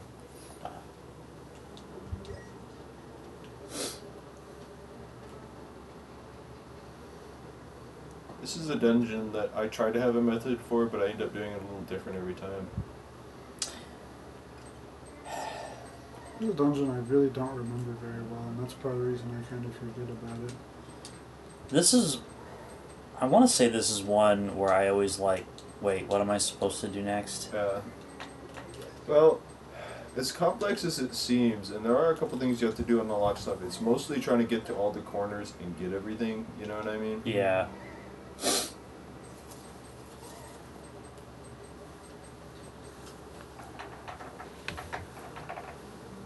Okay.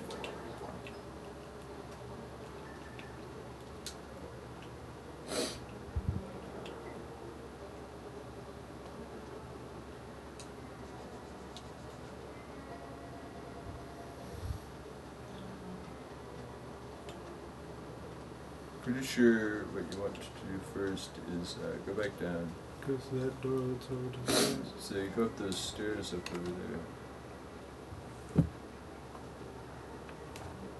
Oh, yeah. I just feel like it wasn't the very first door to the right that I passed up at the very beginning. Oh.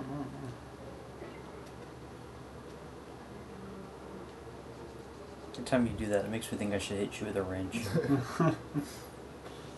Or do the weird, like, slap thing with your nose. You know, like... I have a friend who... whenever I... Like, one time whenever I he's like, what do you know about the Three Stooges? And honestly, where I got that from was more from, The Joker from Batman the Animated Series, because one time he does that. I would have assumed Jabberjaw. Oh, he does that also. Yeah. Come here and Such a weird cartoon. I really liked it when I was a kid. A mystery solving shark. Yeah. They really thought we'd live under the ocean back in the past. There's like so much stuff about it. Well, I mean, that's the kind of stuff you'd see in like kids' science books in the library and stuff. They're like, the future's in the ocean. We'll be farming fish and all this other stuff. So you want to go get that, pick that skull up on the stuff, and it makes a chest. Yeah. You got the cape. Yep.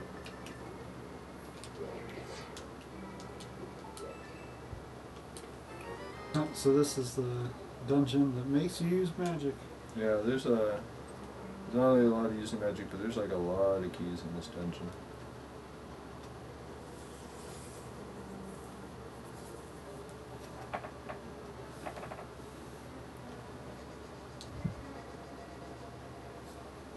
I want to say that you can't necessarily screw yourself on keys, but the way you can is, I want to say one of the treasure rooms takes a key, and you can end up with not enough keys for that. You know what I mean? Yeah. I know that there is a kind of like a point in this dungeon where I want to say, like, if you don't use the keys in the right order, or if you just... Like, you don't necessarily need to go to that I wasn't key. planning on doing so because I'm pretty sure it's not really necessary. But no, I think in this one, Yeah, like I've been in that one before. if you use the keys in the wrong order, you kind of have to like do a lot of backtracking, Yeah. and it's just kind of like this big pain in the ass kind of thing more than anything. You do kind of want to hold on to them as long as you can, but yeah, there are enough. Wizards, they're only dangerous if you can't get close to them. Well, they're not like 3rd edition wizards where it's I wish you were dead. Can't wish me dead if I cut out his tongue.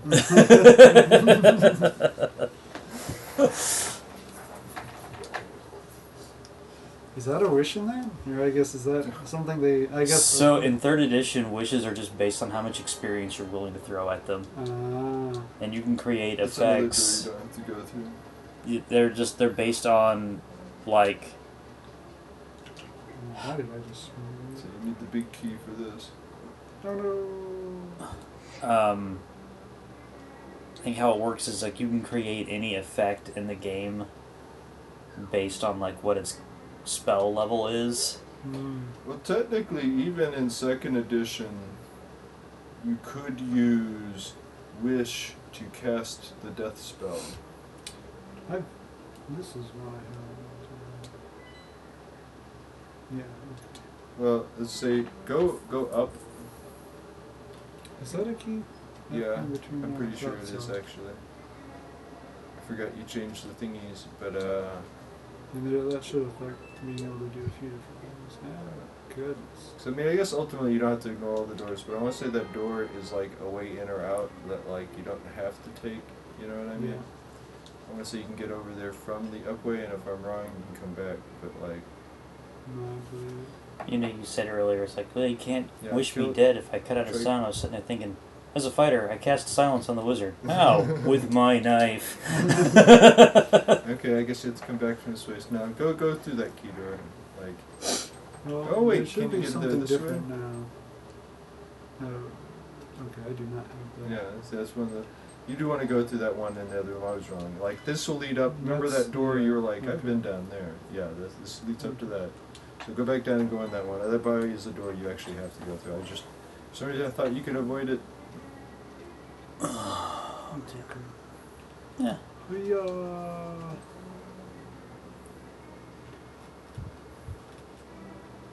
Link runs like a guy who's got places to be.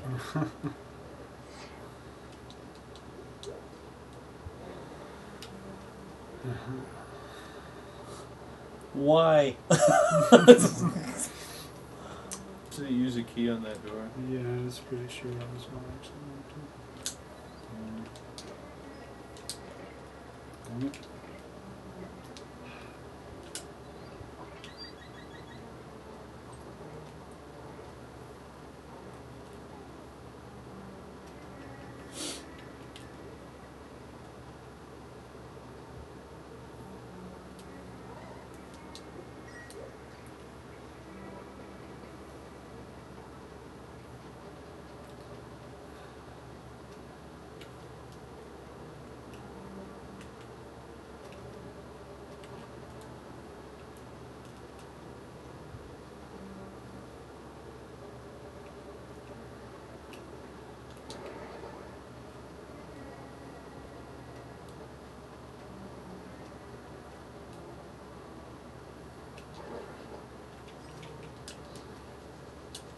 probably not the best way to do it. Oh, I'm gonna run out of magic.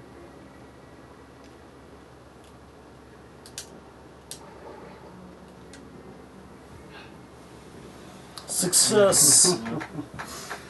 Like, did you use magic? No, I just used my lantern. It is interesting how, you know, a lantern costs magic.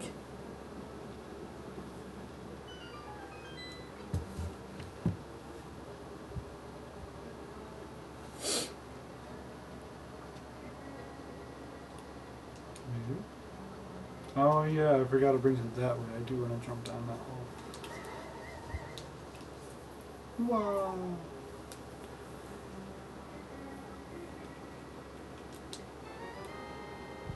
That's a big key. It's pretty big.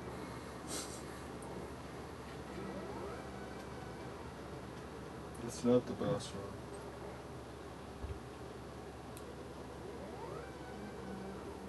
This way leads to that, but it'll also you over near the one area again. Oh, near the... Yeah, keep going to the right and you'll get over to the treasure.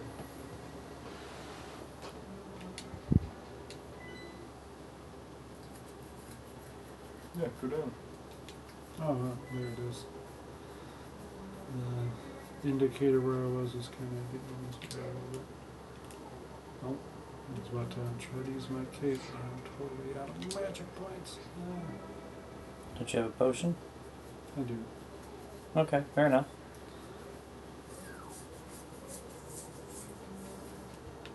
So yeah, on the way to the boss is definitely get healed once or twice all the way up by those one things.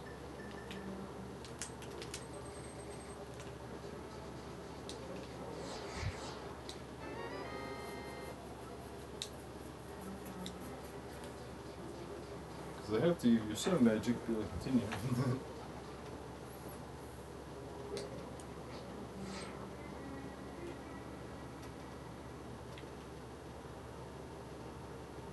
Was it down there? Yep.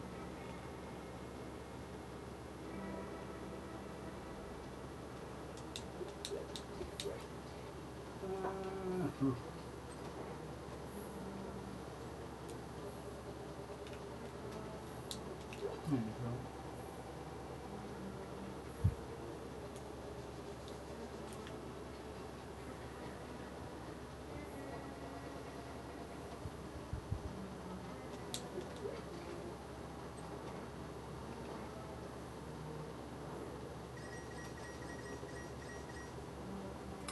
This president's small treasure room.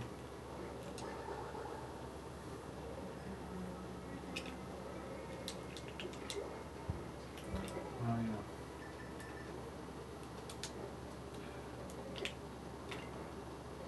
I never like get that. I guess I can't say never, but I basically can never get that to land where I want it to.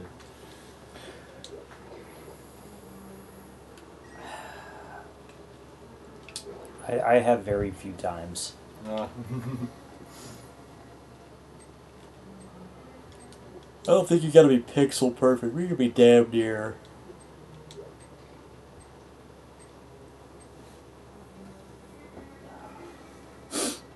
you have to go back and go up. Or that one part of the other treasure room. Oh no, wait, never mind. Just right there.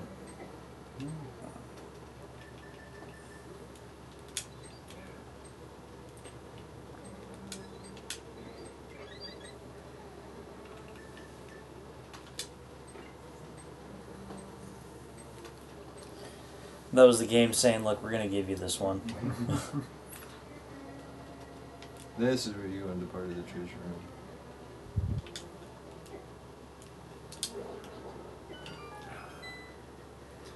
Hoisted on my own petard. I thought there was no other treasure room here in this dungeon.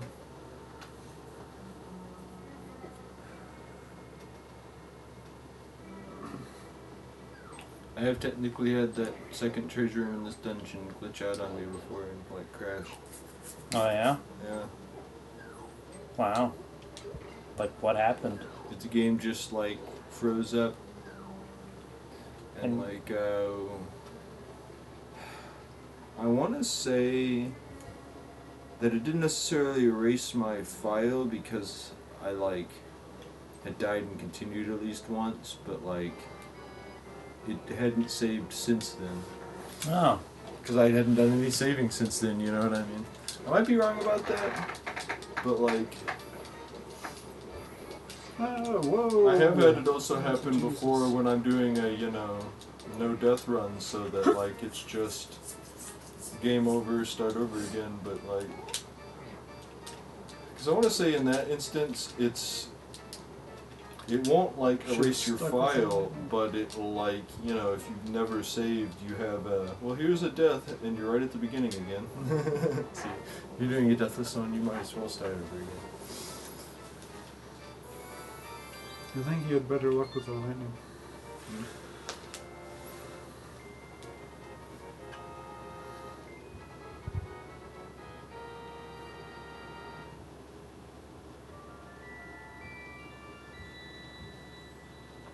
So, I mean, is he basically sitting in like a pool of contact lens fluid or something? Whatever that liquid is that's like around your eyeball. Yeah. That's what it is. You're the RN, you'd know more than me. Okay. It's something, I mean, I don't know, bro. I don't know anything about the human body. There's certain things that I'm not quite sure about. I don't know, man. I just hand out meds. These people take them. That's all I do. I work in a nursing home, and some of the nurses are coming back, man, I really got a headache, or my back hurts, or this, that, and the other. I was like, well, we got the good candy around here somewhere, don't we? I think there's laws against that. Laws, schmaws. Should be able to go get the bomb now, though.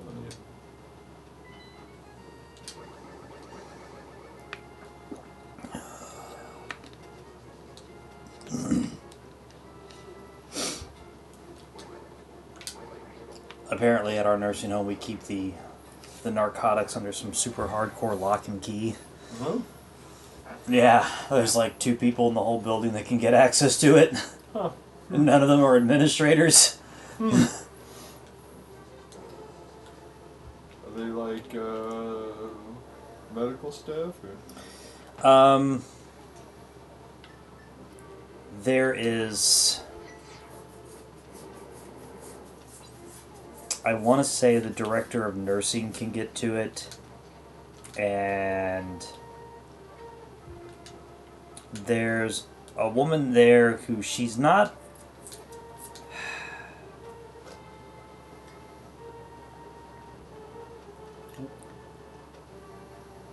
She's like an anesthesiologist or something? They're not like an. God, what is? I'm trying to think of the name. Just remember, don't run. Yep.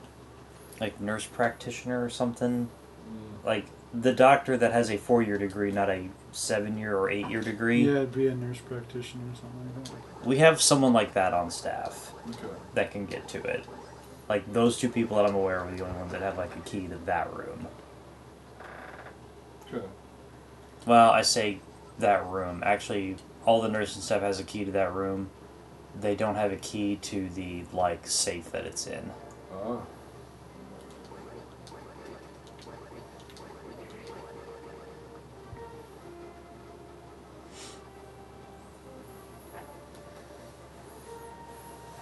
It is a little too easy to leave this thing behind, but they did try to train you with the chest. I know what it's supposed to look like, but those spear guys always look to me like they have like cloth wrapped over the end of their spears. Yeah. Is that not what it is? Let me look a little closer next time. I think it's just supposed to be a really big, like, stone spearhead or something. Maybe I'm wrong. Maybe it's supposed to be something else. Maybe it is just, cloth wrapped around the end of it. I don't know.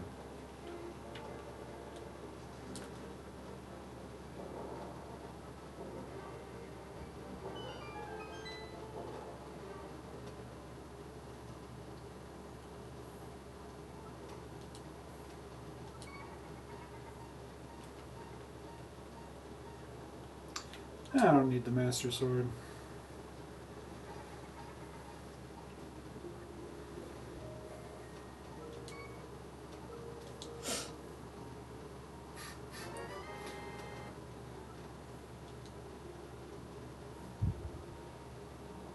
So you get the like silver arrows here. Mm-hmm.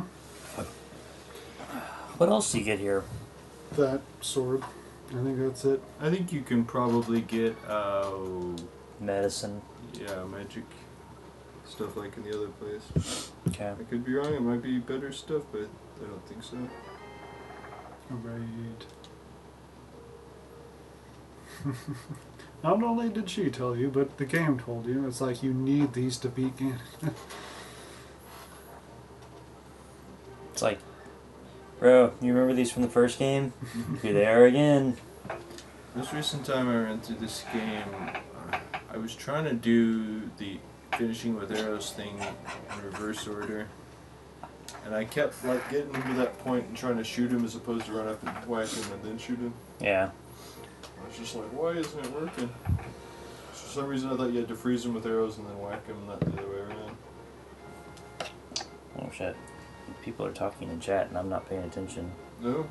What are they saying? I beat everything up to Majora's Mask. The only thing I can think of that I beat after that is Wind Waker. Oh, I remember. Crossbow training was kind of fun. I forget about the crossbow trainer. You guys ever played that? Oh, that was I'm a aware game, of it, but I have not. Well, if you've ever wanted to play like a Gears of War like Zelda game, that's it. I mean, you know, they also have a Dynasty Warriors one, right? Those are fun. Are they? I was wondering about Yes. It's just Those thinking- okay, those two games, Hyrule Warriors, like there's two of them. I want to say there might be another one coming out at some point. I don't know, but that is why you need a Switch. Like Breath of the Wild and Tears of the Kingdom, aces. Those two games, that's just fun. Do you ever play any non-Hylians? Yes. Okay. You play like Zora's, and I want to say there's a Ganon campaign. Oh? Are Yeah. there any, like, Gorons or, Yeah. Dekus? I don't know about Dekus, but yes, there are Gorons. You can play. Can you at least have Dekus be your archers? Maybe. Ah. I only played Age of Calamity, Ah. which is like the lead up to Breath of the Wild. Yeah. that. Oh.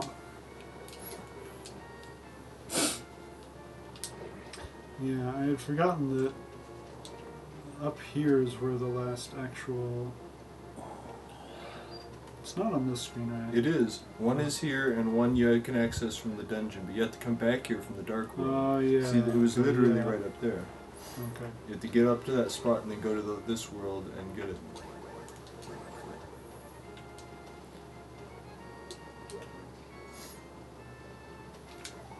Who knew? Oh. I forgot about that. And say, who knew the hammer would be such an important thing? But I guess it is a magic hammer.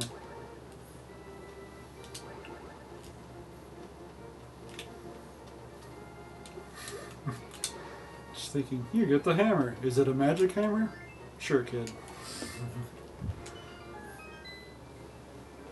Sometimes it feels like you get the boomerang upgrade in the first one too fast, but that's just because when you're running straight through the dungeons as opposed to being like, where the hell am I going? What am I trying to do? Yeah.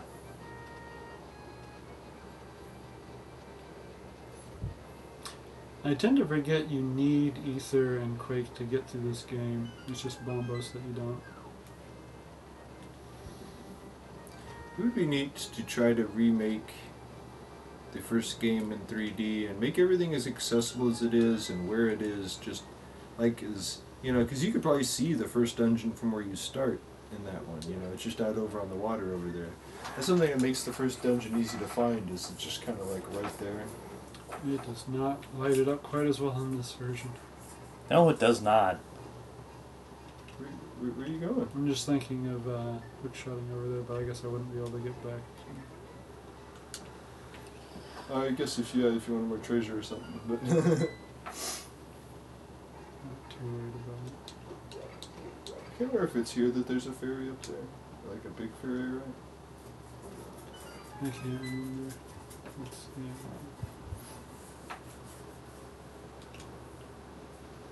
Are there little ferries over there? I don't think so. I think to the right is nothing. Like, up that way. There might be little ferries up there. Are you on now? Yeah, they're there. Okay. I think my bottles were full.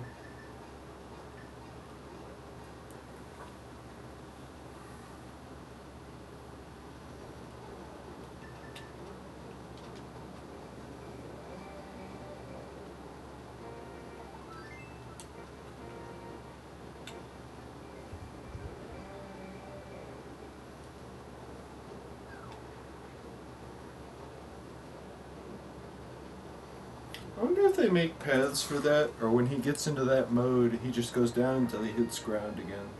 They make paths for it. Okay. Well, they have to because in like other instances, like where you just jump off shit, he just falls down to like his doom.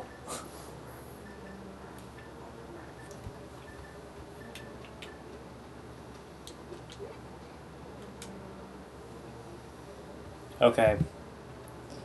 How long did it take you to figure that out? First time playing this game. Oh, to use that there? Yeah. I don't remember, because I don't remember if the... I feel like the manual tells you something about that. Okay, does it? What? Does it? Okay. I'm pretty sure it has like that question mark block thing, and Link being like, what's the deal with this? And might show you being like, whoa, or whatever. Like, I want to say in some way it kind of tells you that that's a thing you have to do. Okay. Because I remember that not being like a stumping block for me, just because like I already knew, or maybe I had seen someone else do it, but I feel like the instruction manual in some way tells you. I could be wrong, but like, I used to like be hardcore about reading instruction manuals. Oh, they have to be open whenever. Do they all currently have to be on when you go through it? Yeah. Dang You're going the right way now.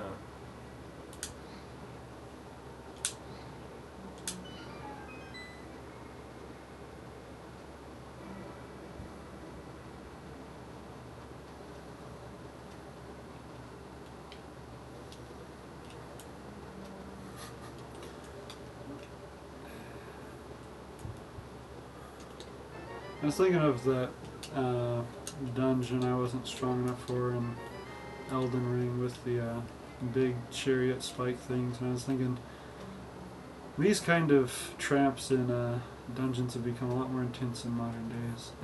So you think about it, they're essentially this kind of thing. Yeah, no, they are. Although the weird chariot things in Elden Ring are just absolutely terrifying.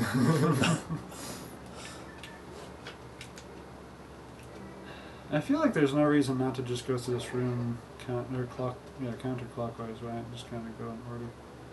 I guess there's... I don't know that there's any keys. I think you're right. I think there might be eventually, like, you want to surpass the last door to go and get a magic fill-up or something, you know what I mean?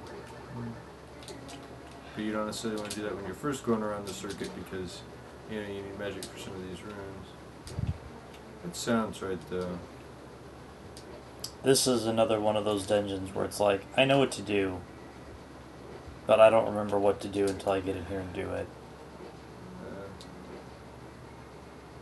Makes me wonder if this game is like in my muscle memory. Oh, this is the... This isn't the one I was talking about. This is a general fill-up room. Like, there's a, like, as you go around one of the little platforms, all it has is, like, that kind of stuff on it, you know what I mean? okay. You don't necessarily need to mess with that right now because you're all full up, but you've been down there. Is that even necessary? Oh.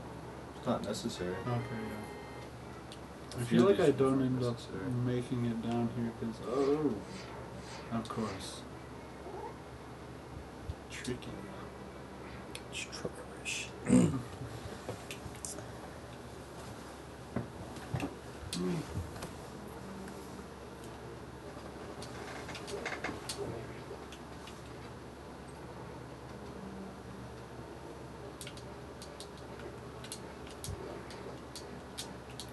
I missed this one something. This is an enemy. I kind of wonder what they'd look like if they had been like rated more realistically. Not these guys, but the guy in the previous room. That is a few more of them. Okay, so this was a part of the game where I was like, what game am I playing?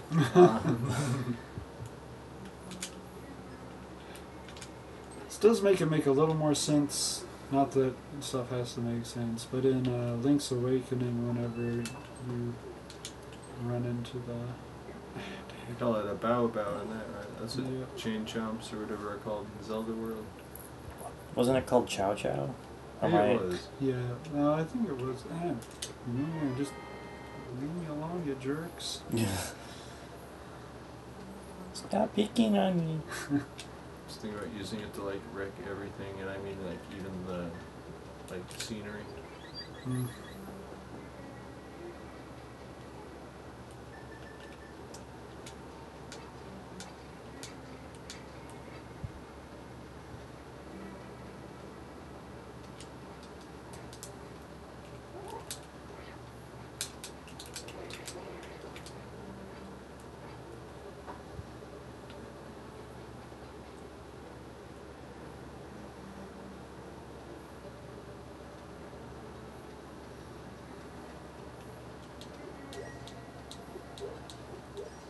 Just remember with the tubes, you do want to go through them in order. This one first. Yeah. This is one of those parts of the game where I get what they're doing, but at the same time I'm like, why is this necessary? Oh,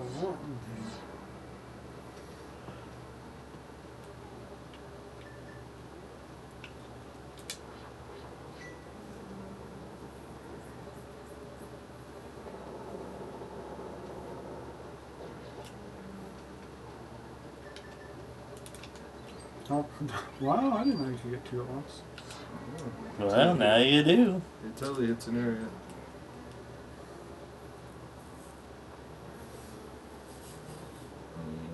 Uh, There's that.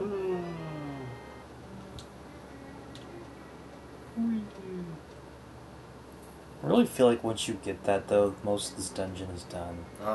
Yeah, oh, I am through most of it already.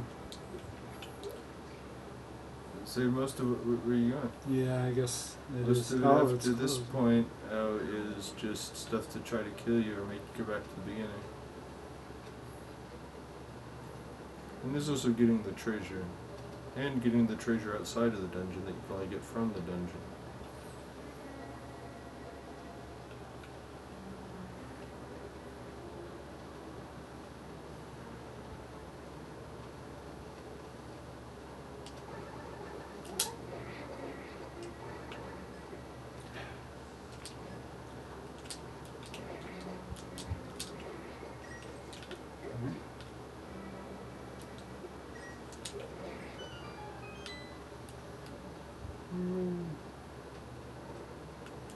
Fine. I didn't want to go that way anyway.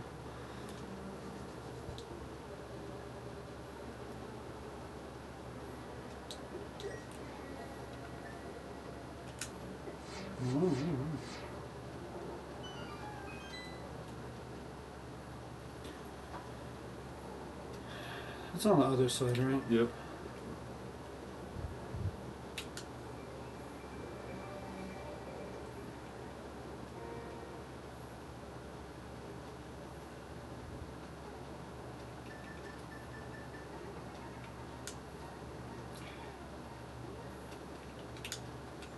There's also, because this is the place where you get the this is the place where you get the treasure, but there's also a place later you can go out.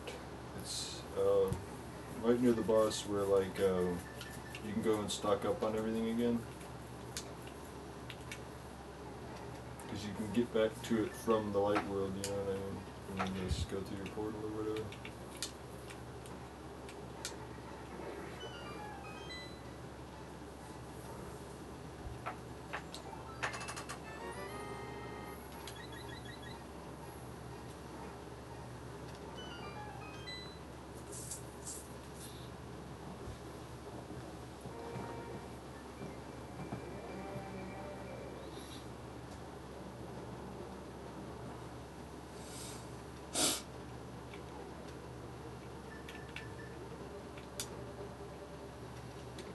really feel like that's unnecessary as well. They're like, you have any magic at all, right?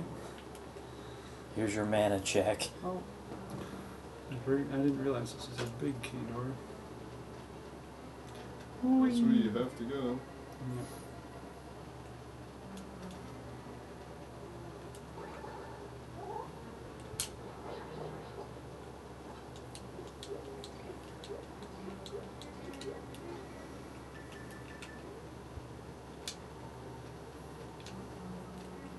The road's not really necessary. No, it's not. It's like Oh, treasure room. something like that, yeah. You have to kill everything first.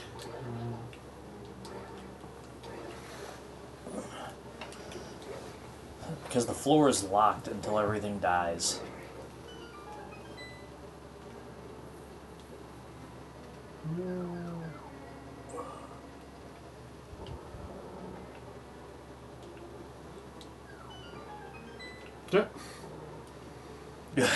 What was that?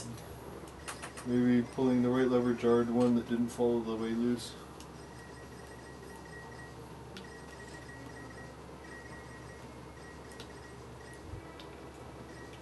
It's funny because one of the most dangerous of those traps is the one in the first little, like, getting out of the, I guess, in the sewer area, because not only is it at the end, but it puts snakes down, which don't just go away after a couple seconds, you know? I know you can still just get out of there, but, like... Man, that was a lot of slowdown.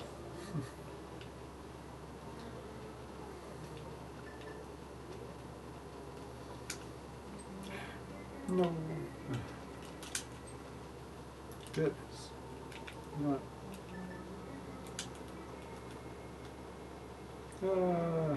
That didn't help. Her plan backfired.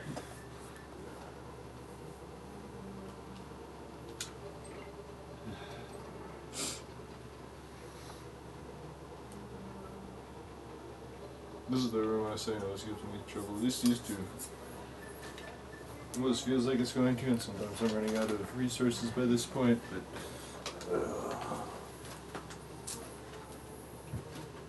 I forgot about this room.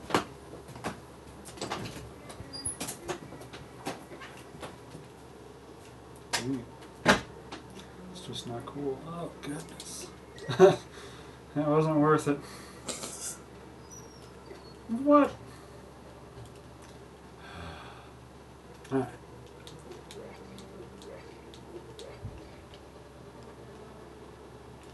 Oh my goodness.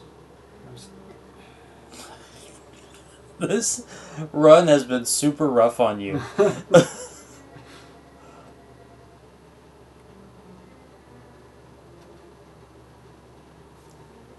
Oh, nuts. Okay, I forgot about that. I was pretty sure there was something you had to do, so you had to get to the middle.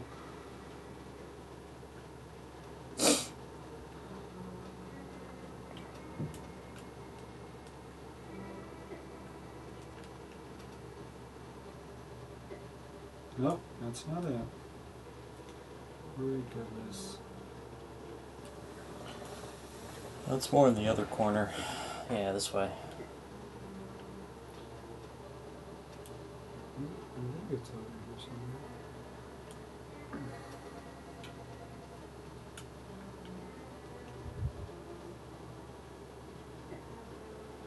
somewhere. Yeah, oh, okay.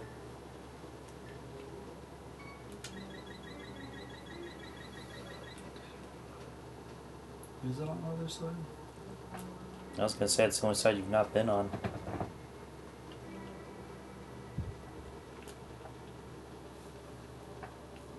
Oh, there it is.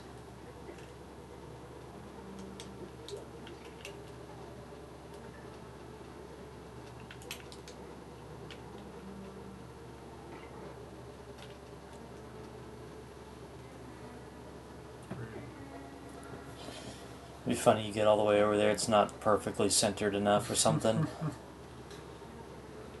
That would be only so fun. It'd be funny to me. You not so much.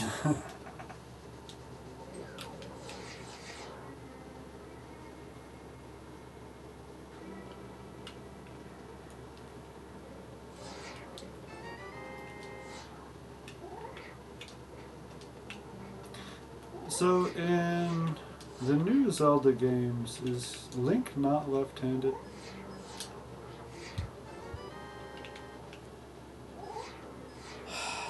He's not left-handed in Skyward Sword.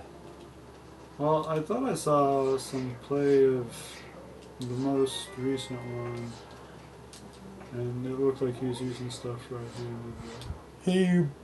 You know, I would have to check. I have to double check. But I know he's right-handed in Skyward Sword. I wonder if that's so it doesn't make it funky for people using the... That is exactly why it is. I'd like to play Skyward Sword. I'd like to play it with like the original motion controls. But, you know, shit that ain't gonna happen, you know? Yeah, I get that.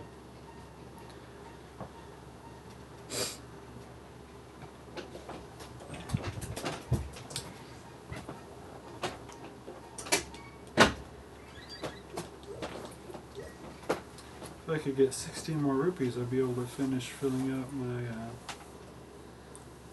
bombs and arrows. Your bomb arrows. Well, this isn't Arrow Link's bombs. Awakening. Oh yeah, I guess I forgot you should make those in the new ones. Did you go use the place so you could fill stuff up? Oh, okay, I wasn't going to bounce after that. I at least went out that place where you get the fairies.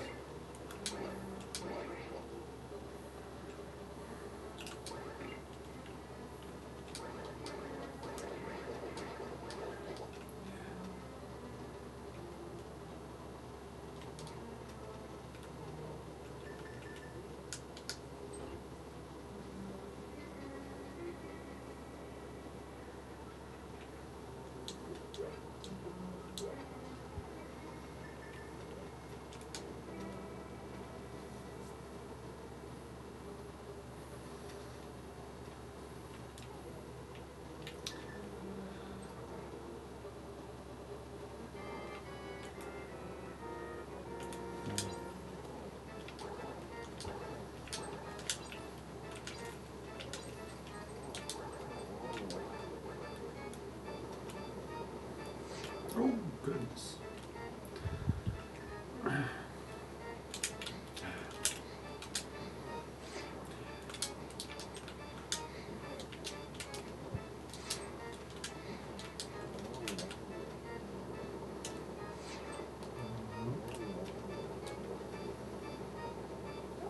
Oh wait, I forgot, you don't hit his face, you hit the middle part. Yeah, I didn't Yep. a little bit first.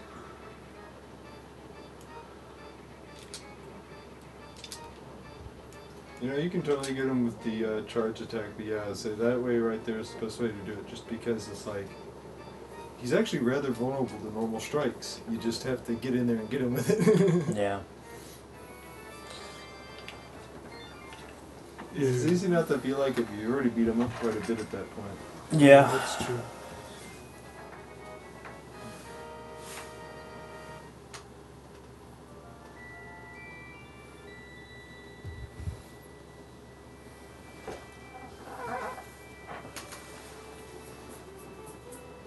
It's only taken me almost 5 hours to get to this point. Meh. You know, I actually looked this up yesterday. Because I was like, man, how long? Because, you know, when you've not played something in a while, you're like, how long does it take to beat that?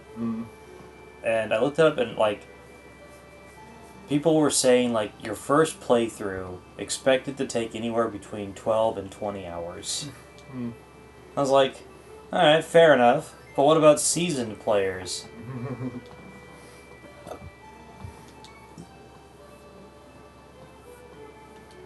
But I mean, really, there's only the one dungeon left, and Ganon. Yep.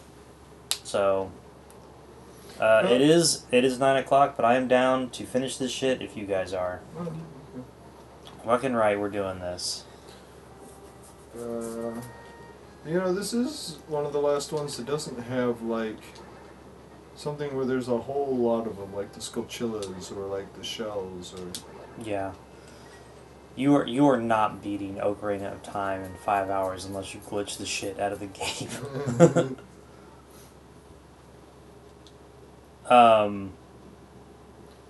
You know, like, I beat, the Incredibles game yesterday. I saw you were playing that. It took me like 10 hours to beat it, and I was like, man, that probably took me a while, but one of the things I opened up was the making of, and according to them it was a 15-hour game, so I guess I didn't do that bad. There you go.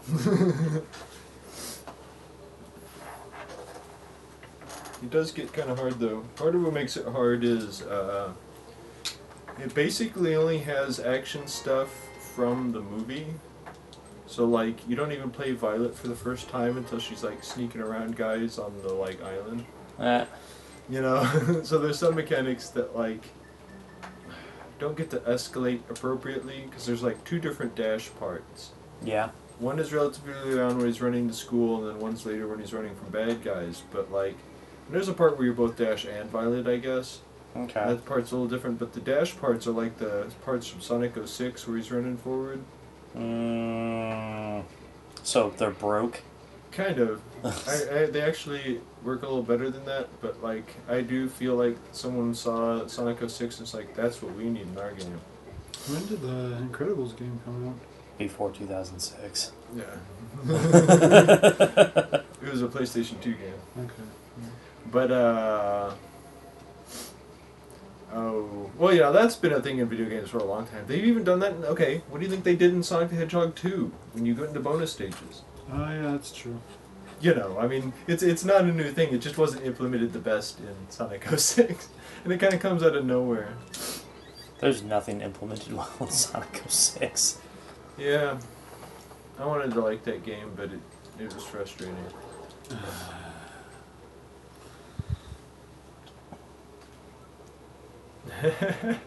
How many dungeons in Dark Souls, if all they added was ceiling and wall masters, would make you be like, fuck this dungeon! Be right before the boss room, whoop! I would quit playing that game right then. They'd be like, it's like I'm never playing another From Software game ever again. You know, honestly, I got that way. I got pretty close to that way with Armored Core 6. I like that game. That game is really fun. The boss fights are such bullshit. Yeah.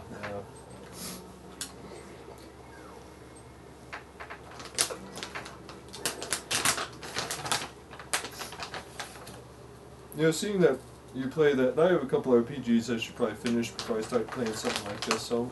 Well, I guess it's kind of a game where, like... It doesn't really take grinding or anything, because it's not that kind of game at all, it's just battle to battle, but it made me want to play Front Mission 4 again. Ah.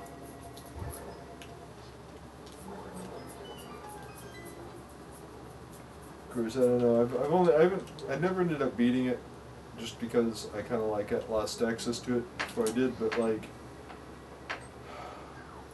I remember that being a game where like, some battles would take me like 3 hours to do, you know.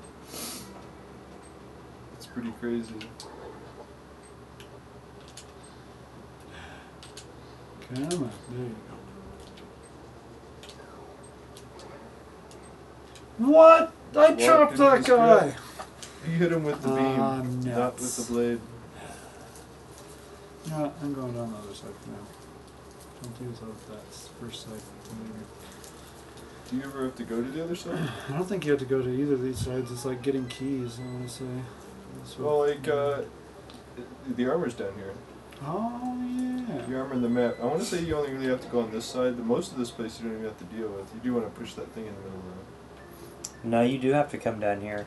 Even if you're not getting the armor, you still have to come down here. Because when you go to the second floor, you get stopped by like a big key door. Ah, okay. But I want to say the left side's the only side you have to go on. Okay. I could be wrong about that. I thought they all connected eventually. They do. Okay. They all weaves in together and stuff. It's just... Then it all kind of depends on what you're trying to get. I mean, there's bosses down here and stuff, but like...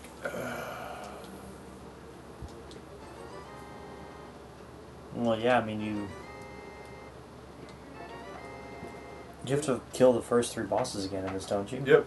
Yeah. They are stronger and tougher versions of them, but you have such powerful stuff by this point that I do kind of wonder, like, maybe I'm wrong about them being tougher. Like, I do kind of wonder, like, the stronger knight guys, I basically always kill them with these silver arrows, but, like, I kind of wonder if you had normal arrows and, like, because there was nothing that forced you to get a better than the Master Sword up to this point, was there? No. I seem to recall them being like this. I always thought they felt like the same difficulty. Like I didn't feel like they were any harder, but That could be true. But they die in one shot to silver arrows. That's one of the things. You know, it's like. Oh, okay. The room over to the right, I think, had the map in it. I'm just saying, it's literally just a dead-end room with the map in it, but like. I guess what was in there?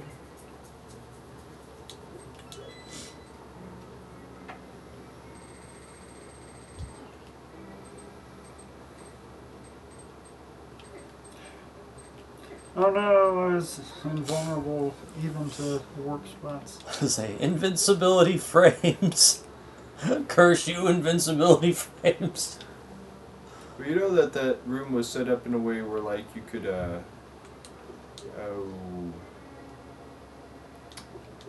hit the thing a couple times and, have it trapped where it wasn't hitting you there. Oh yeah.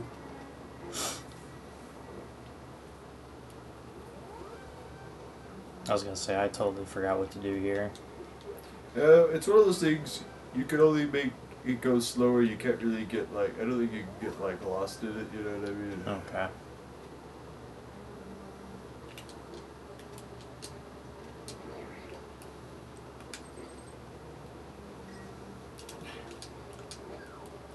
Come on. You have to end up in the other one. Yeah. There you go. Why? This is that room you were talking about. Where you need Bob-Mosa to go way over there, but there's like a place you can light it and everything. Because if you go, like, go over to the right.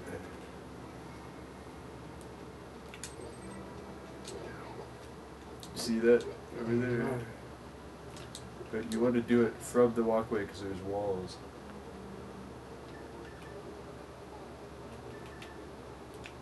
They're not. Oh, let's see through it. Yeah.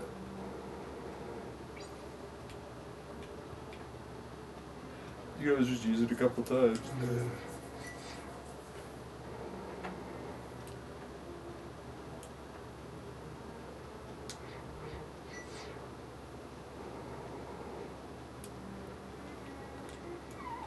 Maybe you can get it from the beginning. Try hitting it from over on the right. Maybe those walls don't stop you. Maybe. I don't think they do. Okay, sorry about that. No, it's okay.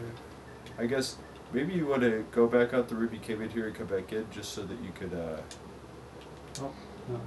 what you would call it, hook shot over to it, but.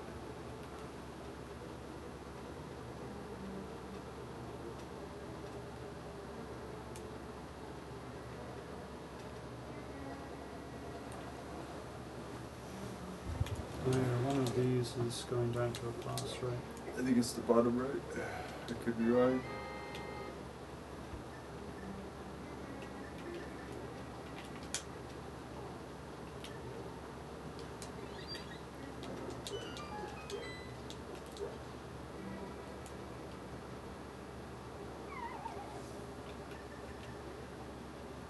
It's probably gonna be the, oh yeah, it is these guys. On ice. Knights on ice.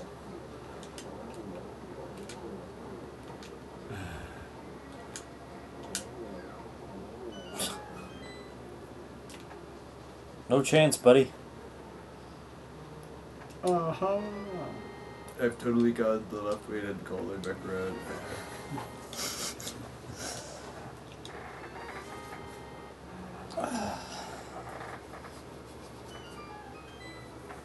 Yeah, but if you get the armor, you don't need any other thing to be down here for.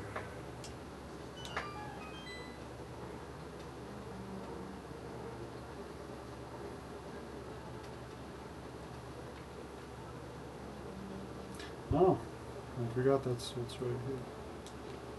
Or so you would go up, but I might be wrong. Yep. Then you'll be able to just go fight. I mean, you can go and mess around the rest of the dungeon if you want. Okay, then I'll just start going upstairs. You have 2 keys, so you shouldn't have to worry about that. I usually don't have a full 2 because I go get the map, but like...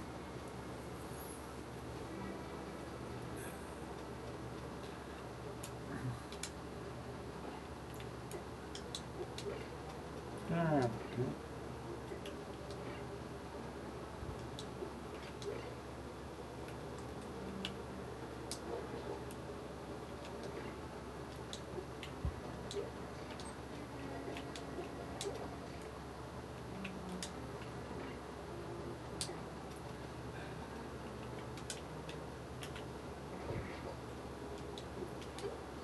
So you want to push one of the blocks on the left-hand side. Of course it's the top one.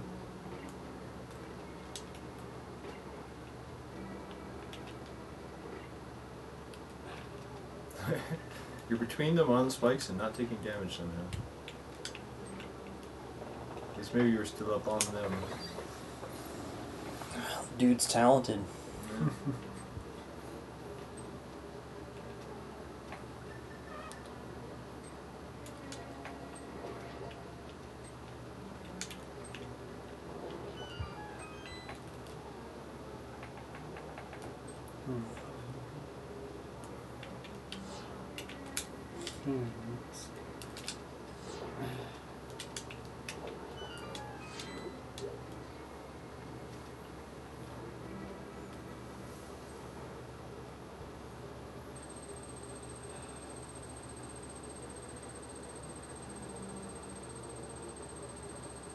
Here, you got one of them agitated.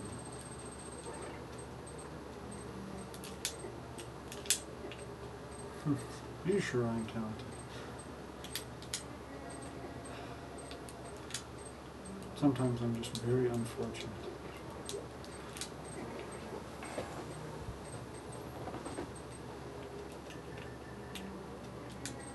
This is why we have magic items.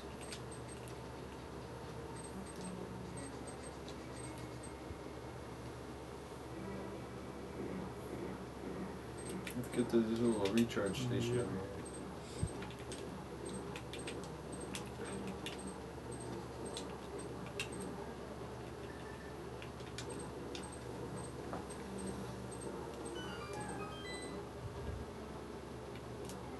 Honestly, most of these are empty, but one has a big magic.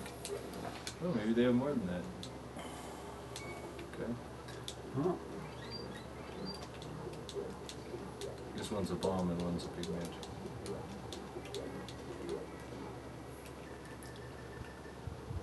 I did get another fairy.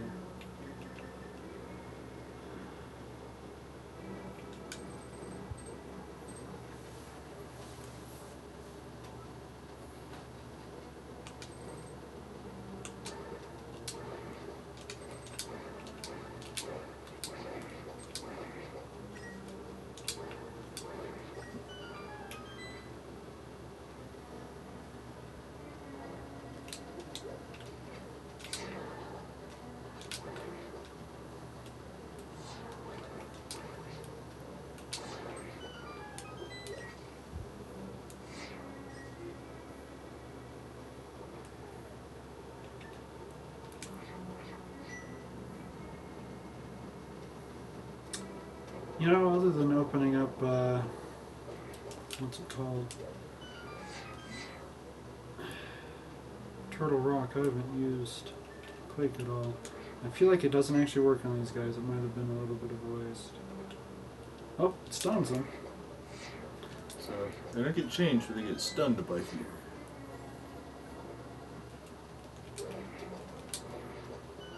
You say by fear? Isn't fear supposed to be an aspect of Bombos? Maybe it's not. No, that Or was not, Quake. not, I meant Quake. I meant Quake. Maybe I'm wrong with that. I know, I want to say it talks about stunning stuff, but most stuff I hit with, they do the dice from it or changes into something weird. Maybe I'm just thinking of using the magic on stuff. For some reason I thought Quake will change some anyway.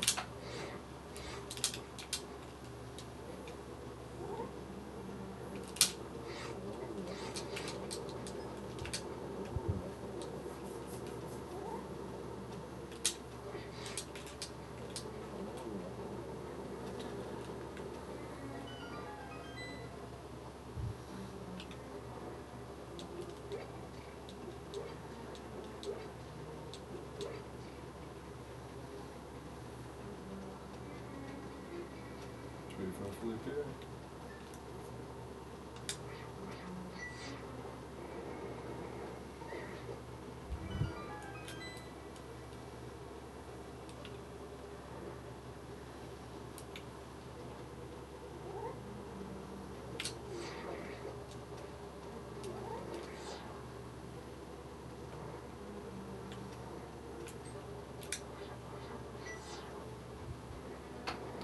This is 3 undead. Probably.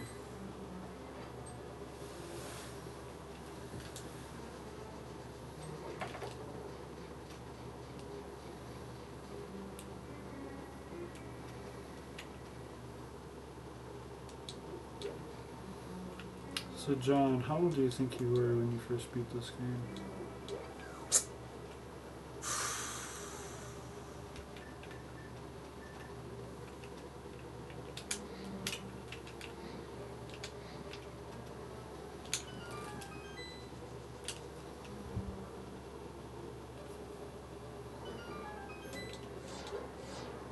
Don't forget, when you get up there, it's one of those, you gotta run around while it's collapsing, lighting things.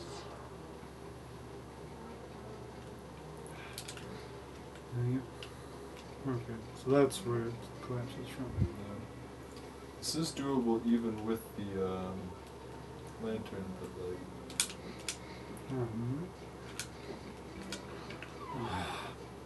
Yeah, those electric spark guys like really get in the way. I know. Probably would actually in some ways be easier to do it with this.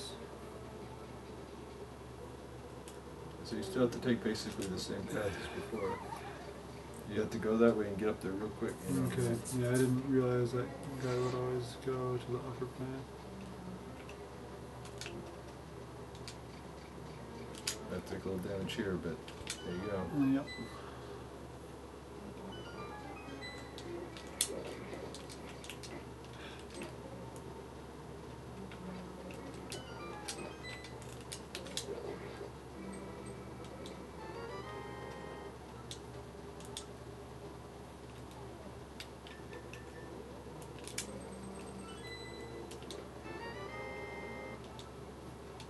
They want you to have bombs. Makes sense. Thankfully I have 40 on them. Cool.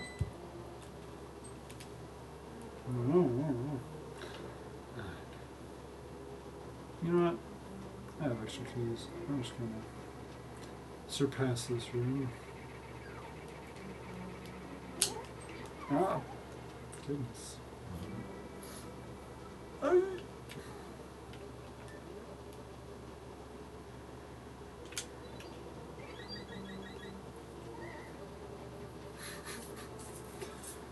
Like, you didn't think you were safe in here, did you? I did. Oh.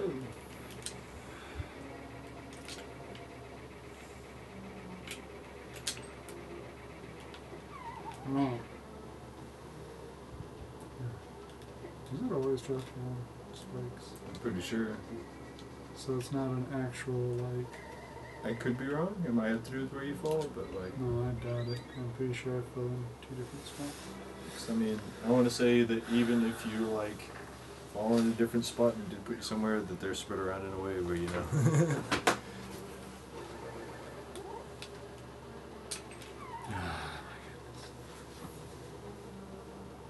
Yeah, okay. Okay, so it is literally where you fall. Alright. Enough trying to charge up. This guy doesn't have a whole lot of hits anyway.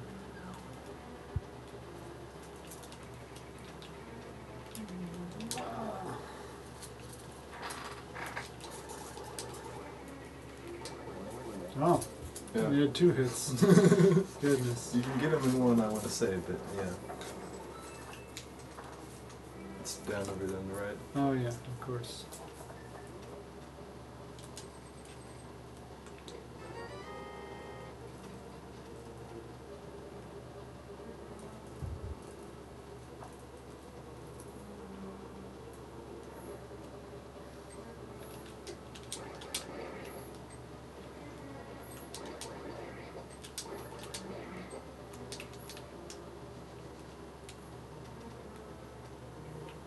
You guys are really coming for you.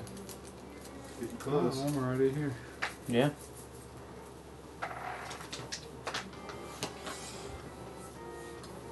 It's great that you can make your way all the way here, dude.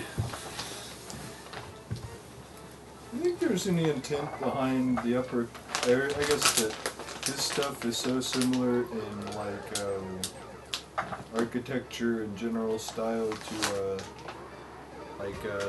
Hyrule Castle. Maybe.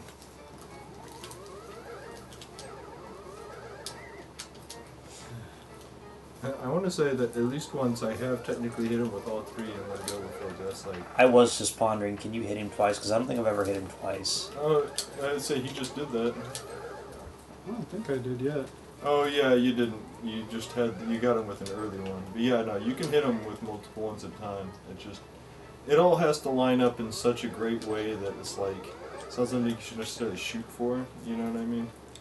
Even better question is, can you get him to shoot himself? I don't think so. I mean, I want to say it might have to be deflected before it hits him, but maybe he can get hit by it. That's a good question. I need to try to do that. It'd be funny if you get the other two to be like, come on.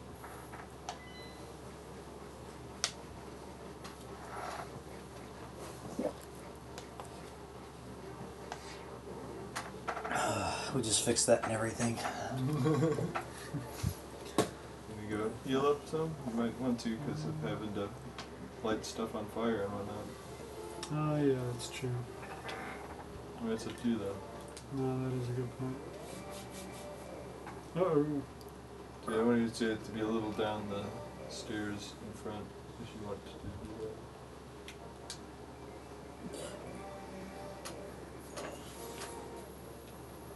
Just remember that, well, I guess it doesn't really matter. Hmm?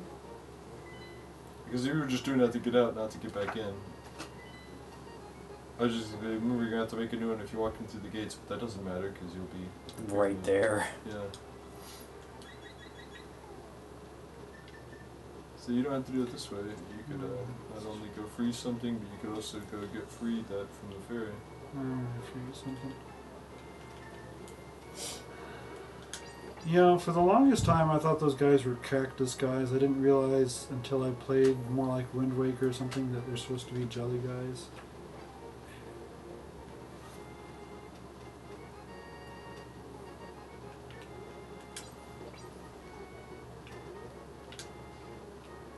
Come on. At least you're making magic. You're not losing it.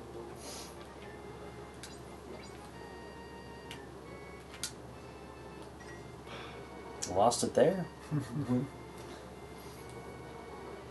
I've never seen it take quite this many tries. There you go. I was thinking of going and finishing up my bombs and arrows, but you know, for the sake of time, I think I have enough to begin with.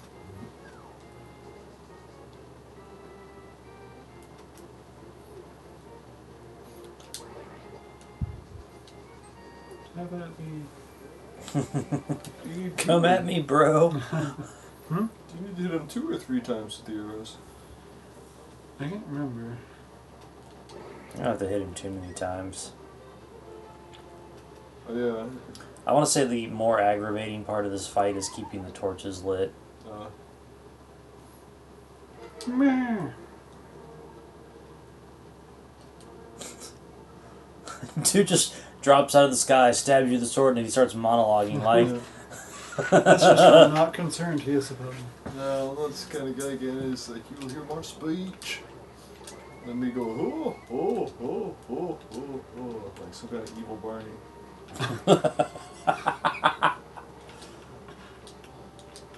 You know, I made a joke about this some time ago, but I think I'm the only person that gets it. I was like, you know, after a while, Bob West starts to sound like Dean Wint. And those are like the 2 voice actors of Barney. Ah, okay.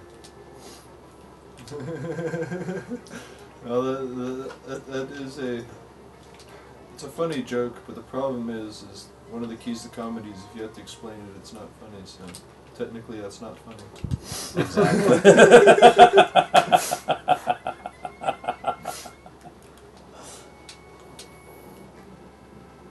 Although I both get it because that did literally start happening. Like, I used to watch Barney enough that I know exactly what you're talking about. Because it was Stark when the change originally happened. Well, you know, when my kid was like 1, we'd put that on for him because it was like, it's Barney. There's nothing. What's objectionable here? You know? Well, some parents do object to imagination that free. You know, kids got to think practically and whatnot. I was gonna say, what are you doing?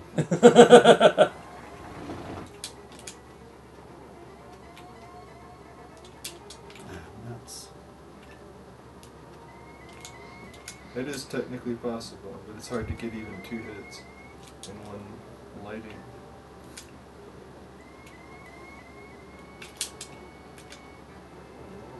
Yeah. Victory! Up top. Yeah.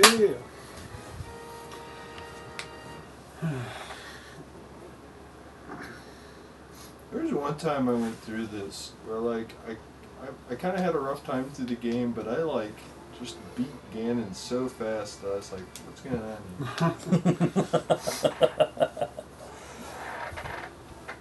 Welcome, dude.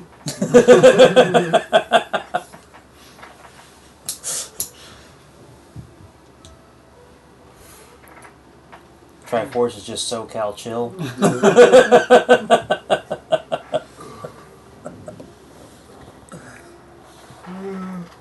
All right, beat the game in a sitting. Congratulations. Thank you.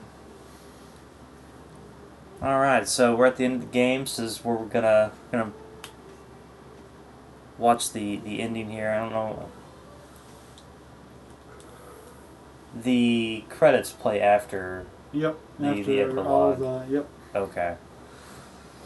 So all right, this was fun. Thanks for having me over. Yeah, anytime. Starting next week, because Friday, fight night. Yep. Yes, we are going to play Street Fighter, the movie, the game, the Arcade Champion Turbo Edition. Next week, gonna start a playthrough of Tiny Tina's Wonderland. We're gonna make the characters before we start playing because that'll be a stream all of on its own if we did it, where we did like the character creation. But that's not gonna take super long. That game's not really long. It's fun. If you like Borderlands, it's a fun shooter kind of thing, you know. Oh, okay. Does it do the, what is it, electricity, fire, acid elements? It does. It does.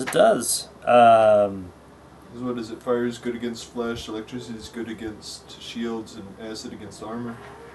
I think so. Something like that.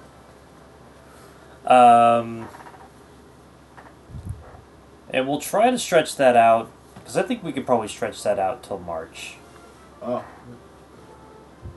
And you know what? If it doesn't, then we'll find filler.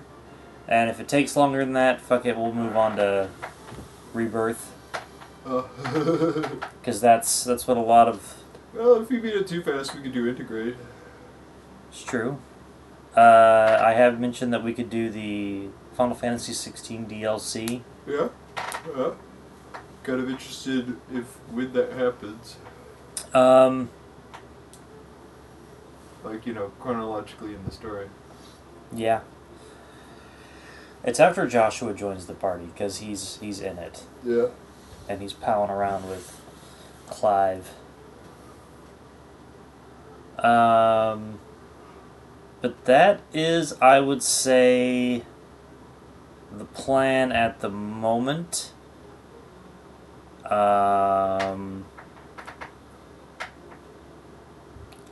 We're not making any plans at the moment for what to do after Reunion, because Rebirth is supposed to take so stupid long.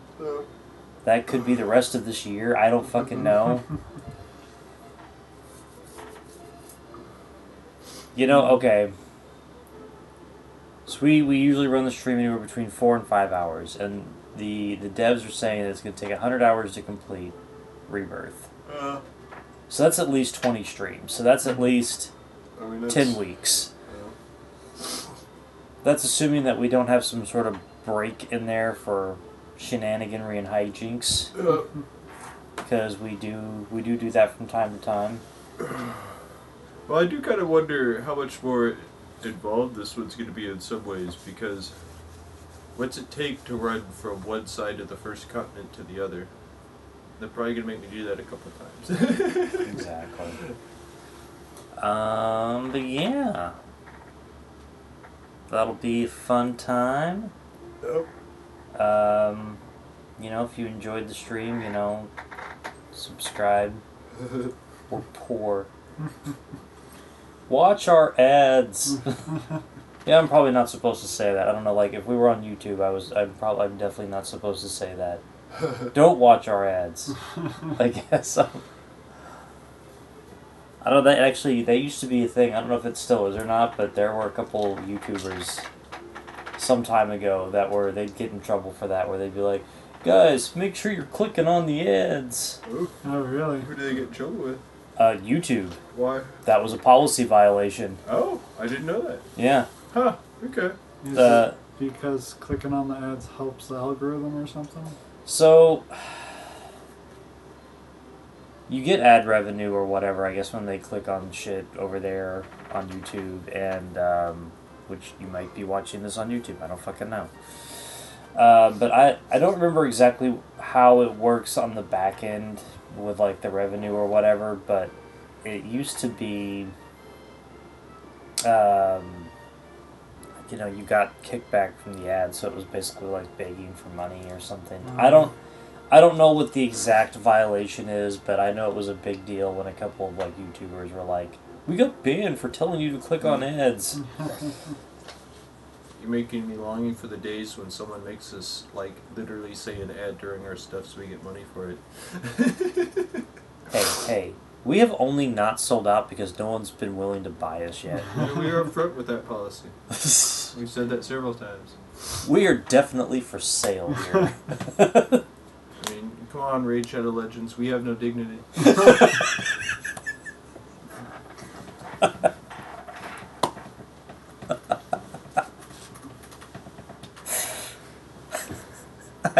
I look forward to a time when I can explain just how little dignity I have to possible sponsors. Like, I will say whatever you want. It's like, we will eat your product on camera. We don't care. It's soap. I'll do it. Great for that discipline. Good for the kids. Non-toxic.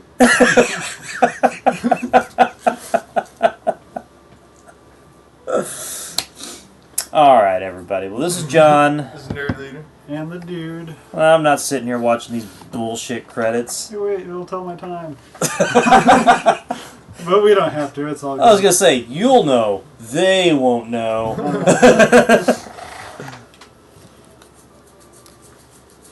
Alright, let's get the fuck out of here. Hope you enjoyed.